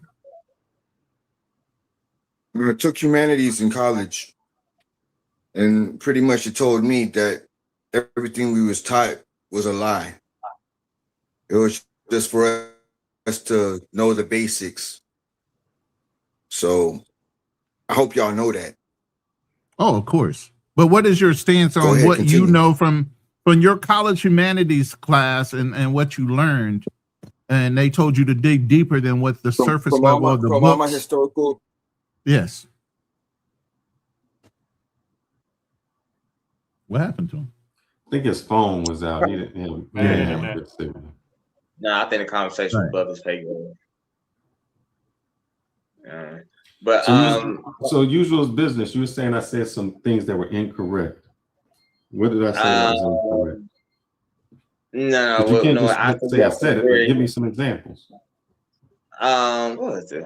Now I kind of remember. Now I actually forgot. Damn, I had to go a little back into it. But if I said all of these things that were incorrect, I'm sure out of all of the things I said incorrect, you could remember one. Nah, I can't remember them right now. I literally, I got a You're short drawing a memory. I'm blank, like, yeah. bro, I got a short memory, man. I remember It's one when okay. I said It's okay if you're drawing a blank. I have those moments too. I'm a Yeah, I little just can't older, draw a but I blank mean, right I now. have those moments where I'm drawing a blank. Yeah, like, but no, I like some of the stances. I was just kind of just saying, like, well, my basically, okay, I remember one other thing I was saying. Okay, let's see. I'll go through it. Do you think that? Do you think that without the help of white people, that black people would have been free? Me personally, that depends on what time period, what people were doing, and so Any on. So, time like, period. All the right, white people in America said there's going to be slavery. Yeah, I mean, God, honestly, it depends on what time period. Because, like, I mean, it Any depends on time period from okay, 1600 to 2026. okay, all right. From my understanding, this is just from my knowledge base, right? At a point in time, they did have some actually revolts, if I remember correctly. It was just, and they actually some pretty good ones. I think the issue was just, what is it? You just didn't have no what is it, nationwide revolt or no nationwide revolts. All the from black the people rose up at one yeah, time. at one time, right? You see what I'm saying? They were right. Nah, that's never really actually happened because you got somebody from year to year. I'm giving it to you. I'm saying if all 15% of the black people rose up at one time, could they take out the 85% of the white people? Okay, all right. Your math is kind of off because I'm just going to just put this into it. At 1% at a time, well, 1%, well, at one point in time. I'm sorry. I think we were the majority, but I don't know how. When I think the time frame when they started bringing over more people from Europe. I'm trying to remember what time it was. I think it was like close to the 18 somethings. Why don't you look that up? Probably, at no place in time were blacks the majority in America. But go ahead. No, I never said the majority. I said you get a higher percentage. You was like, what's it, like 40%? Or 35 to 40% just in the South alone, but just not in the South. nationally. Just in I'd the like South to answer alone. that question. Yeah, go ahead, Black Clean. Well, do you know the story of Palenque in the Bioho? He only had 45 runaways with him before and when they ran away from the coast of Cartagena into what is now known as Palenque. And that was the first free black city in the Americas, which was established in 1606, I believe. So to answer your question, yes, 15% of the black population, if they all rose up together, yes, they would have been free because it would have got to the point where the white people would have been taking so many L's that they would have done the same thing that they did in Cartagena. Okay, we're going to leave you all alone on your own land. Just, do what you do. Brother, in no The time. same thing that happened in 1804 with Haiti would happen here there in America. No. They were the majority. In no time, it's 15%. You're going to take out 85%. It just doesn't happen. We're not talking. The question you asked was, would they be able to become free? Okay, not take out. How are they going to live in America and be free if the people didn't want them free? What are they going to own? What are they going to do? Palenque is still in Cartagena and they're free and nobody's bothering them. All they got to do See, is he have a doesn't land want to unto accept that. themselves. Listen, he asked me the same question. I gave him the similar answer. Eventually, we would have got fed up and we would have just kept on fighting because they were breeding us to be more let me tell you violent. something. They were breeding us to be more violent by default. The 300, you know what I'm saying? They was good. They was excellent. They still got killed. Of course. Palenque is still around till this day, and it only took 45 black people in order to establish the freedom. See, I'm So offended because so you don't think hold on. 100 black Let people would have been able me, to no, let me say this real That's like quick. saying I'm that, offended. that's like Hold on, saying hold the on. Egyptians Listen, went out of stop. Israel. I don't care about that. I'm Stop. saying here in America. Yeah, in Stop. America, you don't think? Listen. And at the same time too, they've had But plenty you of can't have maroon At this colonies point, that were listen, free in let me America. say this real Look quick. up No. the dismal Brother, swamps if we of can do North that, Carolina. look, Look if up we Fort can, Negro if we so good at which is now rising up, Jacksonville, Florida. if There we so are good at rising up, signs of black Oh my presence if we being so good free at in rising America. up, why haven't we taken it over now? We Say it Taking again? what over? why haven't we taken over America? Why would we? We're only 12% of the population, bro. That's idiocy. Hold up, man. You can't hold up. What you keep saying is we 12%, and then I say, but those 12%, you saying can win their freedom. So you can't have it both ways. So I'm not trying to have it both ways. You are arguing. Let me say this. Listen, you're arguing a point that we already talked about. What percentage? Hold on, let me ask this: what percentage of South American whites took over South American blacks? Very small number, bro. Because if I remember correctly, bro. All right. So the number doesn't mean anything. So why haven't blacks who are 13% taken over America? Because we're no longer in involuntary servitude. Why would we? Why would we feel the need to do that? This is the point. What is the point of us taking? Wait, stop! Because it's unreasonable fucking hypothesis. Why would Black Americans just want to run the country? Because we don't have any grievances right now. That's really a big deal. We want a little bit more of a non-partisan type of situation. Now, when you talk about the Civil War and the Revolutionary War, that's something totally different. When there was Jim Crow, why didn't you run the country? When there was you had to drink at your own water fountain, why wouldn't you want to run the country? At what point did you say you could have taken it over? Black Americans have never wanted anything beside to be treated equal and to have our fair shot at anything. We've never wanted an unequal ability to take over or run anything. Say when we've done that. No, my whole thing came back to this. So the whole scenario that you're coming up with is unreasonable in its thought process because that's not our desire. But black people are free because white people let them free. Dude, that's just insightful of all you're trying to do is incite some kind of thing, man. Come stop. Hold up. You said you fought for civil rights. If every white person said, I'm not giving them civil rights, what was you going to do? You were still going to be drinking at the same water fountain. You wasn't going to be able to do that. You would have had the two things would have happened. No, hold on. The protest would have went from non-violent to violent. That's all it would have happened. It would have went from non-violent protest of Martin Luther King to Malcolm X. We meeting you at the fucking door with a gun. And that's what happened. No, I mean, we were seeing the outcome of that, and we wouldn't have cared. But we weren't going to let y'all walk on us. Hold up. You had the richest town, as you were saying. You had the richest town, Tulsa, Oklahoma, with people who act like we are people that are scared to speak up. Wait, no, because you've said this all before. Let me say this. Just interrupted. Let me say this. Indians had the trailers here. This when I was talking. Go ahead, man. Go ahead. You had the richest place that you say, Tulsa, Oklahoma. What happened when the white people said, we don't want Tulsa, Oklahoma no more? You had the rich place in Rosewood, as you say. What happened when the white people said, we don't want Rosewood to exist anymore? What did you do? I mean, you said you can riot, you can come back, you can fight. What happened? I was bombed, bro. We understand the history. Yes. No. But remember, you saying you can fight back. We're going to rise up. We're going to do this. What happened when it really happened? What happened when them white people said, we don't want you to have in business no more? And you had people with wealth. You had people with means. What happened? So you talking about us fighting the entire No, stop. No, Cartagena, brother. Let me answer this. Let me answer this. Oh my God. Tell me about Cartagena and Rosewood. Bro, why aren't you supposed to go to sleep? Because you can't get an edge word in edgewise when you're on the panel. You were supposed to be going to sleep. Cartagena. Your wife wanted you to go to bed, bro. Go to bed. Damn. So anyway, here's the thing. And I said this before you preface all this outlandish shit.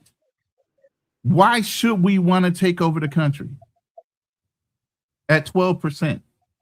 As long as we got equal rights, we don't mind performing. We don't mind proving ourselves. That's one thing we did learn since we've been here. We don't need to take over. All we need is the freedom to be able to be creative and start our own businesses. The whole edict of taking over the nation is something that maybe an immigrant came over here from Africa because they're all pissed off because they have a whole fucking continent of fucking countries and they got white people running a majority black nation. We are not a majority black nation. We have never had the idea that black people need to overcome so much that we run the country. All we want is a fair shot. Give us our space, give us our land, and shut the fuck up and let us do our own thing. There is no point in time that any black person, any black leader said we need to take over the whole fucking country. So question then, Ronin. At this point, do you have your fair shot? Yeah. Okay. To me, now, if you have your fair shot, why are you next to the poorest people? You have the most unwedlocked children, most incarcerated people. Those are statistics. I know. So why is that? You have your shot. Why? Hey, if you hey, have you your have shot, a fair. listen. You don't want Here's to the take thing. over. I'm going to answer. I'm going to answer you. Still at the The bottom? fair shot is, look, you have a right to choose. If you want to be poor and destitute, if you want to do that fucking rah-rah bullshit and not be successful in life, you have a choice of education or you have a choice of working out on the streets. You have a choice to do a lot of things as a black individual now. Okay. Now, if you make the wrong choice, I'm sorry, you made the wrong choice, but there's nobody to cry on. There's no other person to cry on but yourself. You made that choice, but you do have the freedom to make the choice now. That's all we ask for. Now, if you fail and we failing as a people, you might want to look at the black nuclear family. You might want to look at the infrastructure of the white system trying to make the black nuclear family weak over 60 years. Okay, you want to look at why would you want to take over? the redlining? Let's go back to generational wealth. Let's go back to the redlining. Let's go back to where we were being held back, not being able to. I'm saying, why wouldn't you want to take over if all of those things happen to you? Why wouldn't we just want equality so we can do those? We are not the aggressors. We are the asserters. So you're subservient. All we're trying to do is just nobody's establish. subservient when you can be in the same can't system. stop these people from locking up the most black people in the nation. How you going to stop a civil war, brother? The point is, black people.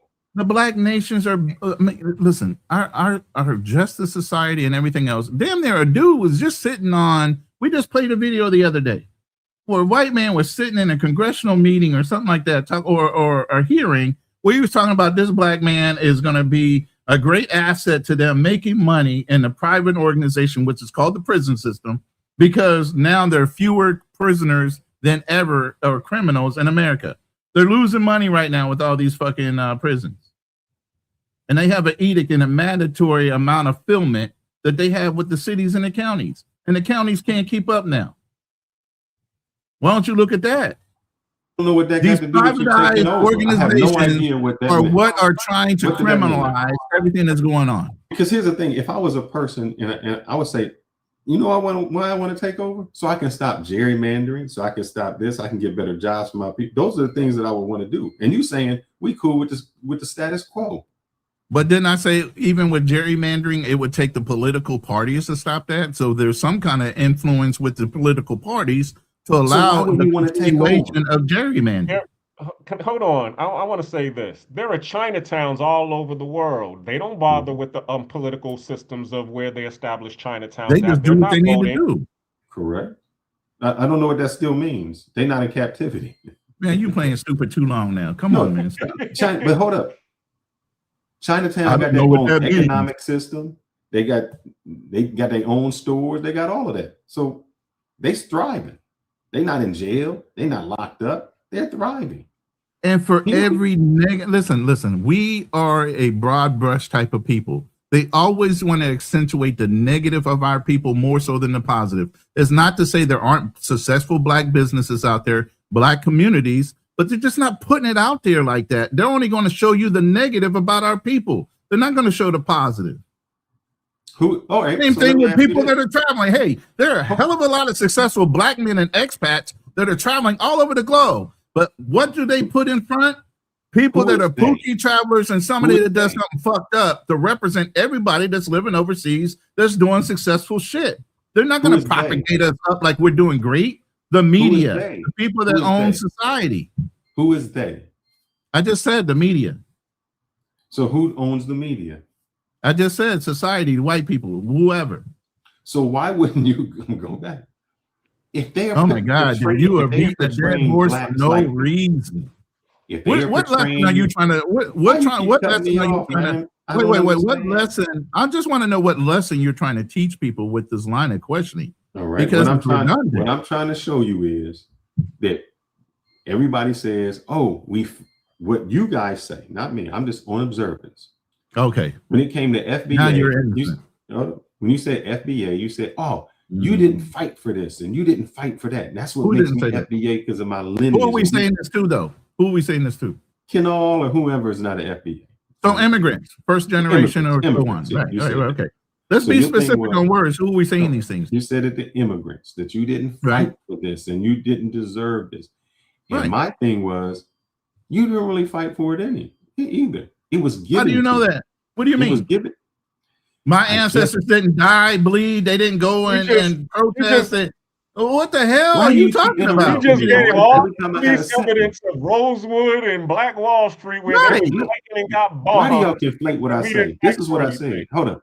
Okay, what did you say? Again, I'm gonna say it again for the low IQ. It don't matter what you fought for. It was what was given to you. Because if white people didn't want to give you civil rights, if they didn't want to free you from slavery, you could fight till your cows come home and still be in the same position. And they wouldn't be in business right now. That's not So true. no matter what you fought for, no matter what you fought for, if they didn't give it to you, you wouldn't have got it. They would not be in business right now. Any white person have you ever been in a fight? Huh? Have you ever been in a fight? Of course.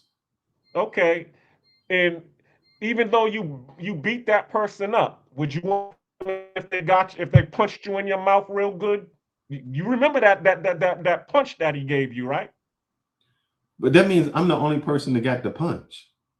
No, I'm saying you and that person were fighting against each other, and you might have won, but he did get a couple of good licks in at you. Yes. Would you want to continue to fight that person, even though you remember those good 2 or 3 licks that he got on you? Why not? But that means that does the person want to continue to fight me? Because usually they wouldn't want to. Exactly. I'm the winner. No, the point is that even though you just made the point. Even though I remember he got a good punch, I beat his ass. So he don't want to fight me no more. No, he does want to fight you because you're still being the aggressor on him, and he's not going to let you. So he wants to fight me, but I don't want to fight him, even though I beat him. Even though I beat his ass, he wants to. He wants to continue fighting, and he ain't gonna stop fighting until he wins. And eventually, what you gonna say? You know something? I'm tired. I give up. You win. But hold up. Now, what you just said, you know something? You got one person. You know something? I'm wrong. You got one person. Yeah, he does sound fearful, don't he? He's talking like we're scared. When he just said, and somebody else just said, we not scared of white people. Didn't the African dude say black people are not afraid of white people, and that's a default? Didn't the guy that you just played, Zano, said that black Americans are not scared of white people? But you sitting here talking like we're fearful of them. Because he said they want to be white. He said we were not afraid of white people, and that was a problem. He said you're not afraid of them because you want to be them. And the reason he said you want to be Africans. No. He said Africans were Williams. Hold up. I don't know what you how many listening to. black Hold on, I'll be right back. Wear a blonde wig. She got a blonde wig on. She lightened her skin. That's not Africans. That was Serena Williams, and Serena Williams is not African, and she marries a white man. So what do you mean? He's saying we're not scared of white people because if we really feared white people, or if we were really against white people, the moment we got free, we would have left. But we want to emulate white people. That's what he's saying. And in society, we try to emulate white people. No, that's Africans. Africans is looking for the white savior. We're looking for the wealth that white people have. So you're saying black people don't try to emulate whites? Then why would a black woman, why would a FBA have a blonde wig on? That's the style. They're looking at the Hold up. fashion. So her style is to emulate a white person because blonde doesn't grow No, from your her hair. style is what she sees in Vogue and Elle and what they say Who is the in vogue fashion in of today. vogue in those magazines? Exactly. That's the point. They're saying I just they're said. not, but they're not making it. They're brainwashing you to make it seem that this is what the popular, the end thing is. They're not saying, "Hey, be like white people," because the moment that they say "be like white people," So the black black people Americans you will be just like, "Hell proved it. no, I'm Black not trying people to are be like." emulating the white folks. Black women are emulating white women. How many white women do A you certain how many few. how many white women do you see with an afro? If you put 10 black women in a room, you're gonna see that they're not all bleaching their skin. They might be putting the wig on, or they might be, changing the texture of their hair. And when you ask them why are they doing that, they're gonna say to be accepted at my job or my workplace, or it's the style. If you say, are you trying to be like white people? All of them is gonna say, hell no. Of If course you they're gonna put 10 say no because a Africans lot in of the room, times you don't know that you're doing it subconsciously. Black there you men go. did the same thing. We put gunk in our hair. We got perms in our hair. We got a jerry curl in our hair. It's the same thing. We weren't happy with the way we were, so we tried to Exactly. emulate Okay, another race. and we could go with Okay, that let me until address this real quick.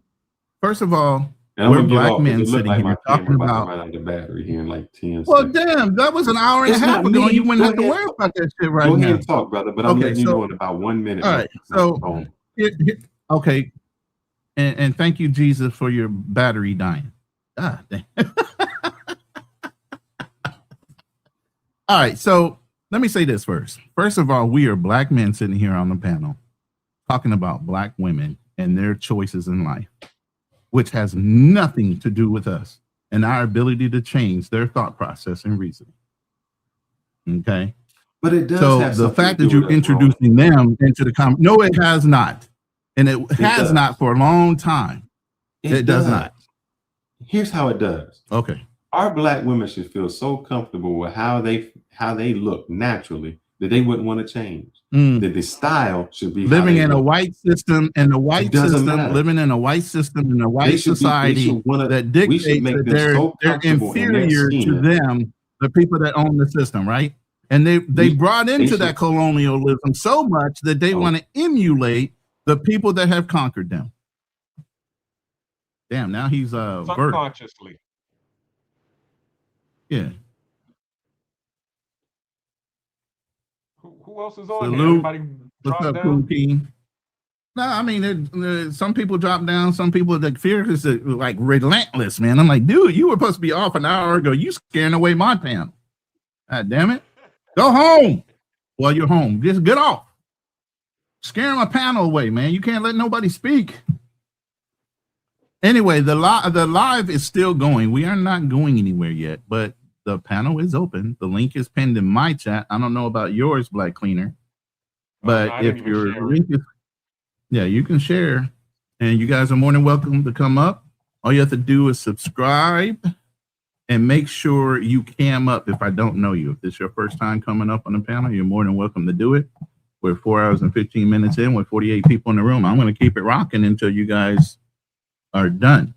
But at the end of the day, a lot of the things he was saying is divisive in the way he was saying it, because he acts like we are afraid of white people, and if white people didn't give us something, we wouldn't have earned it on our own. We continue to earn things throughout history, and white people had to come in and try to take it away from us because we were so successful at it. Now that's the problem. Even to this day, what do most YT people say when they shoot a black person? I was in fear for my life. So we are so inferior. Why are white people so weak and so fearful of a people they're supposed to be superior than? It's so counterproductive to say some of the things that are being said, because it's a projection on weakness by the other side to make us feel like we're inferior when we're not. I agree. I mean, if we walk down the street full of white people, we're not the ones scared. They are. Why is that? Because of the society and the media that propagates that we're dangerous. And guess what? We can be if we choose to. You know? Mm-hmm. But we don't normally choose to. We're more of a peaceful people than the YT people that everybody wants to emulate. They're the violent ones. We're only violent when we're pushed to it. Yeah, as I said, that's what I was explaining to him before. We're not the aggressors. I mean, all we're trying to do is assert our independence and equality. We're not trying to let people run over us. We're not no pushovers. And as long as you're not bothering us, we're fine. You just leave us alone. They are the aggressors. Right. What Michael Jackson say? Just leave me alone. Exactly. You know, that's all y'all have to do. Just all y'all had to really do is just give us our land and leave us alone. But see, that's the problem. When y'all left us alone, we were so goddamn successful at it. You had to come and fuck with us. You couldn't leave us alone, because if you did, and I pulled up an infographic a couple weeks ago, and I still have it on hand. I'll pull it back up. Hypothetically, if redlining wasn't there, our generational wealth wasn't affected, and some of the things that didn't happen with Rosewood, we would be listed number 2 on the list, in front of everybody else that's listed. If we were able to transfer property ownership, business ownership, our money would stay in our communities longer. All those things would have happened, and we would be a lot further along than we are. Every time we've taken 5 steps forward, they keep on knocking us backwards. So don't say we can't stand on our own 2 feet and be successful at shit. Don't let no white boy say that we don't know how to build shit and the best thing we could have done was pick cotton and say you standing 10 toes down on what he's saying. That's some bullshit. Well, you got to argue those facts. As you said, And they somebody got to literally, argue the negative. they literally had to come in and bomb us. They literally had to come in and bomb our Black Wall Street because we had our own military militia. So they literally dropped bombs on a city in the continental United States to get us out of our square, which is insane. Yeah, I mean, but they do that to everybody. I mean, that's what I noticed about the military. Okay, people, you always ask me if you're gonna choose a branch of the military to go into, which would it be? I always tell them Air Force or the Navy. Why? Because every enemy that we choose to fight don't have those two. Everybody has foot soldiers, but not everybody has an Air Force or a Navy. So that's our advantage. And the people that do have an Air Force or the Navy, those are our allies. We don't pick on them. Right. That's our cheat code. Let me see if I can find that file. That side. Air Force quality for life. Yeah. The Air Force is one thing. Y'all can lean back, and the officers did all the fighting, and y'all got to go and just fix the airplanes. And I joined the Marine Corps for one thing. I wanted to be a pilot. I loved the F-4 Phantoms. And then when I found out I had sickle cell trait and my blood was too thin to handle G-forces, I couldn't join. I couldn't fly those F-4 Phantoms. But my first tech job in the Marine Corps was supposed to be avionics. I mean, I could have done that in the Air Force easy. But I wanted that hard branch. Let me see if I can find this. But go ahead, Black Cleaner. And like I said, the panel is open. I don't want you guys to think that we don't want your input on the conversation today. And maybe with Fearless, y'all can get your points across now, being gone. Because he does like to rapid fire in lawyer mode, like you're on a damn stand. Yeah, he's great at being an analysis. One day I'm waiting for him to say objection.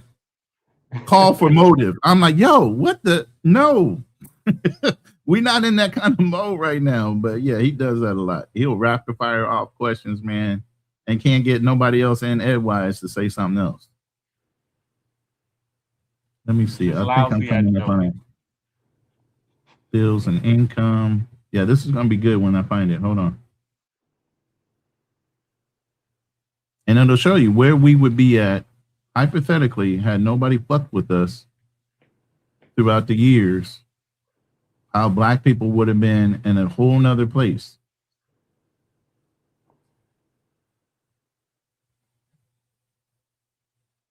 Choose Campbell, rebuild, work, income.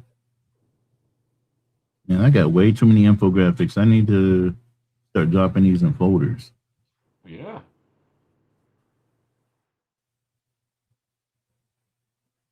What? You didn't have your AI do that already? I thought you was the AI No, master. they're done. I'm trying to find it now in the fucking mountain of damn graphics already done. That's why I had the Haitian file all ready to go. You know what I mean? Anybody who talks to Haitian shit, I pull that shit right up. Here you go.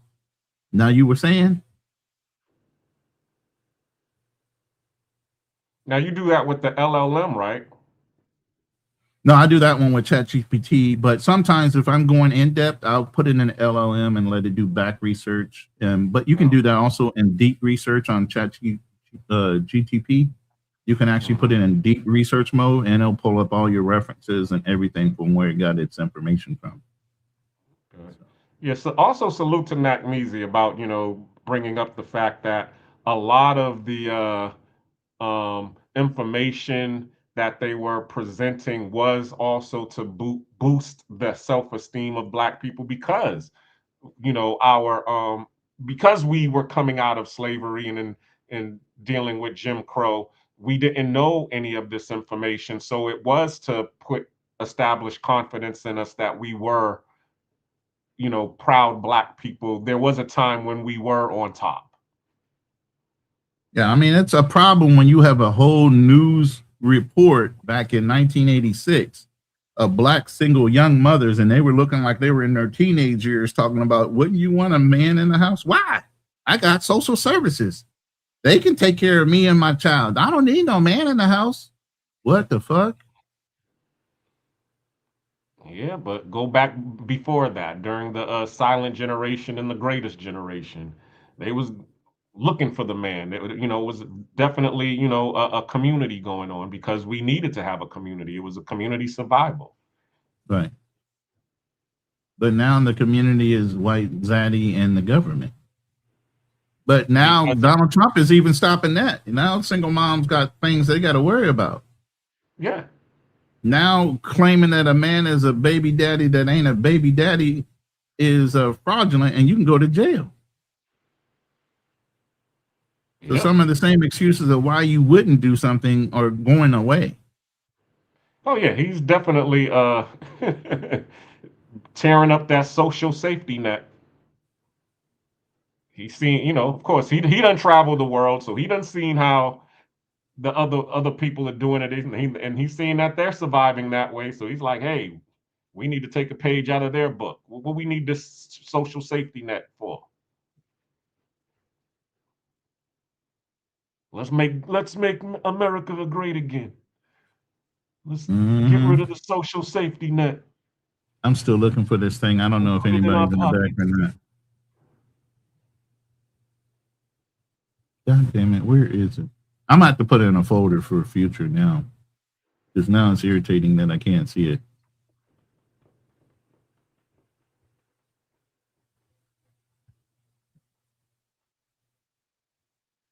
Yeah, I can't find it. And shout out to Usual Business.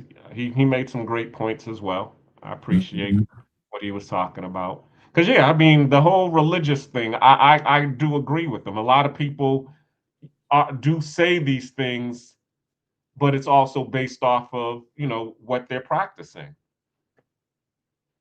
Because we do see that Christianity has not worked, or the aspects of Christianity that we practice has not worked for us. So that's why a lot of people started getting away from Christianity and practicing other religions. Cigar Talk, that's the best thing in the world that is always glossed over. Even though we're only 12% of the population, the global influence we have as a people, our GDP spending rate is so high that the reputation of the world is pretty much solidified by black people when it comes to America, and then the American military. You know, so while we're not the overall, our swag is what is the culture that drives America.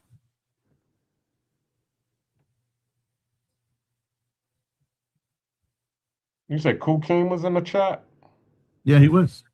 Oh, okay. I don't know why he didn't hit the link. But yeah, he's Sometimes he just wants to be in the bushes. yeah, he's right here. What do you say? President Trump what? I can't see that.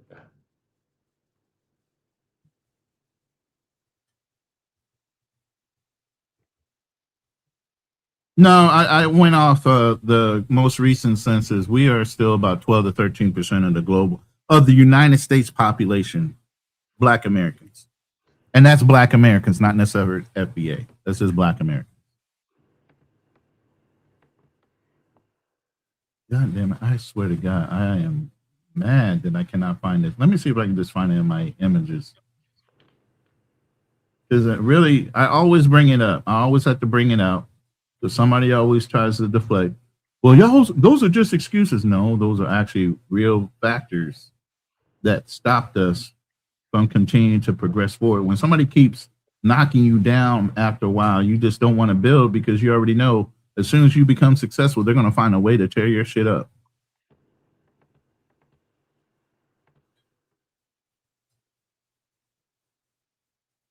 It's not that. But shout out everybody that's been here and gone through the process.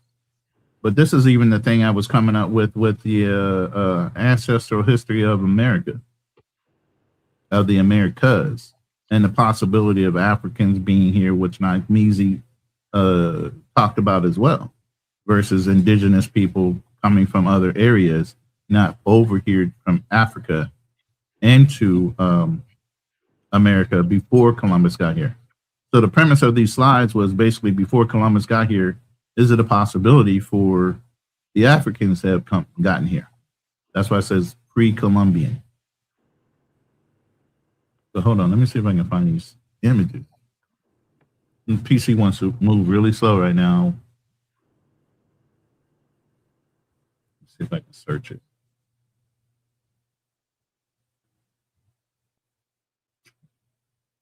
This is taking too long. I'm not to categorize my shit. Yeah, you're absolutely right, Cigar Top. And while we are maybe not the leaders in a lot of things and maybe didn't invent, what he glazed over is there's something about our people where we learn how to work smarter, not harder.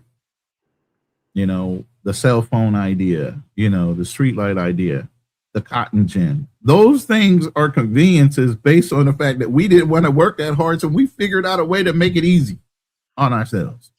Yep, necessity is the mother of invention. And who, if not Black people, had the necessity of making things happen when we were put to the task? You get what I'm saying? Let's not forget that.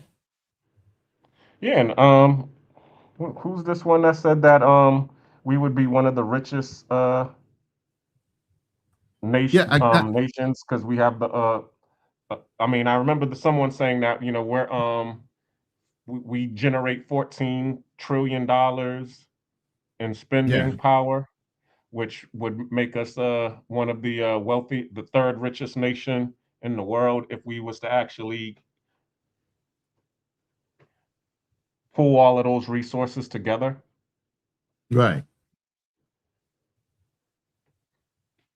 But again, people glaze over those factors to bring out what they want to highlight in a conversation. You know, and that's the thing. While you might not be accurate, there are still bases in the claim. And that's why I kept on holding Fearless to the point of, was it myth? Was it an error? Or are we outright lying about our history?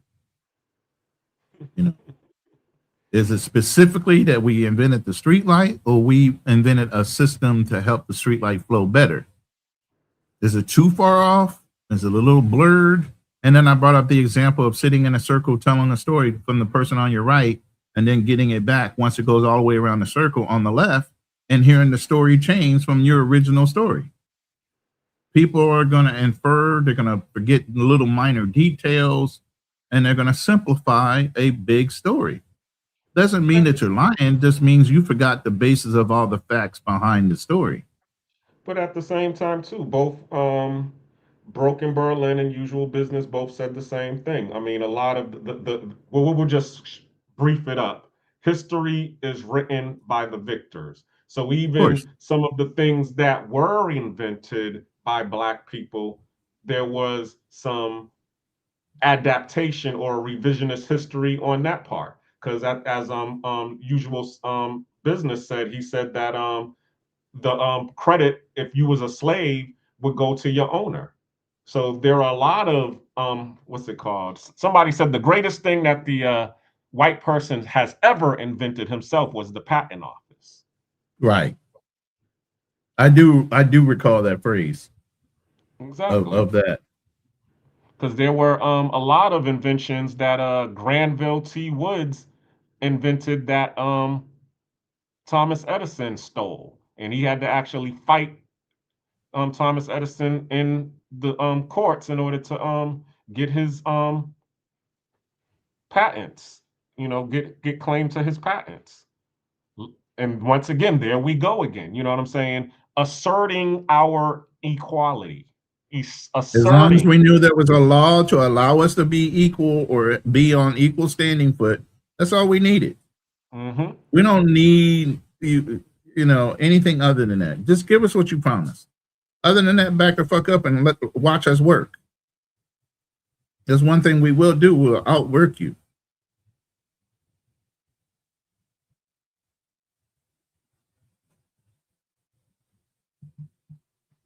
And I guess that's, because I listen to Napoleon Hill a lot, and he said the definition of success is achieving your goals without hurting anyone. And I believe that's that's the ideology that Black people follow. We want to be successful, but we're not trying to, step on nobody's toes in order to do it. Yeah.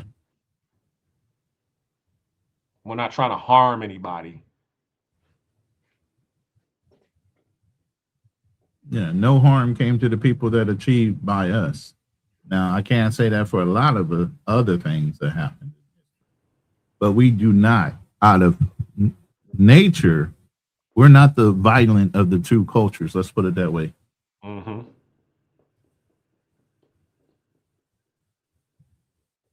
Matter of fact, I think we're overly kind to a fault. And we get ourselves into situations where we enable people to take advantage of us more so. Yeah. Because of our nature. It's like, look, I'm 6'2.5", almost 295 now. By nature, I'm not going to push up on somebody because I already know my size is indifferent to anybody standing around me. So by default, somebody's going to look at me like, yo, you could have walked away. Even if somebody straight hauled off and hit me, they'd look at me like, oh, you should have been able to take that. Why should I? But again, I already know by nature, people are going to look at me a certain way, like that should have been a pass. You should have get. Why should I have to give anybody a pass for putting their hands on me, though, regardless of my size? No, I'm not a small dude, believe me. And I mean, I used to walk in the club with some of my friends, and the bouncer would size me up, like, "Yo, are you going?" I said, "Nah, man. I usually shake their hands, and we kid around." I said, "I got your back, man. I'll be leaning over here in the corner. I'll be sitting on a, wherever I'm at. They already know I'm not going to be a problem, but I can step in and help." I was the guy that was always the sober guy, driving all the drunk Marines and sailors home after Liberty, because I don't drink like that, and I definitely don't allow myself to get out of control in public.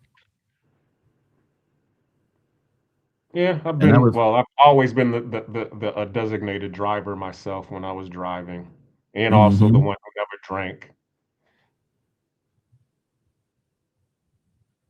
So, but yeah, I'm glad that you had this live today. I'm sorry that Yeah, I I know it's kind of, you know what? It's a stirred up the kind of pot. it's a preamble to your live. If you want to tell everybody what your live's going to be about on Monday night, you know, because it is similar and you're going to go more into the FBA side of it. So, Oh, well, great. I appreciate that. Yeah, check me out. Monday it's going to be Black Fatigue Monday on the Black Cleaners channel, where we're going to talk about FBA. Is the world ready for FBA, or is FBA ready for the world? A lot of the stereotypes that Fearless brought up during this live, we're going to be unpacking and peeling back the layers on it to say is because now that FBAs have gotten their passports, now you're starting to see the side of FBAs that people have been seeing on the news and on the internet to be true in some aspect or form. So we're going to talk about that. Is it really, that's in our nature, or is that just as usual business said, just people cherry picking dregs of our society? right. So let's talk about it. I Hey, definitely you know want to what? hear. Go ahead. While you were talking, I found the damn infographic. Okay, cool. So thank you for taking up some airtime so I can go through this with these guys. Hold on real quick. Let me load them up.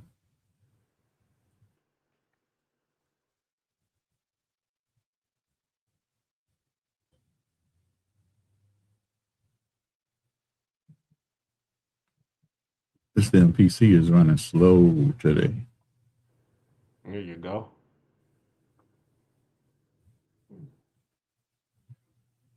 Okay, hold on. I still got a couple more to go. Okay. I got to load them individually because I don't have it on a PDF. The big one is this one. I'm just going to go with this one. This one shows, and what I did was one day we were doing a live and it was hypothetical. Everybody's like, oh, that's an excuse. That's not an excuse. I said, okay, let me do this with the information we know about with redlining and everything else. And I asked the computer if everything was fair and straight up without redlining and anything else, fuck all the excuses in the world. Hypothetically, where would black people be today if everything was square and nobody interfered with us? Okay. So on this right hand side, you'll see the stack goes to where, hold on, let me take us down for a second.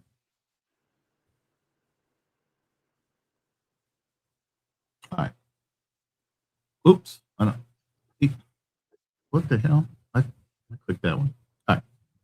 So if you look over here on the third stack, this is if hypothetically nothing happened, redlining never happened, we were able to transfer wealth, we were able to transfer ownership in businesses and real estate, and white people just left us alone. Okay. Ranking in population, that would have never changed. Income rank, we would went from fourth currently to anywhere from second to third. And why that is our wealth rank as well. Fourth place now, second or third. And here's the buildup. Ownership base. It's lower now because the stuff that would have ramped up from generation to generation within our families or stolen or misused or whatever over those generations, it would have been stronger. The intergenerational transfer of wealth, while it's thin now, would have been deeper.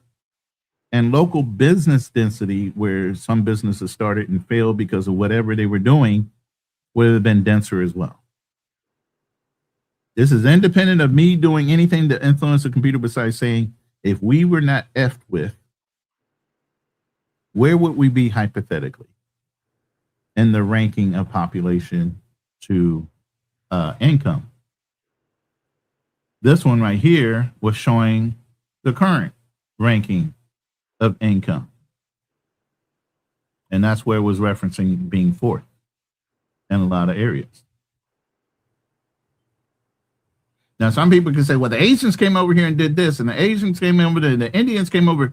But here's the thing. They don't have natural opposition to their success. They were given a clean road to be successful without any apprehension or fear of somebody taking whatever we made in success away from us or away from them. They were allowed to grow with impunity with no interference. We're not given that same shot. Yeah, and then to the point, I mean, a lot of that wealth was sent overseas. And a lot of the immigrants that came in to America was to also quash the growth of Black growth in America. Right. They was using the immigrants as a buffer class. Pretty much. Because even when Biden got into office the second time, the one thing when people were still talking about getting tangibles and reparations, they were saying, "Oh, well, you need to talk with the Mexicans and the Spanish that are over here. They're now the people who, you know, are number two." And it's like, what? But even with that, I mean, when you have people like Egyptians, which we spoke of earlier, saying that they were automatically told that they're going to be counted as white versus being Black when they're dark-skinned people, like that video I brought up the other week. Mm-hmm. Yeah, I remember that. You know, it was just insane to me. You know, let me see if I got that video, and I'll play it.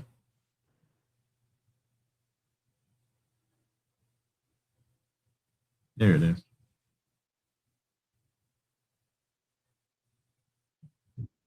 My father is much darker than I am. My mother is lighter than I am. In Egypt, people are identified by the religion first, not the race. So in Egypt, if you are Christian, you are a minority person. But if you're Black, you're not a minority person. You are a part of the mainstream society. And I came from this background. And in Egypt, you identify as Arab and as Muslim. And in this country, when I first came, I identified myself as Arab American and Muslim first. And gradually, I became to identify myself as Black. I came to the U.S. in 1978, and I became a U.S. citizen in 1985. When I became a U.S. resident, I was told by the Immigration and Naturalization that I am white. And I told them that I'm Black, and they said, no, in this country, you are white. All Arabs in this country, all Arab immigrants are white. I didn't pay much attention in the beginning to this, because in the Arab world, we identify with our ethnicity first as Arabs, and then with the race second as Black or white or whatever. But in this country, you identify with your racial group first and then with your ethnicity second. Gradually, I became Black first and Arab second. And I rejected my white classification publicly for the first time in 1987, in February, as a panelist in a function sponsored by the Association of the Study of Black Life and History in Detroit. I said that I belong to two minority groups. I am Arab American and Black American, and I'm racially Black and ethnically Egyptian. I was harassed by my employer right after that. I work for a white school district. The superintendent is white. All the associate superintendents are white, even though that we provide service. Let me give you a background on that story. I brought this guy up before, and he was telling the story how he went to an all-white school, like he was just saying. And that school was a private school, and they touted that they were all white school with all white teachers. Now you got a man like that walking around in the school, and they're saying he's white, but you know damn well by identification and looking at he's a Black man. But because he had that classification, the school did not mind having him as a teacher, right? But the minute he stood up and said, I don't want to be counted as white anymore, I see what y'all are doing, I'm a Black man. The minute he did that, the school district had a problem, because now they could lose their whole designation of being an all-white school taught by all-white teachers. And that's the backstory behind what he's saying with this school district. To 30% Black population. but the organization is white and the approach is very white. The attitude towards me changed completely after I went out publicly and rejected my white classification. One coworker came to me and told me, a white coworker came to me and told me right after the function that he met with the superintendent, and if I don't keep my mouth shut, my educational career is over. He said, you have nothing to do with these people, you have a history and a culture. These people came from the jungle, you have nothing to do with them. These people lie and steal. When I see one of them in my neighborhood, I call the police. And I was told by the director of general education. Now, when he's talking about these people, he's talking about black people in America. Mm-hmm. Right? But you see it, and that's why I don't like white people speaking for me. Don't speak shit for me. Because that's the way you really, truly feel away from, that camera. Don't say shit for me. It makes me wonder, would they have given the same opportunities to someone who's passing? I don't know. Depends on how light they were. They had, the pretty Ricky with the good hair dude. You know what I'm saying? But I'm going to finish this off. Who's retired now. In '88, I was told by him that I get people angry when I say that I'm black Egyptian. If I just say that I'm Egyptian, I would get along. I have to add that I was denied promotion twice because I chose black classification. That's wild, right? But, the joke behind that is, in order to, for Christian white nationalists and Americans to allow Egyptians to be white or Arabs or anybody of that nature to be white, they would have had to agree that Jesus wasn't white. Mm-hmm. So if they designated them as black, then what? By default, who was black? Exactly. Jesus. So for religious reasons, they would let Arabs and other countries come over here and claim they're white so they wouldn't have to admit to the fact that Jesus was a black man. Isn't that crazy? Yep. You'll turn off the color. You're O.J. Simpson, an Egyptian, until he does something fucked up. Then he's a black man again. But I mean, you're O.J. Simpson, an Egyptian, and say he can be white just so you can't say Jesus came from a black skin culture. But you want me to listen to a white man and the way they want to talk about us? I can't do it. And as light as I am, I'm saying that shit. I can't do it.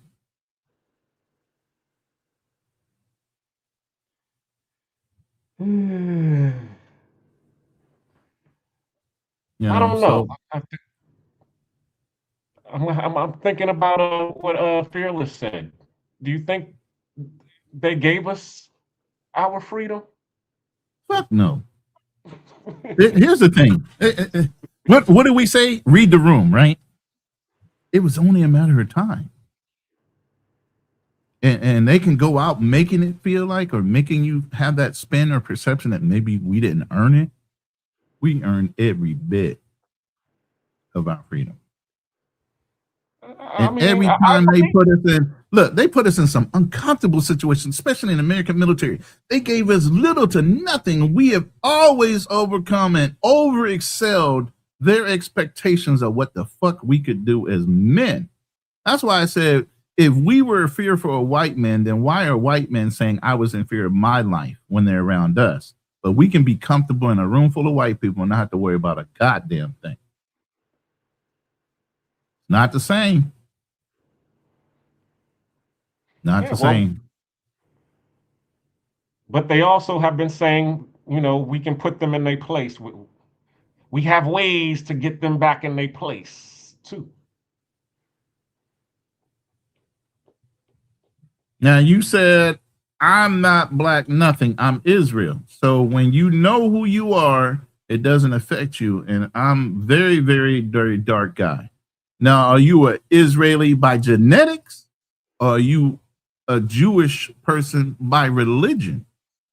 Because there's two different types. There are two different types when you say that. And that's the whole thing right now. Netanyahu is Polish and changed his name to Netanyahu.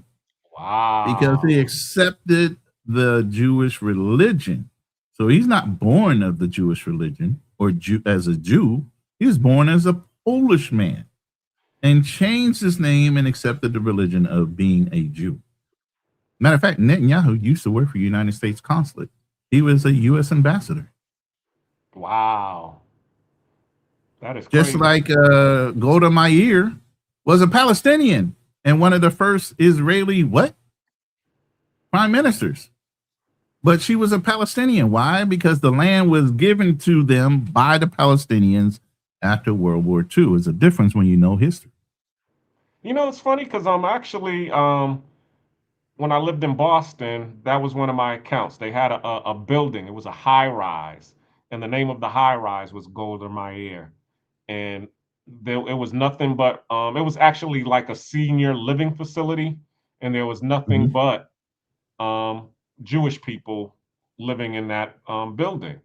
But then when I started going into each of the units in the building, I'm starting to see all of this Russian paraphernalia and posters and pictures and stuff. And I'm like, I thought they were Jewish. What's all of this? Why are they speaking Russian? They're not speaking Yiddish. They're not speaking. And that's when I was like, and I started doing some research. And It's the religious first versus the actual bloodborne. Exactly. And then what I noticed was, did you ever see that movie with Nicolas Cage, Lord of War? Of course. At the beginning of the movie, what did he say? He said after World War II, and they showed his father, who was actually Russian. And they were saying that if you claim to be a Jew, that they would actually give you citizenship and give you reparations. And so that's why a lot of the Russians started converting converting into Judaism and practicing Judaism. Right, opportunity. Yep. Opportunist. So it was like the once again the $5 Indian play, but in reverse. Ran all over again. But it's amazing how accepting they are, to allow anybody in their race, well, not in their race, but in their religion, and then it just easily say, "I'm Jew." Not I'm Jewish. Not that I'm a Jewish religion, but I'm Jew-ish. Huh? Wait a minute. And then you got the Khazarians of Europe. You got the Jews of Europe that kept on getting kicked out of every nation. Now, believe me, Germany wasn't the only place that had a problem with the Israelis in Europe. There was multiple countries that got into kicking. Me and Fearless did a whole thing on the small hat, the Ashkenazi Jews in New Jersey, and how they're setting up shop there, but living off of the U.S. government while they having multiple children and everything else, bro.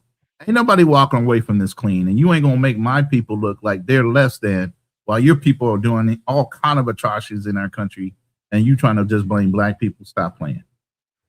Well, somebody got to be the scapegoat. That's all. Really, that's what. Right. It is. Shout out to you. He said, "I was born in the U.S. I'm Israel by blood born Jew." So you're a black Jew. It was funny. I hate to put the minister's name up here, but he was talking about when he actually went over to Israel, and he said that when he went over there, that in Tel Aviv, there were areas in Tel Aviv that looked like downtown South Side Chicago. And then he said he brother, you just say you a black man. You gonna be a black Jew. And you ain't gonna get around that. All right. And here's the thing, you should be proud of it. You're more original than the ones that are occupying Israel right now. Especially if you're bloodborne. But you're sitting here ashamed to say I'm not black, I'm just a Jew. No, brother. You are both. Just like that black Egyptian that was sitting there. Don't be in denial of who you are.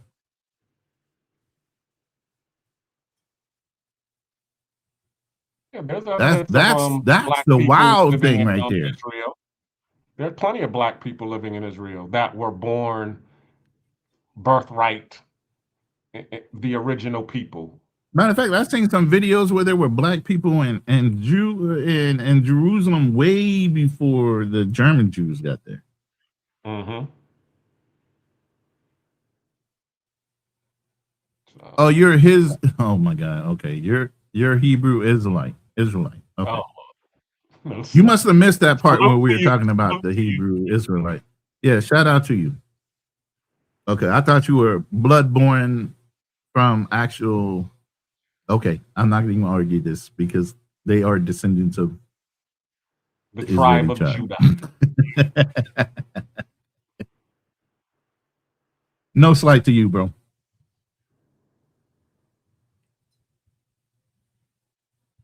But shout out to you. Yeah, we had brought up you guys for a while. So a Chinese person doesn't say I'm yellow Chinese. Semantics, brother. I get called a red bone every day, but I'm a brown guy, right? I'm still black, right? It's just a slur, and it's not one that's a paper. Oh, see, here we go. Hey, light skin, high yellow, whatever the fuck. I'm just saying. I mean, if you look at my skin tone, yeah, I gotta. If I turn the lights up, it'd be a different, whole nother hue to me. I'm actually downplaying the lighting here. You know, if I was to hit this button a couple more times the other way, all of a sudden y'all be like, God damn, bro, what the fuck? You almost as white as the hat I got on. What the? Okay. Salute to you too as well, you know, because as I said, I have a lot of light-skinned people in my family. It's funny because on both sides of my family, like my grandparents, they had 10 children. So my grandfather had 9 brothers and sisters, 5 light skin, and I'm talking about light skin, like high yellow bone, and then with freckles and green eyes, and then 5 dark skin. That's my grandfather right there. You tell me I'm in denial of my heritage after looking at my grandfather, who I dearly love. And that's on literally, I was in the literally in the Gulf War, and he was asking for me on his deathbed, and I couldn't make it home because actually in the act of war, they don't give you your Red Cross messages. Wow. So I didn't know until after the war that he had passed. He was asking for me, which really put me in a rage. You know what I mean? So you ain't never gonna catch me slighting myself. So your family that's on your mother's side, you said that they speak Creole. So do you keep in touch with them? We just found them about 7 years ago, and they've been nothing but welcoming, and found out who her father was. At first, they thought her father never had any kids. Oh, okay. But come to find out, it's her and another one that he had through ancestry and blood work and DNA. So, yeah, they had open arms. Matter of fact, when I first started doing the research and I found one of my cousins, her uncle's daughter, I sent her an email and started talking to her. And I also sent him one. And he was like 79, almost 80 years old at the time when I first started emailing and trying to figure out who's who. And he responded to me several times because I sent a picture of my mother and everything else, right? The minute my cousin responded, yeah, I've been talking. Do you know a Clarence? She goes, yeah, that's my dad. I said, he responded too. She's like, what?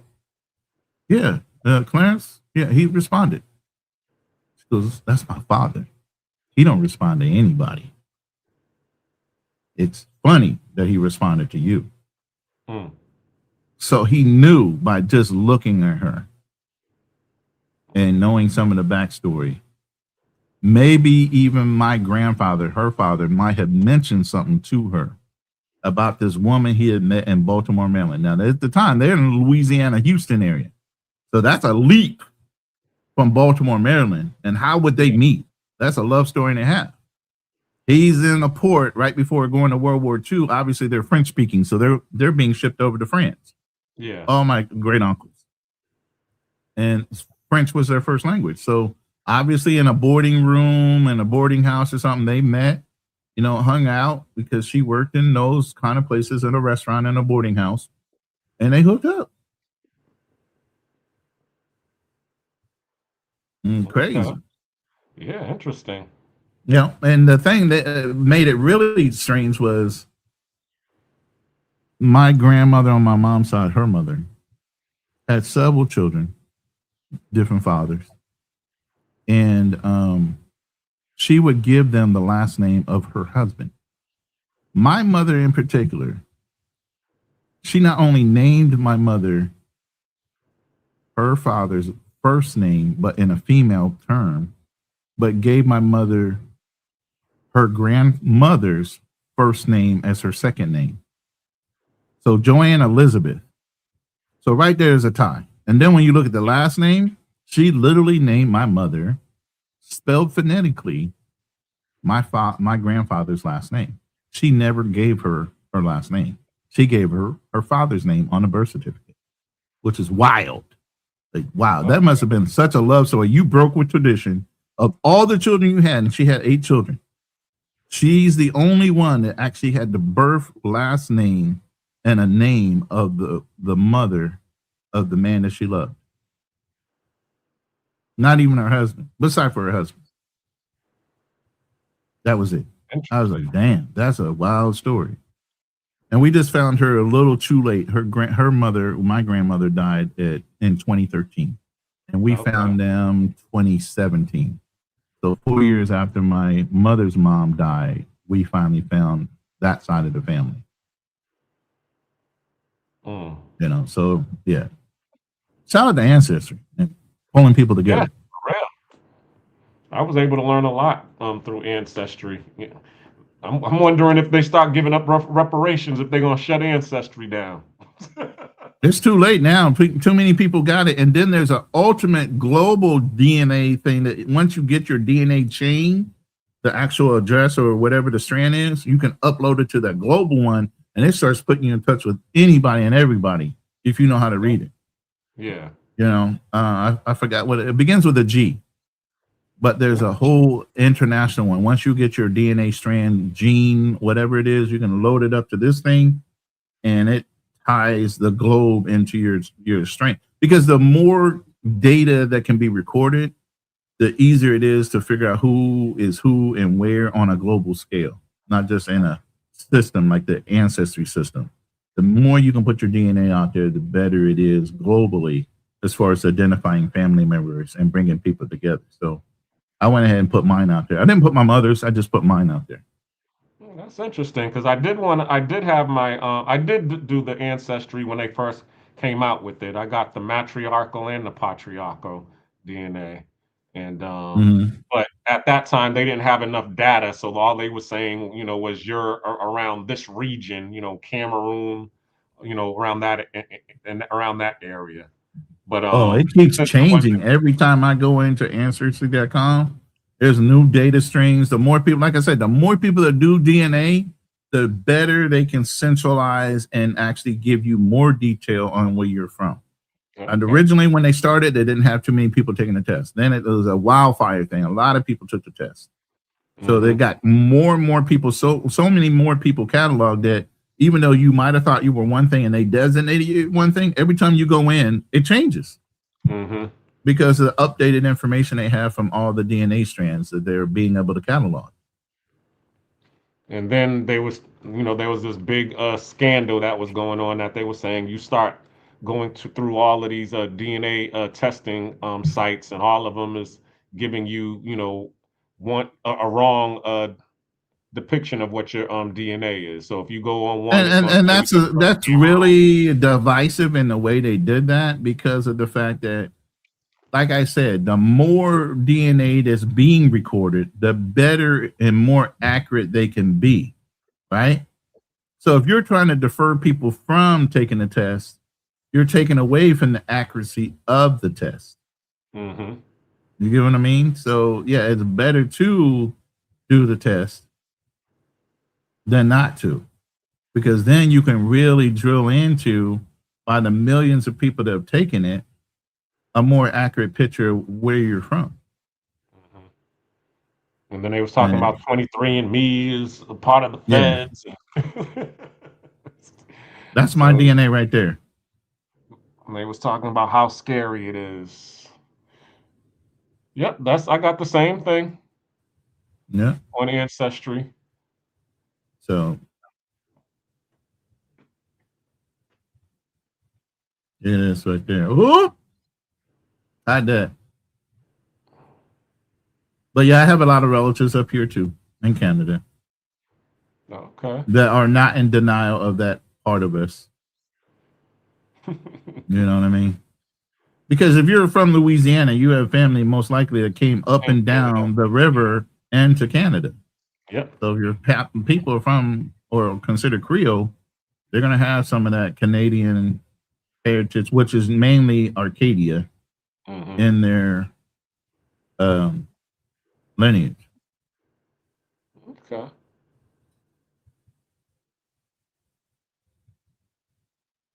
Interesting. So basically, as he was saying, at the beginning, do you believe that the facts that because he said that he got it from about we understood that you did the fact checks on John Hanson and you found out that to be not true. But the whole thing about the stoplight and the I went through that too, that. and the stoplight he made a change on the tech to make it work better. He improved it. Yeah. Yeah, and You I know know what I mean? Lewis Latimer made the carbon filament to make the light last longer because there was Right. evidence And he what did was I just making say? things We're like great at making things where we can have an easier life. So everything I've seen we invented and the patents that we have are more about comfort and making our lives easier, more so than harder. You know, so shout out to the people that have the imagination to do those things. And my nature from my degree would be, or my degree choice was architecture. That's being able to not only imagine something out of blue sky, but make it feasible to build it from nothing and then make it engineerily structured to where people can live or do whatever they need to do in it. So if you can't think on a spatial scale, mathematically, engineering wise, and everything else, that degree is not for you. You know, that doesn't, like I said, even though I dropped out of college, don't mean my brain stopped working.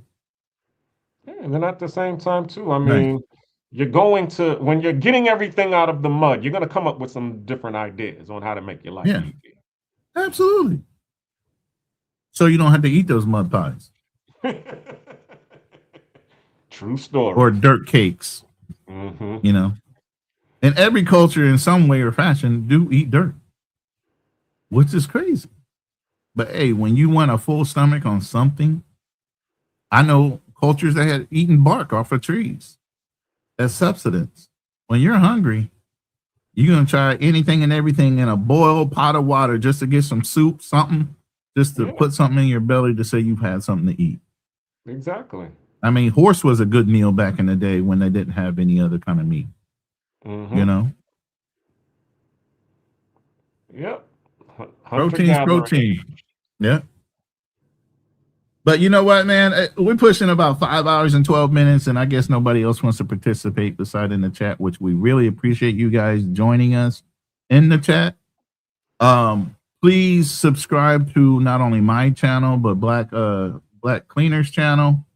He's going to be going live on FBA versus the world on Monday. You really just taking a stretch on that one, ain't you? You going after the whole planet. Yep. Because, hey, we got our passports now. We outside. Okay. So is you ready for us? Or are we ready for you? And I'm going to drop his channel. Ready for you. I'm going to drop his channel in the chat so you guys can click on his channel, go subscribe to his channel, and get ready for that live. It should be exciting. I don't know if I'm going to pull up or not. I'm going to see how much energy I got. I know I was going to work on a video for you. I don't know if I'm going to be able to. Man, you can see how much work I'm doing, man. I'm really It's a struggle, and then to do the video. But I like that story so much that if I do it, I'll do that story part only. Okay, But that'll be I fine. like that story because I'd love to use it myself. So, and then I like your little voice that you use, your AI voice. You know what it sounds like? An old 30s radio broadcaster over radio. So what I want to do is kind of make it look like a guy's voice, a guy's lips inside of a microphone, right? Okay. And then it flips over to a scene where somebody's sitting in front of a radio listening to him talk. So it gets the correlation between the mic and him talking through a radio and then telling the story. You know, so Just that's make my him vision look right now that I'm thinking about. Right. But yeah, I'm gonna make him a black man speaking proper English. You know, back in the day when this was happening, I'm like, what? The voice sounds white, but it's a black man saying it. But again, we know how to speak properly when we're told to. You know how to flip it on and flip it off, especially in business. Yeah. Right? What did Dave Chappelle say? He says you got your black voice and then you got job interview. I don't think that's correct there, sir. Right. All right. So I'm gonna hit the panel. I'm gonna hit the end button. I appreciate you, Black Cleaner. Appreciate everybody hanging out. We're out and we will see you soon. All Trust right, me. appreciate you. Yes, sir. Kill the noise, lock the doors. 3 men at the table. No scripts, no retreat, no fear. Welcome to the Lion's Den. Welcome to the den, Lion's Den, where the pressure gets heavy and the real stand firm. Welcome to the den, Lion's Den. 3 voices at the table, let the truth be heard. No running, no folding, no hiding behind the fence. Ronin, BMT, fearless. First through the gate, let the strategist speak. Calm under pressure, but the structure runs deep. Ronin at the table, every word got weight. Study every system, every motive, every state. Veteran discipline, long range sight. Separate the facts from the noise in the fight. I do not chase trends, I examine the frame. Follow the incentive, then expose the game. Build with a purpose. Stand on the code, carry the pressure. And control the load. No empty performance, no counterfeit shine. Ronin in the den, hold the line. Ronin, hold the line. BMT enters with the passport stamp. Global perspective, every pattern gets mapped. Traveled in an unfiltered, no rehearsed disguise. Seen the world firsthand, so we recognize his lies. Facts in the chamber, context and place. Culture and money examined face to face. Type of mind sharp, business sense clean. He reads the machinery behind the machine. Receipts for the claim, evidence before spin. BMT brought the world inside the den. Bring the facts. Bring the facts. Bring the facts. Fearless steps forward, tighten your stance. Direct with the question, never dodging the chance. Competition in his blood, business in his mind. When the pressure gets heavy, he does not step behind. Challenge every weakness, every gap in defense. Drive the point home with experience and sense. No fear in the voice, no retreat in the chest. Disagreement is pressure, pressure breathe is the test. No apology offered, no convenient bend. Fearless brings the challenge inside the den. Never back down. Fearless, never back down. Fearless. 3 men, different roads. Different scars, different codes. 1 table, 1 standard, 1 den. Who holds the line? Ronin! Who brings the facts? BMT! Who brings the challenge? Fearless! Where are we now? The Lion's Den. Lion's Den, where the pressure gets heavy and the real stand firm. Welcome to the den, Lion's Den. 3 voices at the table, let the truth be heard. No running, no folding, no hiding behind the fence. Ronin, BMT, fearless. Welcome to the Lion's Den. Check the levels, cameras ready. Microphones live. Ronin ready. BMT ready. Fearless ready. 5, 4, 3, 2, 1. We are live. We are live.